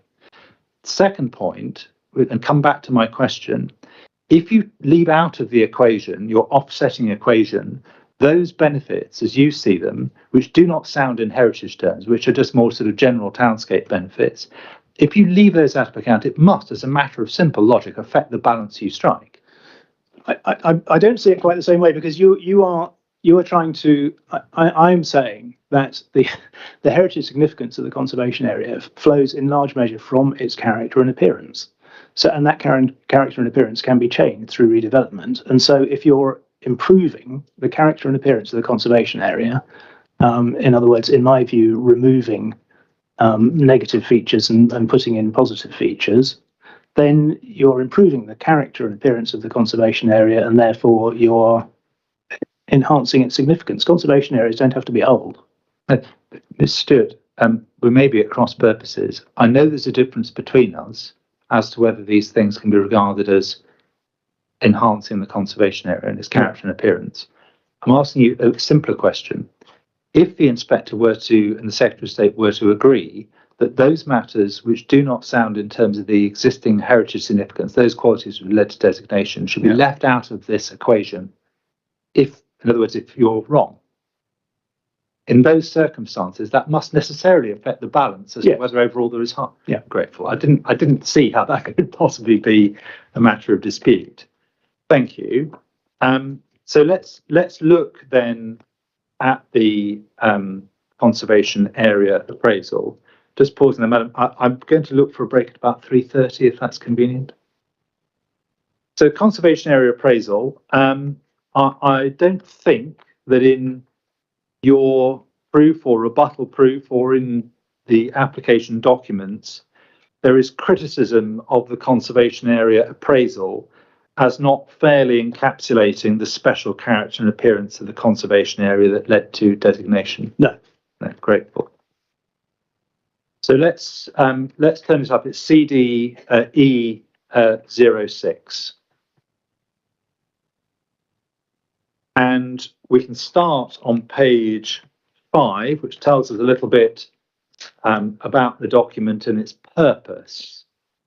So there's a subheading purpose, first paragraph 111. Purpose of the statement is to provide an account of the Borough High Street conservation area and a clear indication of the Borough Council's approach to its preservation and enhancement. It is intended to assist and guide all those involved in development and change in the area and will be used by the Council in assessing the design of development proposals. And now we've obviously got the Inspector and the Secretary of State standing in the shoes of the local planning authority. They should use it for that purpose, shouldn't they? Yeah. Grateful. Page 7,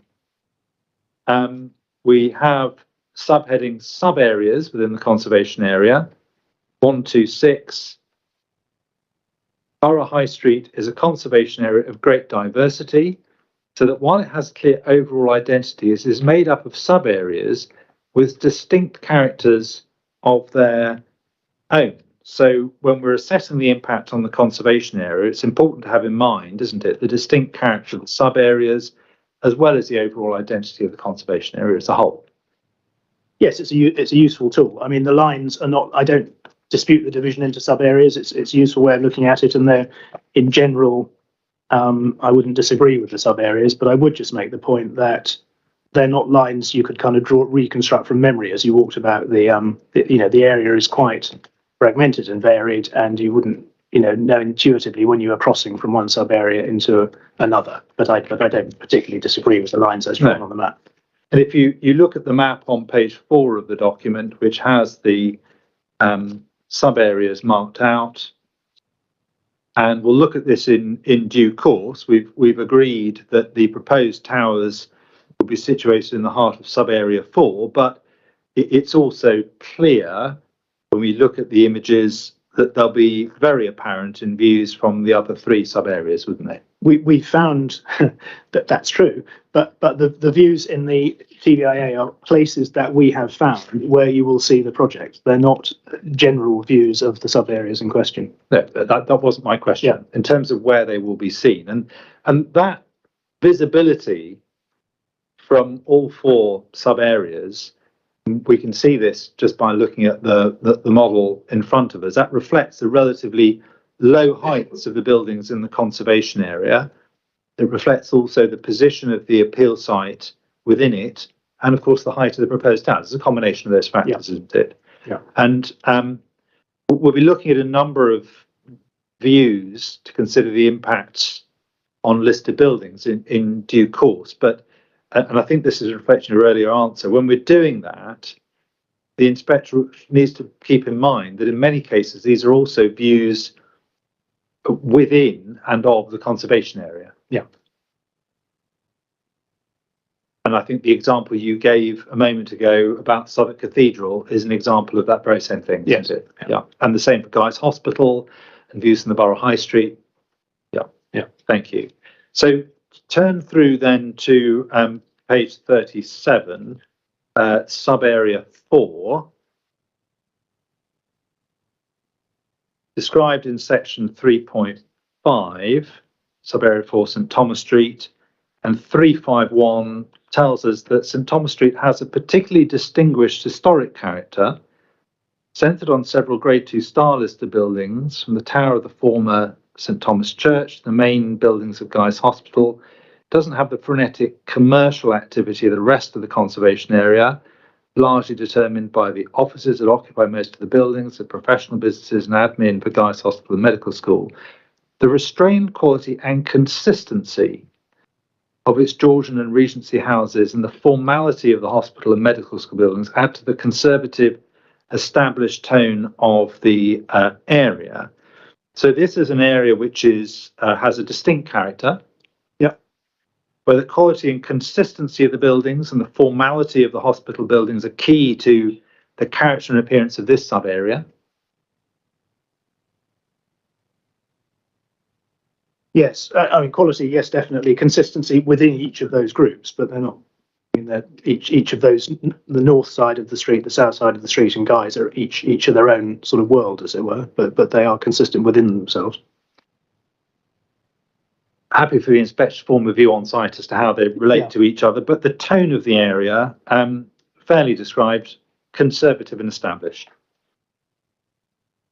I'm not quite sure what conservative means in that context, but established, yes. But the description of frenetic, of it lacking frenetic commercial activity, as I think Simon Alford said in his evidence, is right. You know, this is quite an old document, and the busyness of the area has changed as a result of the development that's taken place since 2006. I don't know if I call it frenetic, but it's not. I mean, this is painting a picture of sort of calm, this paragraph, and I don't think if you go to St Thomas Street now, it's not a calm street. What is distinguishing this part of the conservation area from the rest is the commercial activity, and that remains the case. If you look at the uses along St Thomas Street, the uses that sit behind Borough High Street and behind St Thomas Street, they don't have frenetic commercial activity in the way that other parts of the conservation area do. That distinction remains, isn't it? Then 352 tells us about the entrance into St Thomas Street being tight between the strong corner buildings at 21 and 27 Barclays Bank. The change in character from Borough High Street is thus quite marked. So there's a marked change in character from the High Street, which is noted there. Yes? Yep. Already we can see in the next sentence, there's already a landmark feature, isn't there? Yes. The tower of the former parish church of St Thomas on the northern side of the street. And that is, of course, a listed building in itself. Yeah. And that listed building is consistent in character and appearance with the other listed buildings in this part of the conservation area. It sits comfortably in terms of character and appearance with its neighbours, doesn't it? Yes. And if we go through to page 30, actually, maybe we start at the bottom of page 37, which explains that stands at one end of a slightly tapering street space in front of the fine brick terrace of houses between 9 and 15, then closed by the elevation number 17 facing back along the street. Here, the western wing of the original Guy's Hospital closes the street to a pinch point, emphasising the special identity of this length of the street. So the length of the street in which the appeal site is located is noted as having a special identity, isn't it? Yeah. And 353 goes on to explain that it's a relatively complete late 18th, early 19th, 20th century setting, which retains most buildings from that era, and street features such as railings and surface materials, and then says the complete setting of 9 to 17 in their forecourt is a special note. Similarly, forecourt and buildings of Guy's Hospital of note is a complete 18th century piece of landscape. So completeness and coherence of these elements singled out for special note. But they are. I mean, I would just like to say that I think that the coherence is slightly overstated in that firstly, the listed buildings on the north side of the street are, I think I'm right in saying, built about 100 years earlier than the buildings on the south side of the street, and on a different building line, which we can see from the map regression, which accounts for the sort of oddity of their forecourt and their angle to the street, and that's explained in documents that are in, I think, in the DAS and the heritage statement and other evidence. So I think that there's a sort of interesting progression of the formation of this street from the older buildings on the north side of the street, and then the realignment of the street, and the building of the buildings on the south side of the street about 100 years later, and the building of the hospital buildings is separate from that. So they're each of high quality, and they're all important listed buildings that share a roughly similar common language, but they're not all. Those three different pieces, the terrace on the north side of the street, the terrace on the south side of the street, and the Guy's listed buildings, are three separate pieces that have a certain common, that they're all made of brick and they're all roughly in the same architectural language, but they're not some sort of designed townscape. But they also have a functional relationship, which has historical significance in relation to the hospital. Yes, that's true. So their connection is not simply whether they are formally laid out as a group or all of the same era. Yeah. The commonality of language that you referred to is underpinned by historical functional relationship. Correct. That's part of their history. Yeah. Yeah. And one of the reasons for starting this series of questions with identifying that you haven't sought to take issue with this is that if there was material disagreement with the CAA, bearing in mind its role, bearing in mind the detail that it provides, which is of obvious utility here, it would be reasonable to expect you to set that out in your proof, wouldn't it? Fair enough. Yes. Thank you. And then if we go through, please, to page 50. Page 50, heading at the top, Guy's Hospital area. We can see 4330 and 4331.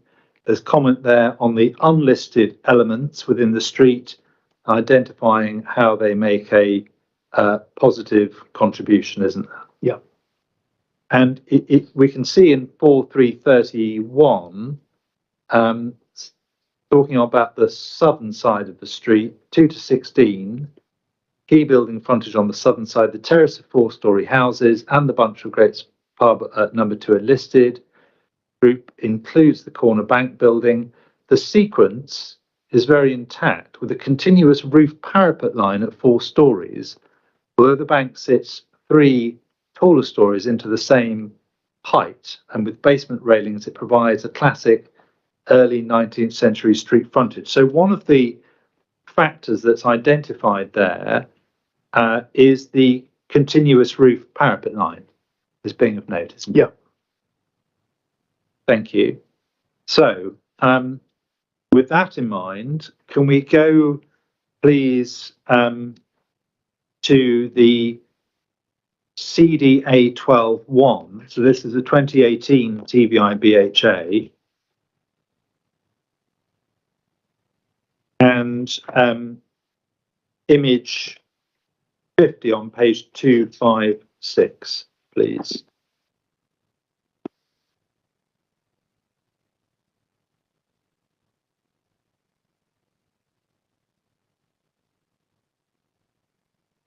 And if you've got that open, because you have open alongside it INQ09, so that's Miss Adams' presentation, figure 27. That was the image we were looking at earlier, showing the full height of the building. Yes, figure 26 in that. So I do apologise, I've got the wrong reference in my notes, figure 26. Yeah. So if we look first at the existing image at 50, that allows, doesn't it, for an appreciation of those positive and distinctive qualities of the character and appearance of this part of St Thomas Street, which is identified in the conservation area appraisal. Not the only image, but it's one that allows that to be seen. It's one place. Yeah. Yeah. It doesn't feature any tall buildings. No.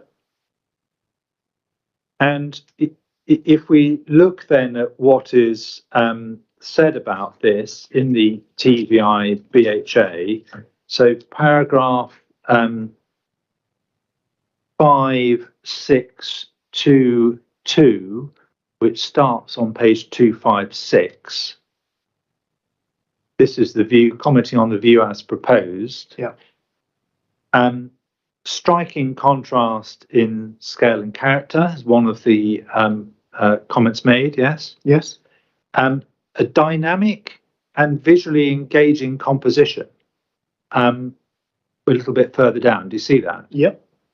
And in other words, dynamic, visually engaging, the architecture would be eye-catching, visually engaging, gauges the visual senses. Yes. Yeah. Trying to find another, it's eye-catching. Well, it seems to be the. If we wanted to use that term, we would have done. It says what it says. Yeah. Yeah, but that visually engaging means that your eye would be drawn to it, visually engage you. Yeah. And the inspiration we know from discussing this with Mr. Alford, it says in the text, pattern of crossgirders is clearly inspired by the character of older railway bridges in the area, but those are outside this distinctive sub-area. We got that from Mr. Alford, didn't we? Yeah. And they don't therefore feature in the conservation area appraisal the description of what makes this sub-area and its character and appearance special, because they're not part of it. They don't, no. And in an area which, with a particularly distinguished historic character, marked for the quality and consistency of its buildings and its established tone, we would say conservative and established tone, the proposal we see in the text seeks to add drama and interest. That's what it says, isn't it? Yep.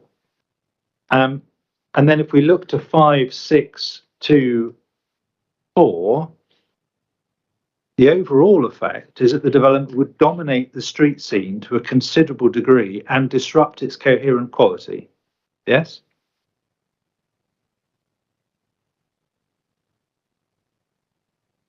Yes. Yeah.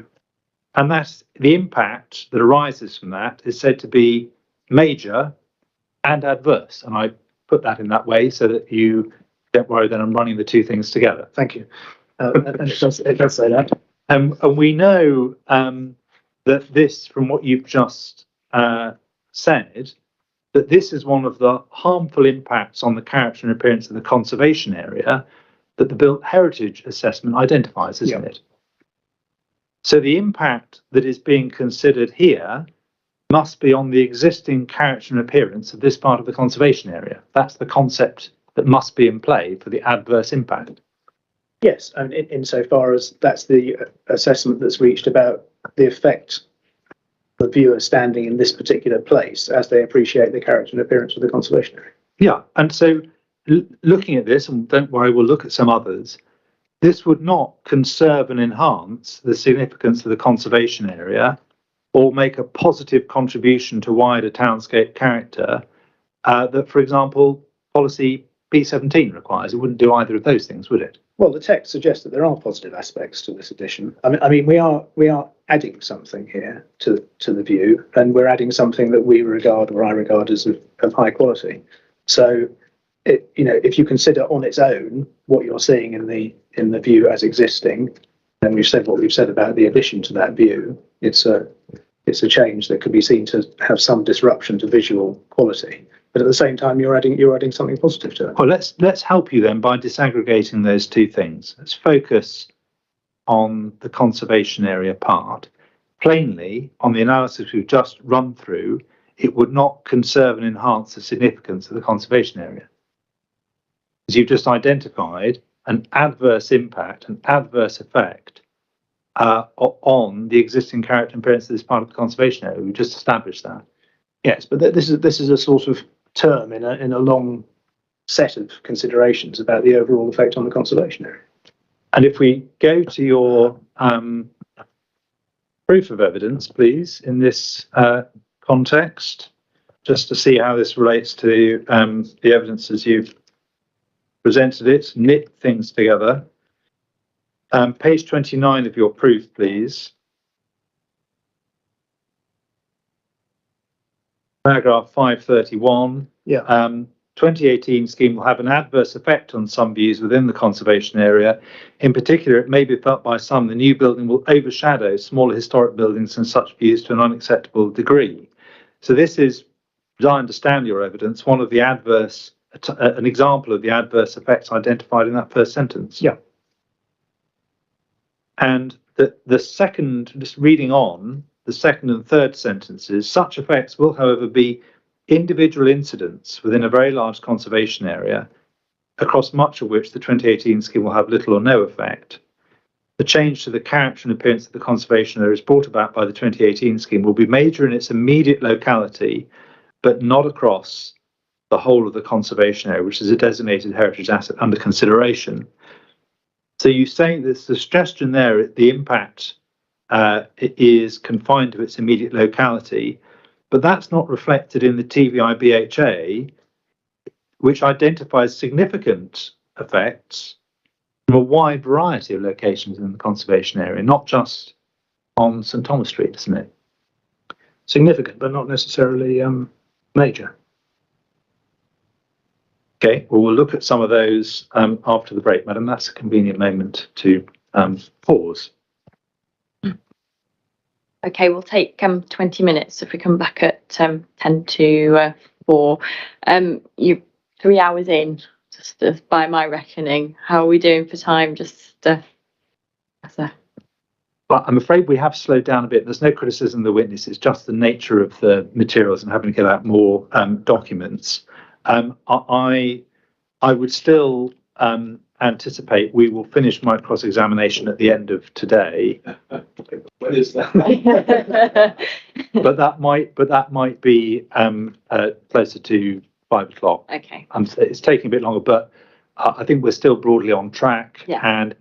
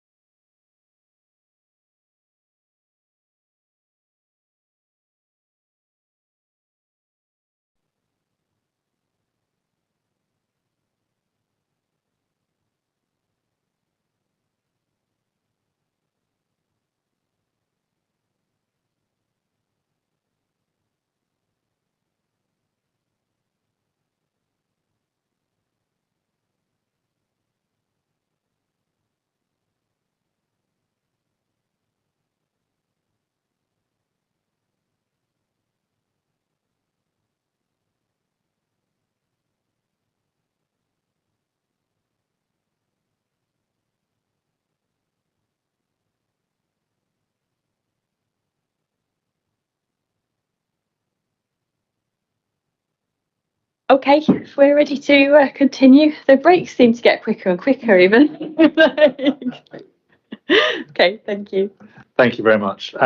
Thank you, Mr. Stewart. What I'm going to do, just to finish off on the conservation area, there's one more view I just want to look at with you in a little bit more detail, and then I think we can take the remainder quite quickly by way of just picking up some references.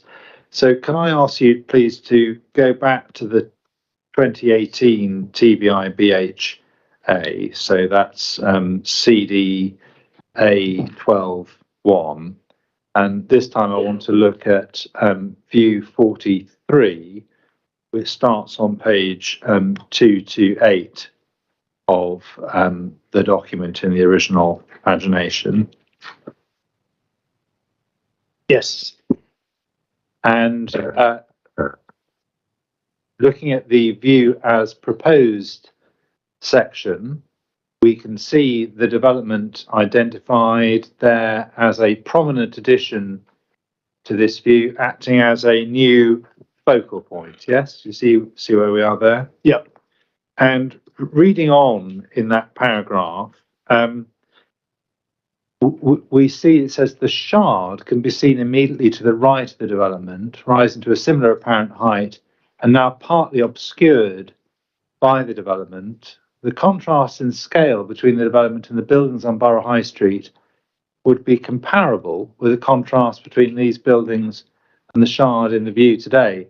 It provides one of a number of striking juxtapositions in view experienced in this part of the Borough High Street conservation area, and so on. So the assessment seems to be assuming there, if I've understood it correctly, that the existing tall buildings are a positive thing when it comes to character and appearance of the conservation area. Yes. But that assumption isn't linked, as far as I've been able to find it, to any systematic appraisal of what it is about those tall buildings that is beneficial in terms of the special qualities of the conservation area, those things which give it its significance. I don't seem to be able to find that.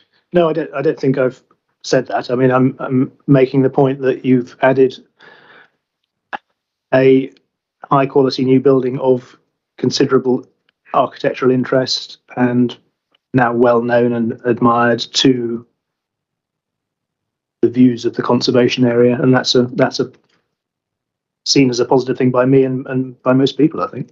And when it continues by saying development, the effect of the development on the view, this is the last sentence, that paragraph, would be consistent with this character, lending further drama and interest to the view. And so the assessment seems to assume that adding more contrast or drama is a positive thing so far as the character and appearance of the conservation area is concerned. That seems to be the assumption. It could be if what you're adding has positive qualities, which I think it has.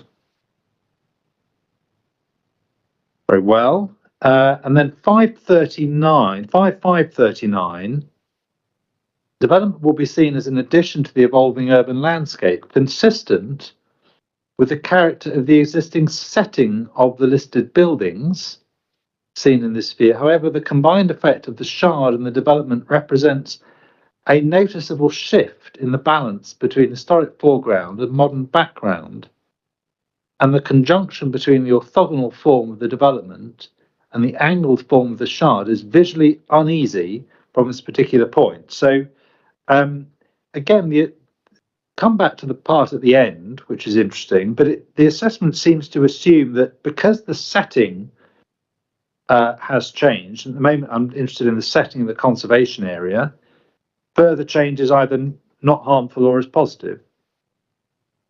Seems to make that assumption. Well, I don't think it's an assumption. It's an assessment based on an observation. It's an assessment of the particular circumstance that comes about based on an assessment of what's there now and a comparison with what's proposed. Yeah, but if I want to come back to my point, which I think you accepted, if I want to look for any explanation here of what it is about the ability to see modern tall buildings in the background that is beneficial in terms of the special qualities of this conservation area, that isn't set out anywhere, is it? No. And because of that, I call it assumption, you say that that's an assessment. Because of that assessment of the existing relationship between those two things, there's then no consideration of cumulative harm, is there? Because there's an assumption that there's no harm from the existing condition of those tall buildings. Yes. But it does acknowledge, just coming back to the final parts of that paragraph, that what would happen here would be a noticeable shift in the balance between the historical foreground, just pausing there, in other words, the conservation area, what the conservation area was designated to protect, yes? Yeah. And the background, and that's in part, isn't it, because of the location of the proposal within the conservation area itself. So it's much closer to the list of buildings in the foreground. That's one of the reasons for that noticeable shift. It's because it's closer, yes. Yeah, and as one of the aspects of its proximity is that it actually sits in the conservation area when compared to, say, the Shard, or to the extent one can see Shard Place above there, that's on the edge. Its physical proximity is important as well as just its height and scale. Yes. And it's also, isn't it, a product of the very different shape and form of the proposal, which doesn't taper towards the top like the Shard. So it's not diminishing into the sky as it goes up and away from the conservation area. It's also that shape and form that has that effect, isn't it? Well, you could put it that way, but the tower that's proposed is what I would call a normal shape, i.e. it's got vertical sides, which is true of all the other tall buildings you can see on the model except for the Shard. So the Shard is the one that's an odd shape, not asking. I'm not asking about whether it's an odd shape. I'm talking about the effect which is identified in the assessment of a noticeable shift in the balance between historic foreground and modern background. And one of the reasons for that, we've identified one of the reasons is it's located in the conservation area, so it's its location, but it's also a product of that, whether you call it normal, doesn't matter for my purposes, that shape and form, as opposed to the Shard, which is diminishing as it goes up and away. This is a different form, and that form contributes to that effect, isn't it? Well, I wouldn't put it quite like that. I mean, if what was proposed was the same shape as the Shard, I think that would be a pretty peculiar thing to do. So, well, Mr. Stewart, you're answering a different question. I'm not saying should it be the same shape as a Shard. I'm looking at what it is about the proposal that leads to your assessment. Not putting words into your mouth. These are your words. Noticeable shift in the balance, and one of the factors that leads to that noticeable shift in the balance is the shape and form, which is because of its the difference between that and the Shard has a greater effect in bringing the foreground or diminishing the foreground by comparison to the background. Yeah, well, but the main thing is it's closer. But yes. And another reason why there would be this noticeable shift is the fact that this would draw the eye. There's no doubt here this would catch your eye, wouldn't it? Yeah, it would. And that factor, that eye-catching factor, would be exacerbated here by reason of the visually uneasy relationship that it would have with the Shard. That's another reason why you might catch your eye. Well, I'm not sure about that. I mean, that slightly uneasy visual relationship is something I've alluded to. I'm not sure it is actually why it would catch your eye. I think the building would catch your eye whether the Shard was there or not. Well, that part may be true, but the fact that when you look at it, it has a visually uneasy relationship with one of London's key landmarks, would it exacerbate the extent to which it catches your eye? Yes. And distracts you from the foreground? I'm not sure it distracts you, but it would catch the eye. Yeah. And the only buildings, when we look at the position in the with development image, the only buildings from this view to which the proposal has any sort of relationship in terms of its scale and materiality are buildings outside the conservation area. The Shard and the News building. The news building, yes. That's right. And the most prominent of those and the most important in terms of Townscape, presumably you would say, is the Shard. Yes. And so what we have here is the architect coming up with a building that on your account has a visually uneasy relationship with the most important building in Townscape terms to which it relates. That is what it says, but that's actually a consequence of the shape of the Shard, not the shape of this building. I see. It's someone else's fault, not Mr. Roberts. If you build a building with the profile of the Shard, then again, you could see it from walking around this model, and any relationship between any orthogonal building and the Shard would result in a comparable effect if you chose, the place at which the vertical side of any orthogonal tower aligned with the angled side of the Shard. On the appeal side? It occurs in this view. Yes, on the appeal side. Sorry.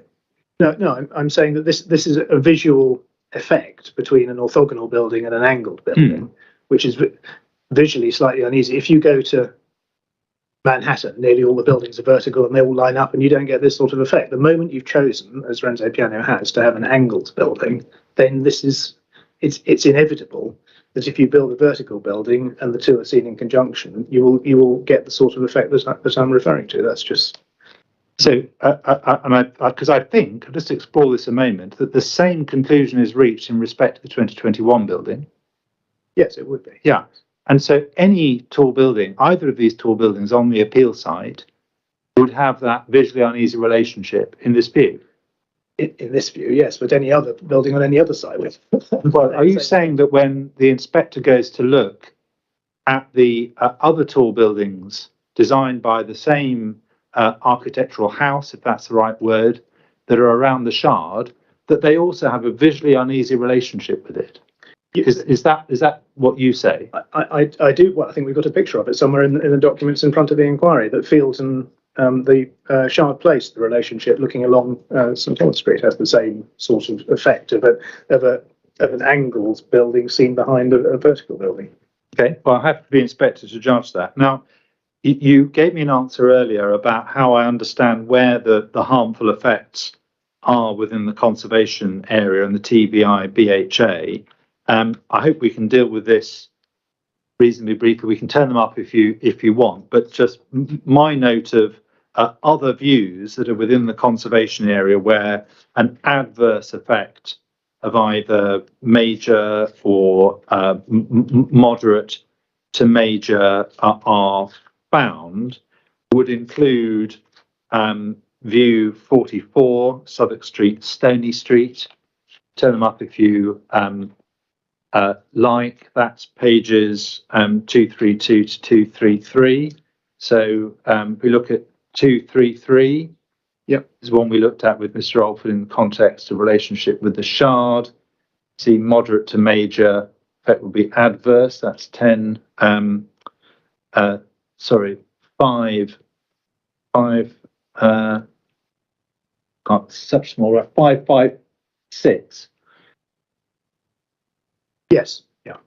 And that's another one where the proximity of the development is such the modern background dominates the historic foreground to a noticeably greater degree. That's 554. Yep. Then another one where I won't try and do this on a comprehensive basis, but view 47, which is within the West Wing quad of St Guy's, page 245. There's another one we have to remember is inside the conservation area. major and adverse. Yep. View 49, which is from the Guy's Hospital North Quad. Come back to that in the context of the listed building in a moment, but we can see that on page 255, major and adverse. Yep. View 50 we looked at earlier. That's another one in the same category. So just, and we've also obviously got the Southwark Cathedral views, and there are others. So I'm not trying to be sort of comprehensive in this, but one gets a sense of the spread of these major and adverse views. So and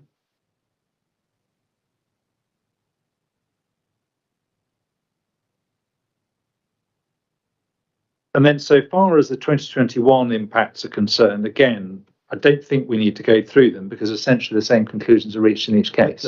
Yeah, certainly comparably. So I try and deal with that in what I hope is a proportionate way. Madam, I'm sure you'll look at all of these things in due course. I want to move on to another asset, which is Guy's Hospital. Yeah. So we need to go back in the TBI BHA CDA 12.1 to page 253.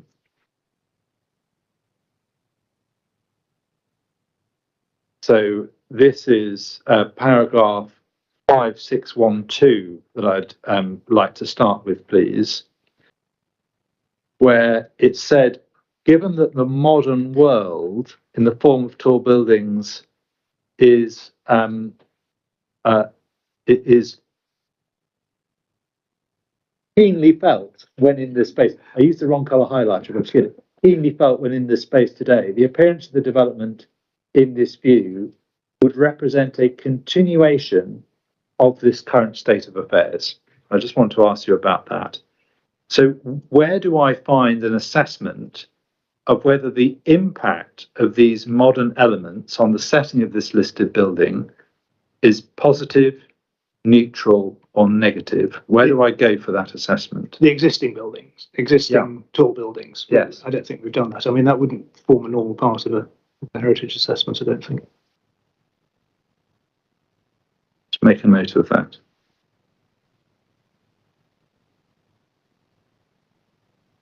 And so the comment that it represents a continuation of this current state of affairs is a comment made, in the light of your answer now, without an assessment of whether this is positive, negative, or neutral in the existing condition.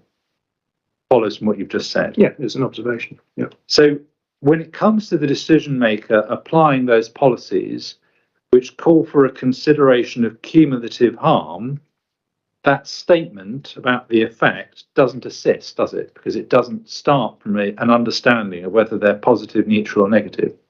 That's fair, isn't it? Yeah. Thank you. And then if we go on to page 255,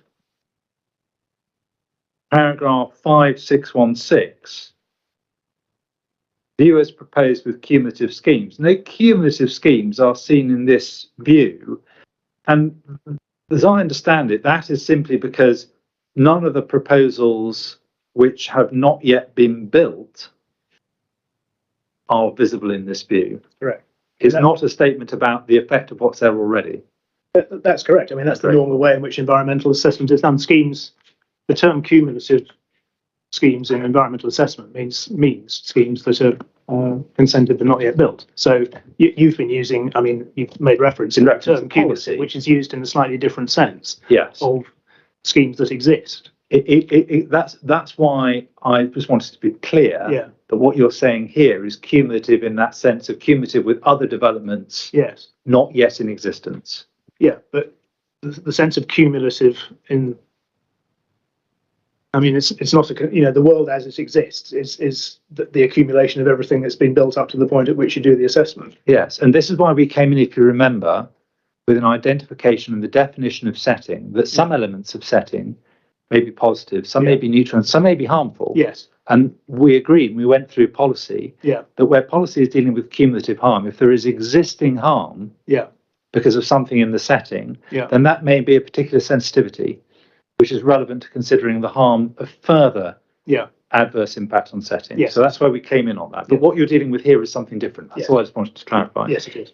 And if you go, please, to Dr. Barker Mills' proof, please, page 92.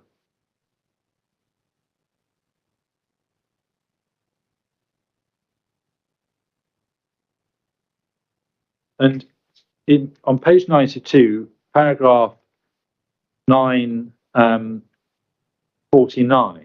So helpful to have this open, perhaps alongside that image in view 49 we've just been looking at in the TV IBHA, and it's also discernible from the model that this is probably good enough for the point. What Mr. Barker Mills, Dr. Barker Mills explains it is that the sorry, just I'm going to check I've got the reference right. Yes, it's 952. I do apologise. It's on page 93. Wrong reference. So what he explains there is that the new development would rise behind the central pedimented block of the west wing, but would be off the central axis at an angle. And as a matter of fact, I don't think that's in dispute, is it? No. No.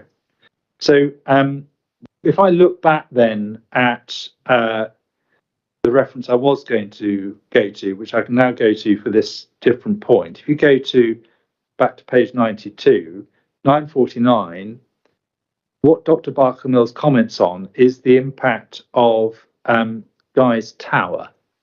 So we're looking here at an existing tall building in the setting of this listed building, aren't we? Yep. And what he says there in the second sentence, as one enters the court, the Guy's Tower rises above the eastern rebuilt wing of the hospital and affects the experience of the forecourt. And just pausing there, obviously as a matter of fact, presumably that's not disputed, it affects your experience of the forecourt. Yes. I mean, I know there's an element of subjectivity, but it's also fair to say that tall buildings, I think it's said elsewhere, are keenly felt in this place. Yes. And that existing effect of the existing tall buildings on this place is a negative one in terms of their setting. Is it? I'm asking you. Well, I think it makes a difference as to what you're looking at. I think the Guy's Tower, as has been said, is a rather, let's say, unprepossessing building, and so it certainly doesn't have a positive effect on your view of that east wing. But sorry, just pausing there. You said it wouldn't have a positive effect. Do you say that the impact of Guy's Tower on the setting of this listed building is neutral or negative? I'd say that visually it's negative because it's not an attractive building. I'd say it probably has some minor effect on your ability to appreciate the heritage significance, but not very much. I mean, because the heritage significance is the heritage significance, and you've built something next to the hospital, it's had a very minor effect on your ability to appreciate it. Visually, it's unsatisfactory, but that's a slightly different point. But it's the unsatisfactory aspect of its appearance is directly related to its architectural quality or lack thereof. And I'm sorry, I'm really here again. Sorry. No, that's okay. I think it's when you lean back. I'm making the point about the lack of architectural quality or nondescript architectural quality of the Guy's Tower being a factor that goes to my assessment of its effect on the view as you look to the east side of the courtyard.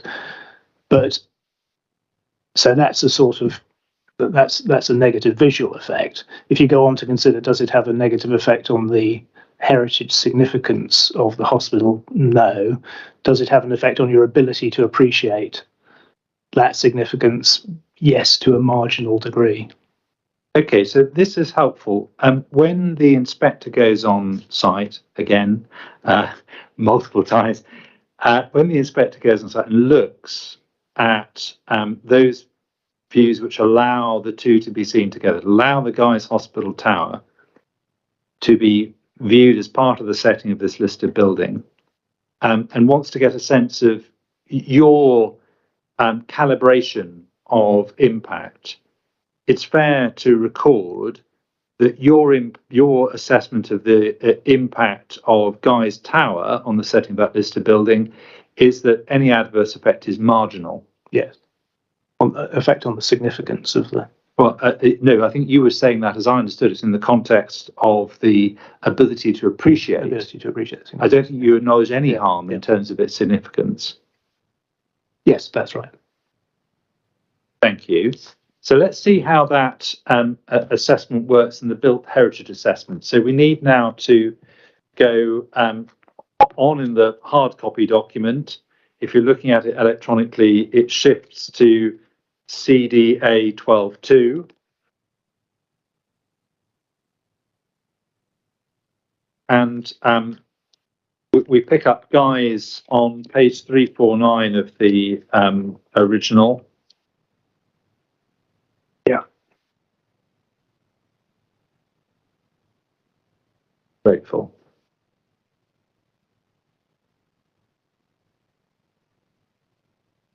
And I want to start with, to the bottom of that page, paragraph 12.102. Can you see that?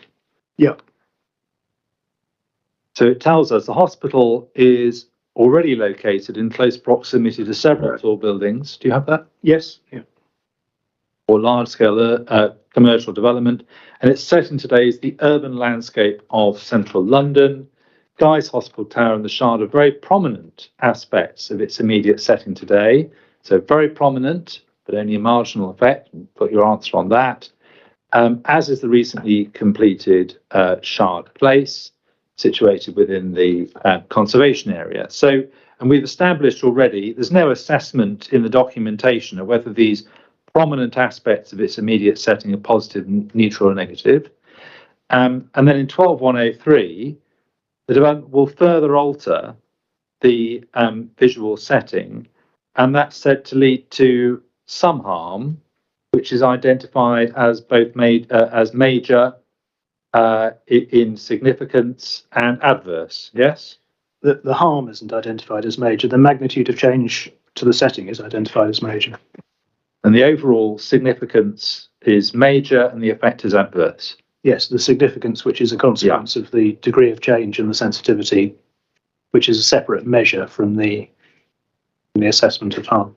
And then we need to understand by looking at 12.103 how this has been arrived at.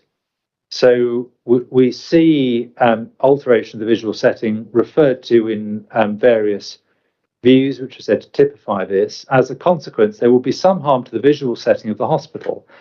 However, there will also be tangible long-term benefits to the setting of the hospital, namely the new and enhanced local connections to the hospital and new spaces and high-quality public realm, I think that should be realm, provided by the development. And then there's a consideration of this in the round, well, however considered in the round, it gives rise to harm. So the new and enhanced local connections, when one is looking at the heritage significance of this listed building, or the ability to appreciate it, just explain, how do those new and enhanced local connections affect the heritage significance of this listed building or ability to appreciate it? Well, it's described as benefits to the setting. The setting of the hospital includes consideration of the life of the place and the people who use the hospital, as well as its physical aspects. You know, the hospital's a complex that presumably employs thousands of people and patients and visitors and so on. So that improvements to the character of the area immediately adjacent to the hospital and providing a new place for them to go and enjoy and so on is a benefit to the area generally. So it's an improvement to the setting of the hospital in those terms, the public realm benefits and the permeability benefits, and new places to go within the building that are open to the public. All of those are benefits to the setting of the hospital. The extent to which one is benefiting the heritage significance of the hospital, I suppose, is harder to see. But I'm not sure that that's really it's still in my mind a relevant consideration concerning the benefits of the scheme to the hospital. Well, we want to make clear that what concepts we're dealing with here. We're dealing with the concept of the heritage significance of the listed building or the ability to appreciate it.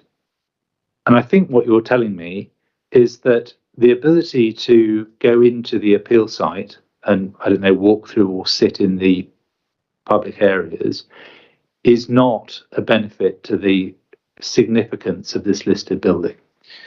Just taking it in stages. I don't think I think that's what you were acknowledging a moment ago in your answer. Okay. Yeah.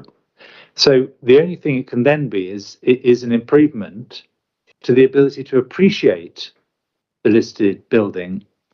But unless you are looking at the back of the building from within the site, your ability to appreciate it is not affected by being able to walk from the tube station to the tower, is it? I mean, none of that makes any difference to your ability to appreciate the significance of the building, is it? So when the inspector is trying to understand the effects of the development on this building by either reference to one of the two elements that setting can contribute, there is no positive effect so far as this listed building is concerned from these new and enhanced local connections, is there? There's a positive effect on the character and appearance of the setting, which is part of the setting of the listed building, and it's the flourishing and prosperity of the place within which the hospital is located is, the prospects for that are improved by the taking place of the redevelopment, which in turn would contribute to the sort of the long-term sustenance of the hospital as an important listed building. I mean, all of these things, in a sense, sit together. If the area isn't improved and becomes grottier, then the chance of the listed building not sustaining the quality of its setting is, there's a greater risk of harm to the listed building in due course. Development is, as represented by this scheme, in the immediate vicinity of this listed building. I've acknowledged that there are some adverse visual effects, but I do think that there are positive effects of just the fact of providing a high quality redevelopment within the immediate setting of the hospital that offers certain public benefits. I just want to take this in stages, because I have to say I'm struggling to follow this in terms of the what I hope is a reasonably clear framework that we've identified already. You're not identifying that there is risk that the long-term survival of the interest of this listed building is somehow under threat in the absence of this development. I haven't seen that. We can take that distraction off the table and come back to my point. I don't think anything that you've said affects either the significance of the listed building or the ability to appreciate that significance. You may well bring prosperity to some corner of the yard that is created by having some shops there, and that may all be fine in another context, but in terms of your ability to appreciate the significance, the heritage significance of this building, it's just irrelevant, isn't it? Yeah, in terms of that direct question, yes. Grateful. Yeah.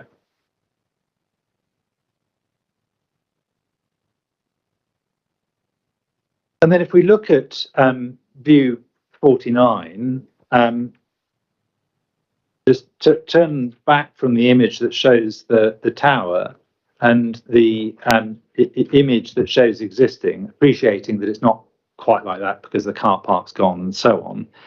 But the absence of buildings behind this facade is beneficial, isn't it, in terms of the heritage significance of this facade and your ability to appreciate it. the ability to see it there against clear sky and as a composition is beneficial to significance and ability to appreciate it, isn't it? Is it beneficial? I mean, I think if you, however long a statement of significance you wrote about this hospital, I don't think the fact that you can't see anything behind that wing would feature in it. So from that point of view, accepting that the introduction of this building in the backdrop has a minor adverse effect on the view, which in turn leads me to some acceptance that there's a minor effect on the ability to appreciate the significance of the hospital, then I guess what you say is right. But I sort of slightly go back to the point that when you visited the hospital and you thought of, as somebody who understood architecture and historic buildings and thought about all the things that are significant about the hospital, you wouldn't say, and by the way, you can't see any buildings behind that wing, and that's great. I mean, it's just, that's not how the world works in central London. Well, let's just go back, if we may, then, just to understand how this works its way out in the Built Heritage Assessment. So back to that document, that's CD A 12 2 and paragraph 12.103 on page 350, if you would.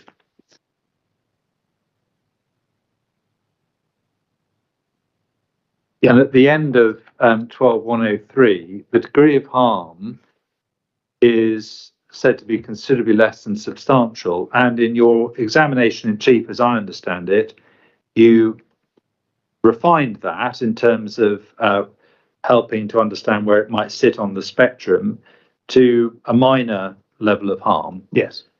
Akin to the harm from Guy's Hospital Tower, as you also described as minor. Yeah. And if we look at the image then in view 49, we know this doesn't allow us to see the full height, but nevertheless, it's clear, isn't it, that the major change which is identified reflects the significant visual prominence and dominance the building would have within the setting of the list of buildings, isn't it? Yes.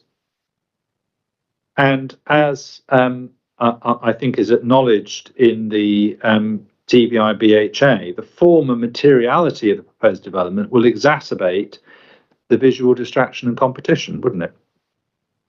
Yes, but if I may, looking at 5.616, the significance of 5.616 to 617, the fact that the significance is major is a sort of automatic effect of introducing a large element into a view. I mean, that's just how environmental assessment works according to this methodology. It then requires a separate step of considering whether that's a neutral or beneficial or adverse, a beneficial, neutral or adverse effect. That was the point about making the distinction between a major effect and an adverse effect. And then in terms of what consideration is given to ameliorating that effect and reducing it, if we go within the Built Heritage Assessment to page 359, table 36, we can see Guy's Hospital is in the group of, in the list of buildings, it's 1, 2, 3, 4, 5, 6, 7 down, item C. Yes. Likely significant effects, long-term local adverse effect, major significance, mitigation measures, none required. So having identified that effect, nothing then done to avoid, minimise or otherwise address the harm. No, it's in the adverse effect identified as in a way a sort of consequence of the project. So the mitigation would be not doing the project. Well, we might say amen to that, but that would be a difference between us. And then so far as 2021 is concerned, avoid repetition, but essentially the same conclusions are reached. Yeah.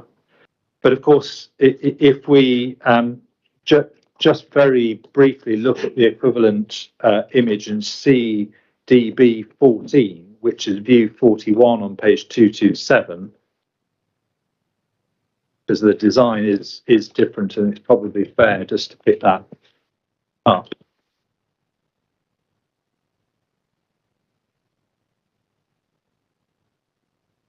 Sorry, can you give me the page number? Yes, it's page 227, and it's view 41. Yeah. And we can see here that, as with the 2018 scheme, the building is immediately behind the west wing, but it's also at an angle and just off axis, isn't it? Yeah. Which exacerbates the dissonance between the two buildings. It does as seen in the photograph. I think that the effect in reality would be rather different, because you'd read the formal composition of the hospital as one thing, and you clearly read the tower as a different thing. Well, inspectors got the two assessments. I'm not sure we're going to advance things much more than that. So next asset, Southwark Cathedral. And for this, we need to go back to the, first of all, to the Built Heritage Assessment, CDA 12.2. Just want to look at contribution of setting to significance. So in that document, we need to go to internal page 349, please.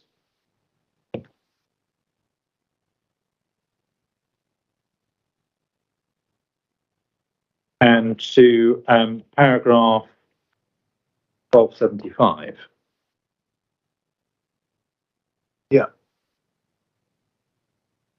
When visible in views of the cathedral, the development would be seen in conjunction with the tall modern buildings at London Bridge, including the Shard, the Place, Guy's Hospital Tower, recently completed Shard Place on St Thomas Street.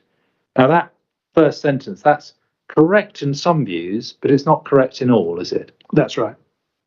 And so if you look at Dr. Barker Mill's appendices, please, if you could take up his appendices.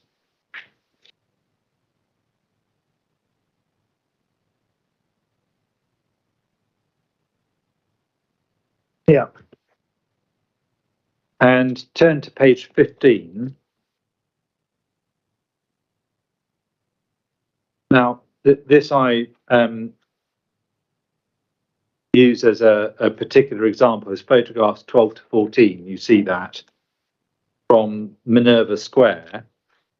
This is an example of where the new building would be apparent, but wouldn't be seen in conjunction with the tall modern buildings you've referred to. Right. And these are views which at present offer a particularly good opportunity to appreciate the form, silhouette and external architecture of the cathedral. Don't they? Yes, I might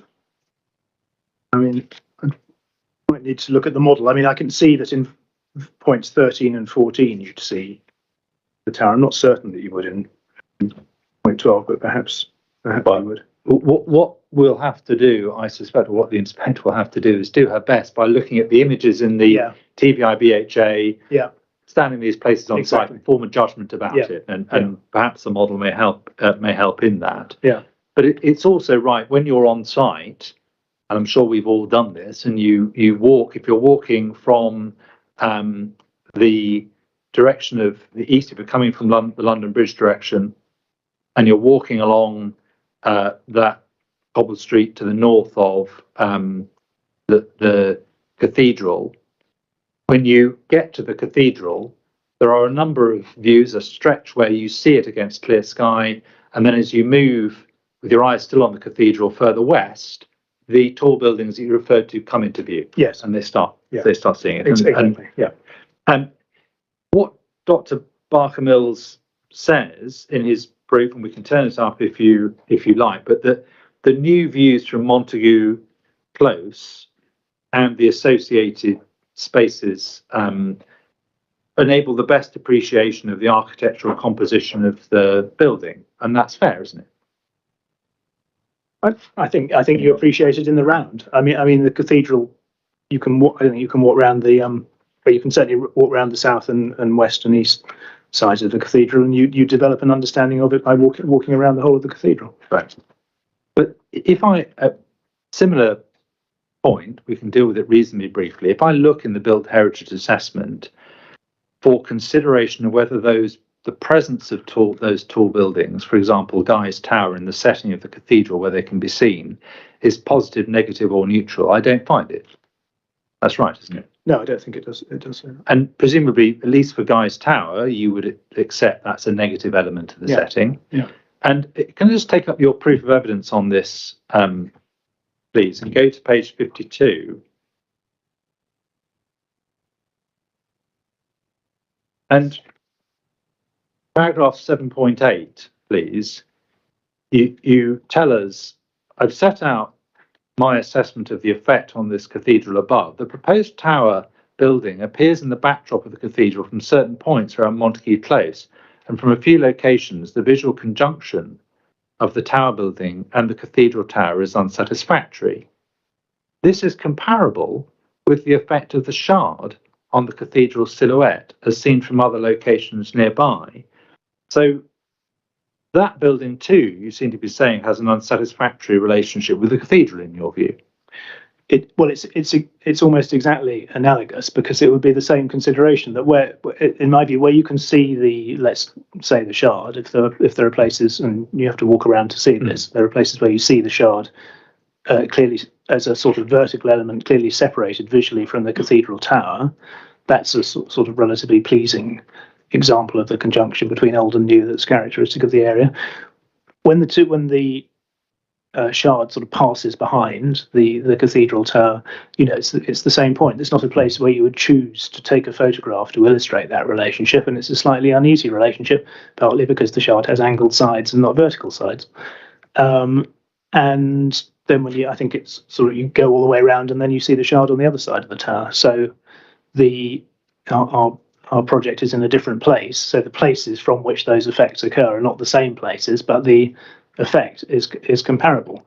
And my assessment of the two situations would be the same. So I think that's. I think I'm right then in understanding the way I put it to you seems to be fair, that you say that the effect of the shard is unsatisfactory in that same way. Yes. Thank you. As a visual conjunction. And the effect of the proposed development will be to introduce a tall building behind the cathedral in views where currently it's seen against clear sky. Yes. And that's where the setting already features negative, unsatisfactory, call it what you will, distracting elements in the form of tall buildings. Well, not exactly from the same place, but in the same way. Yes. Yeah. And the assessment it identifies, if we go back to the building, the built heritage assessment, and look at 1275 on page 349, so this is electronic page 15. Yeah.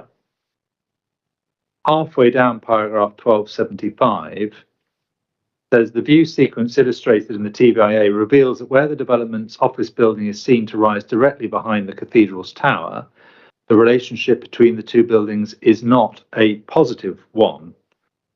And it's not just that it's not positive, it's identified as adverse, isn't it? Yeah.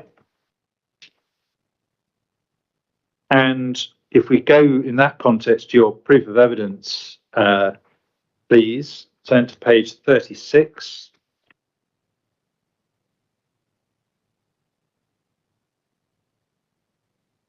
Paragraph 564, where you talk about the unsatisfactory visual relationship between the proposed tall building and a grade 1 listed building. That's what you're referring to there, isn't it? Yep.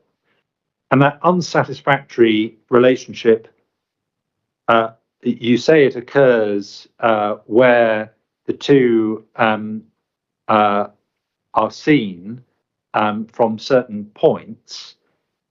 It's not just where it rises immediately alongside the cathedral's tower. It's not just when it's directly behind, is it? It's also where it's alongside, where you see the two side by side. That's also an unsatisfactory visual relationship. No, that's not what I'm saying. No. No. So you say where it's immediately behind, it's unsatisfactory. Yeah.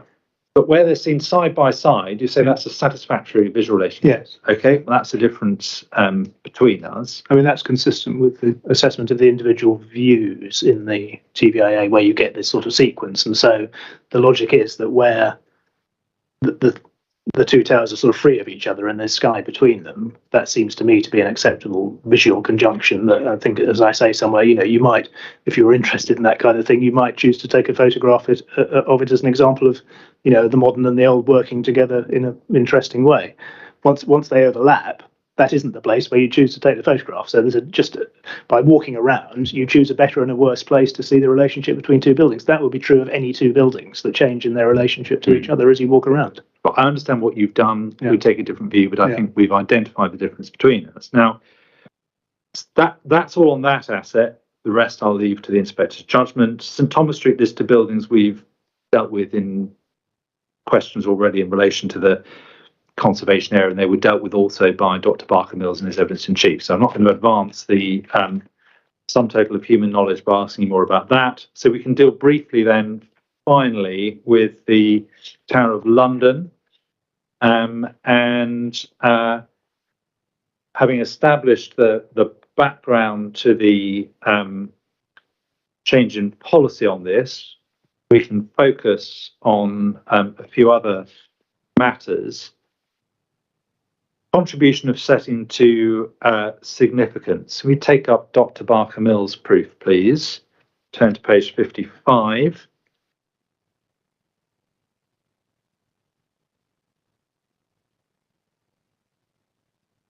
And his paragraph 8.6, this is in the section I referred you to earlier, contribution of setting to significance of heritage assets, section 8. And here, Dr. Bills, I'm falling into it, falling into that trap myself. Dr. Barker Mills, it's been a long day. Description of the extent to which the attributes that he identifies there rely on setting. That's not something you've taken issue with in rebuttal. It's not something you've taken issue with in evidence in chief. Assume that as a description, it's relatively uncontroversial. Yes. Grateful. And so far as impact is concerned, I'm going to focus my questions on the 2018 scheme, where it's common ground there would be an effect, but not whether it would be harmful. 2021, I shall leave for the purpose of cross-examination. So we need to look at the built heritage assessment. This is the CDA 12.2 version for the 2018 scheme, and turn please to page 348. So I think this is still electronic page 15. No, maybe 14. And we need to look at paragraph 1251. You have that? Yep. The development would be one of a number of tall developments lying to the southwest of the World Heritage Site, and would therefore appear in the background of some of the views from and of the World Heritage Site. The development would appear to add to the grouping of large-scale and tall buildings at London Bridge in a manner consistent with its existing character, and then talks about its appearing to the right of Shard Place and the Shard, separated by sky from the latter, similar apparent height to Guy's Hospital, seen to the left of the Shard. Then it says the development would therefore provide balance to the composition of modern tall buildings seen in the backdrop of views.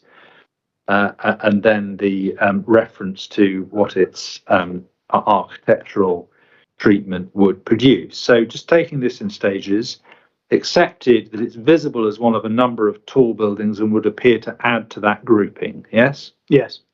No consideration here, as far as I've been able to find, of whether that existing grouping gives rise to harm. No, but I don't think it does. But I agree it doesn't say it there. Their presence is instead, it's fair to say, relied on as justifying the addition of further such development, isn't it? Well, justifying if you think that means that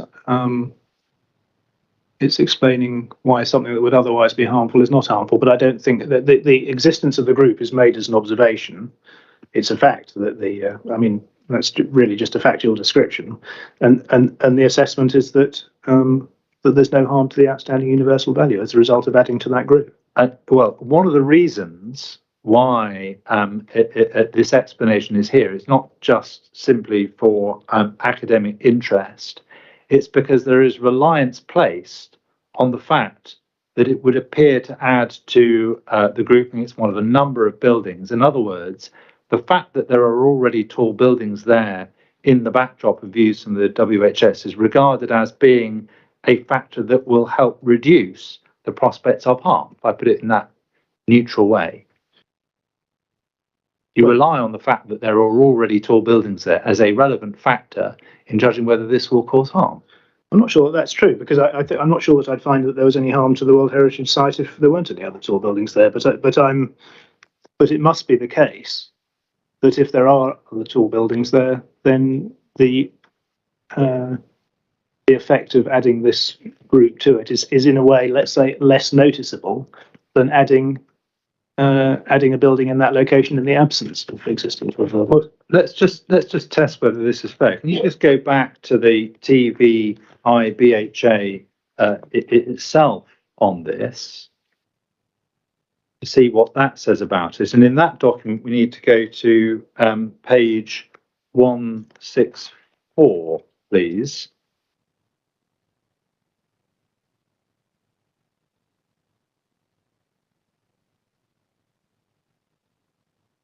And in 164, we should have, when you get there, view 27, Tower of London, Inner Ward, north of the White Tower. Great. And paragraph 5361, that's addressing the view as existing, isn't it? Yeah. And what that says there, in commenting on the view as existing, about halfway down, notwithstanding, the modern world beyond the Tower of London is apparent from here. The Shard Place and Guy's Hospital Tower are all noticeable features of the view, rising behind the listed Queen's House in the centre of the image. The modern buildings of more London are also glimpsed above the roof line of the Grade 1 listed houses to the left of Guy's Tower. This condition was referred to by the inspector in his report following the public inquiry into the Shard, and then identifies what the inspector in that case said in justifying the conclusion that this would not give rise to harm. See that? Yes. And then that is referred to without any comment here or anywhere else in the assessment that I can see about what's happened in the following years when considering the impact of the Shard following that decision. There's no reference to the subsequent consideration of that conclusion and of that building and its effect on these views, is there? Right, I see what you mean. No.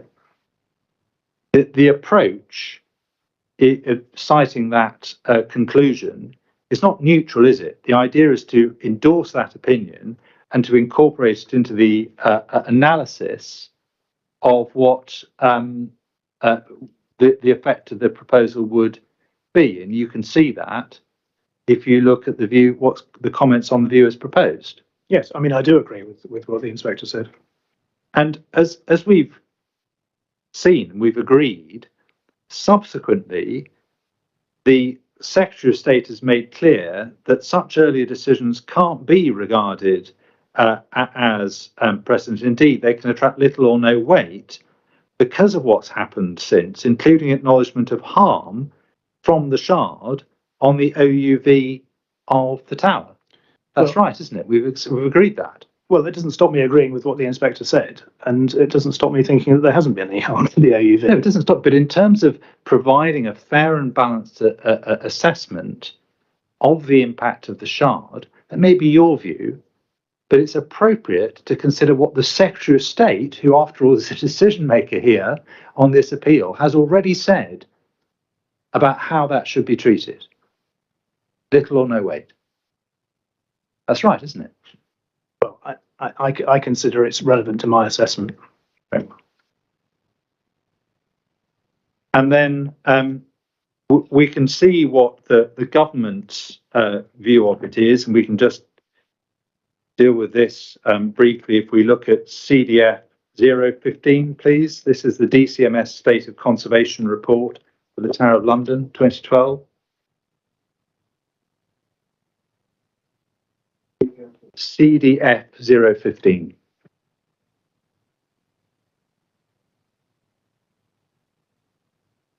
I got that.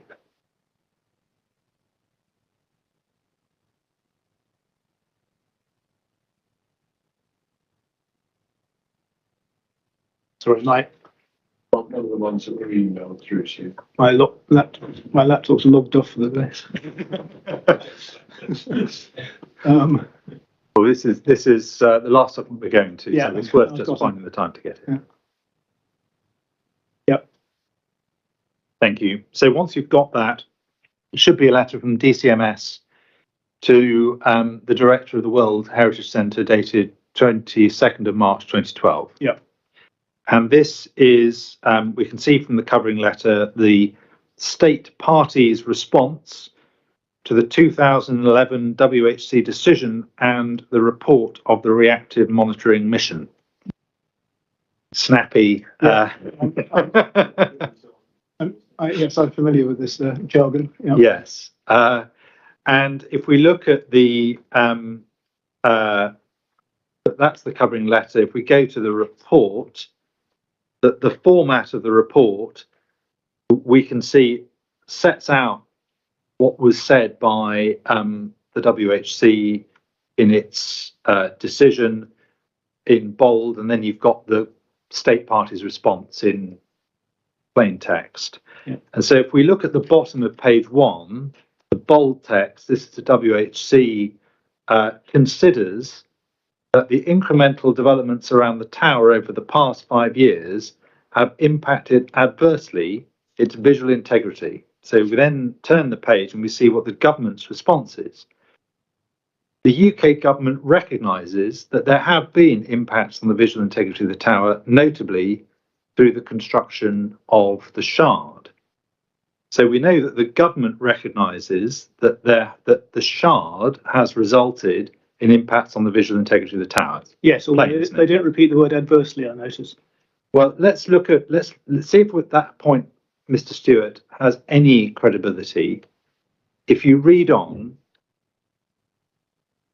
in addition, since 2006, the Mayor, through reviews of the London Plan, associated SPG, has revised the protected view of the tower.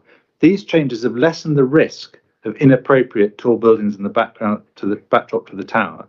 The strengthened policies now in place will further lessen the risk of inappropriate development with an adverse impact on the tower's visual integrity. One wouldn't respond with strengthened policies to further lessen the risk of an adverse impact on the tower's visual integrity unless there had been some problem with the previous policies. That's right. It's just a matter of logic, Mr. Stewart. No, I'm not sure I entirely follow that, actually, because I think these things are written by quite smart civil servants who've carefully avoided admitting that anything harmful has happened as a result of decisions that have been taken up to this point, and are saying, we've now, as these things have happened, and you're worried about bad things happening in the future, here's what we put in place to stop them happening. Mr. Stewart, there's a short and a long way to deal with this.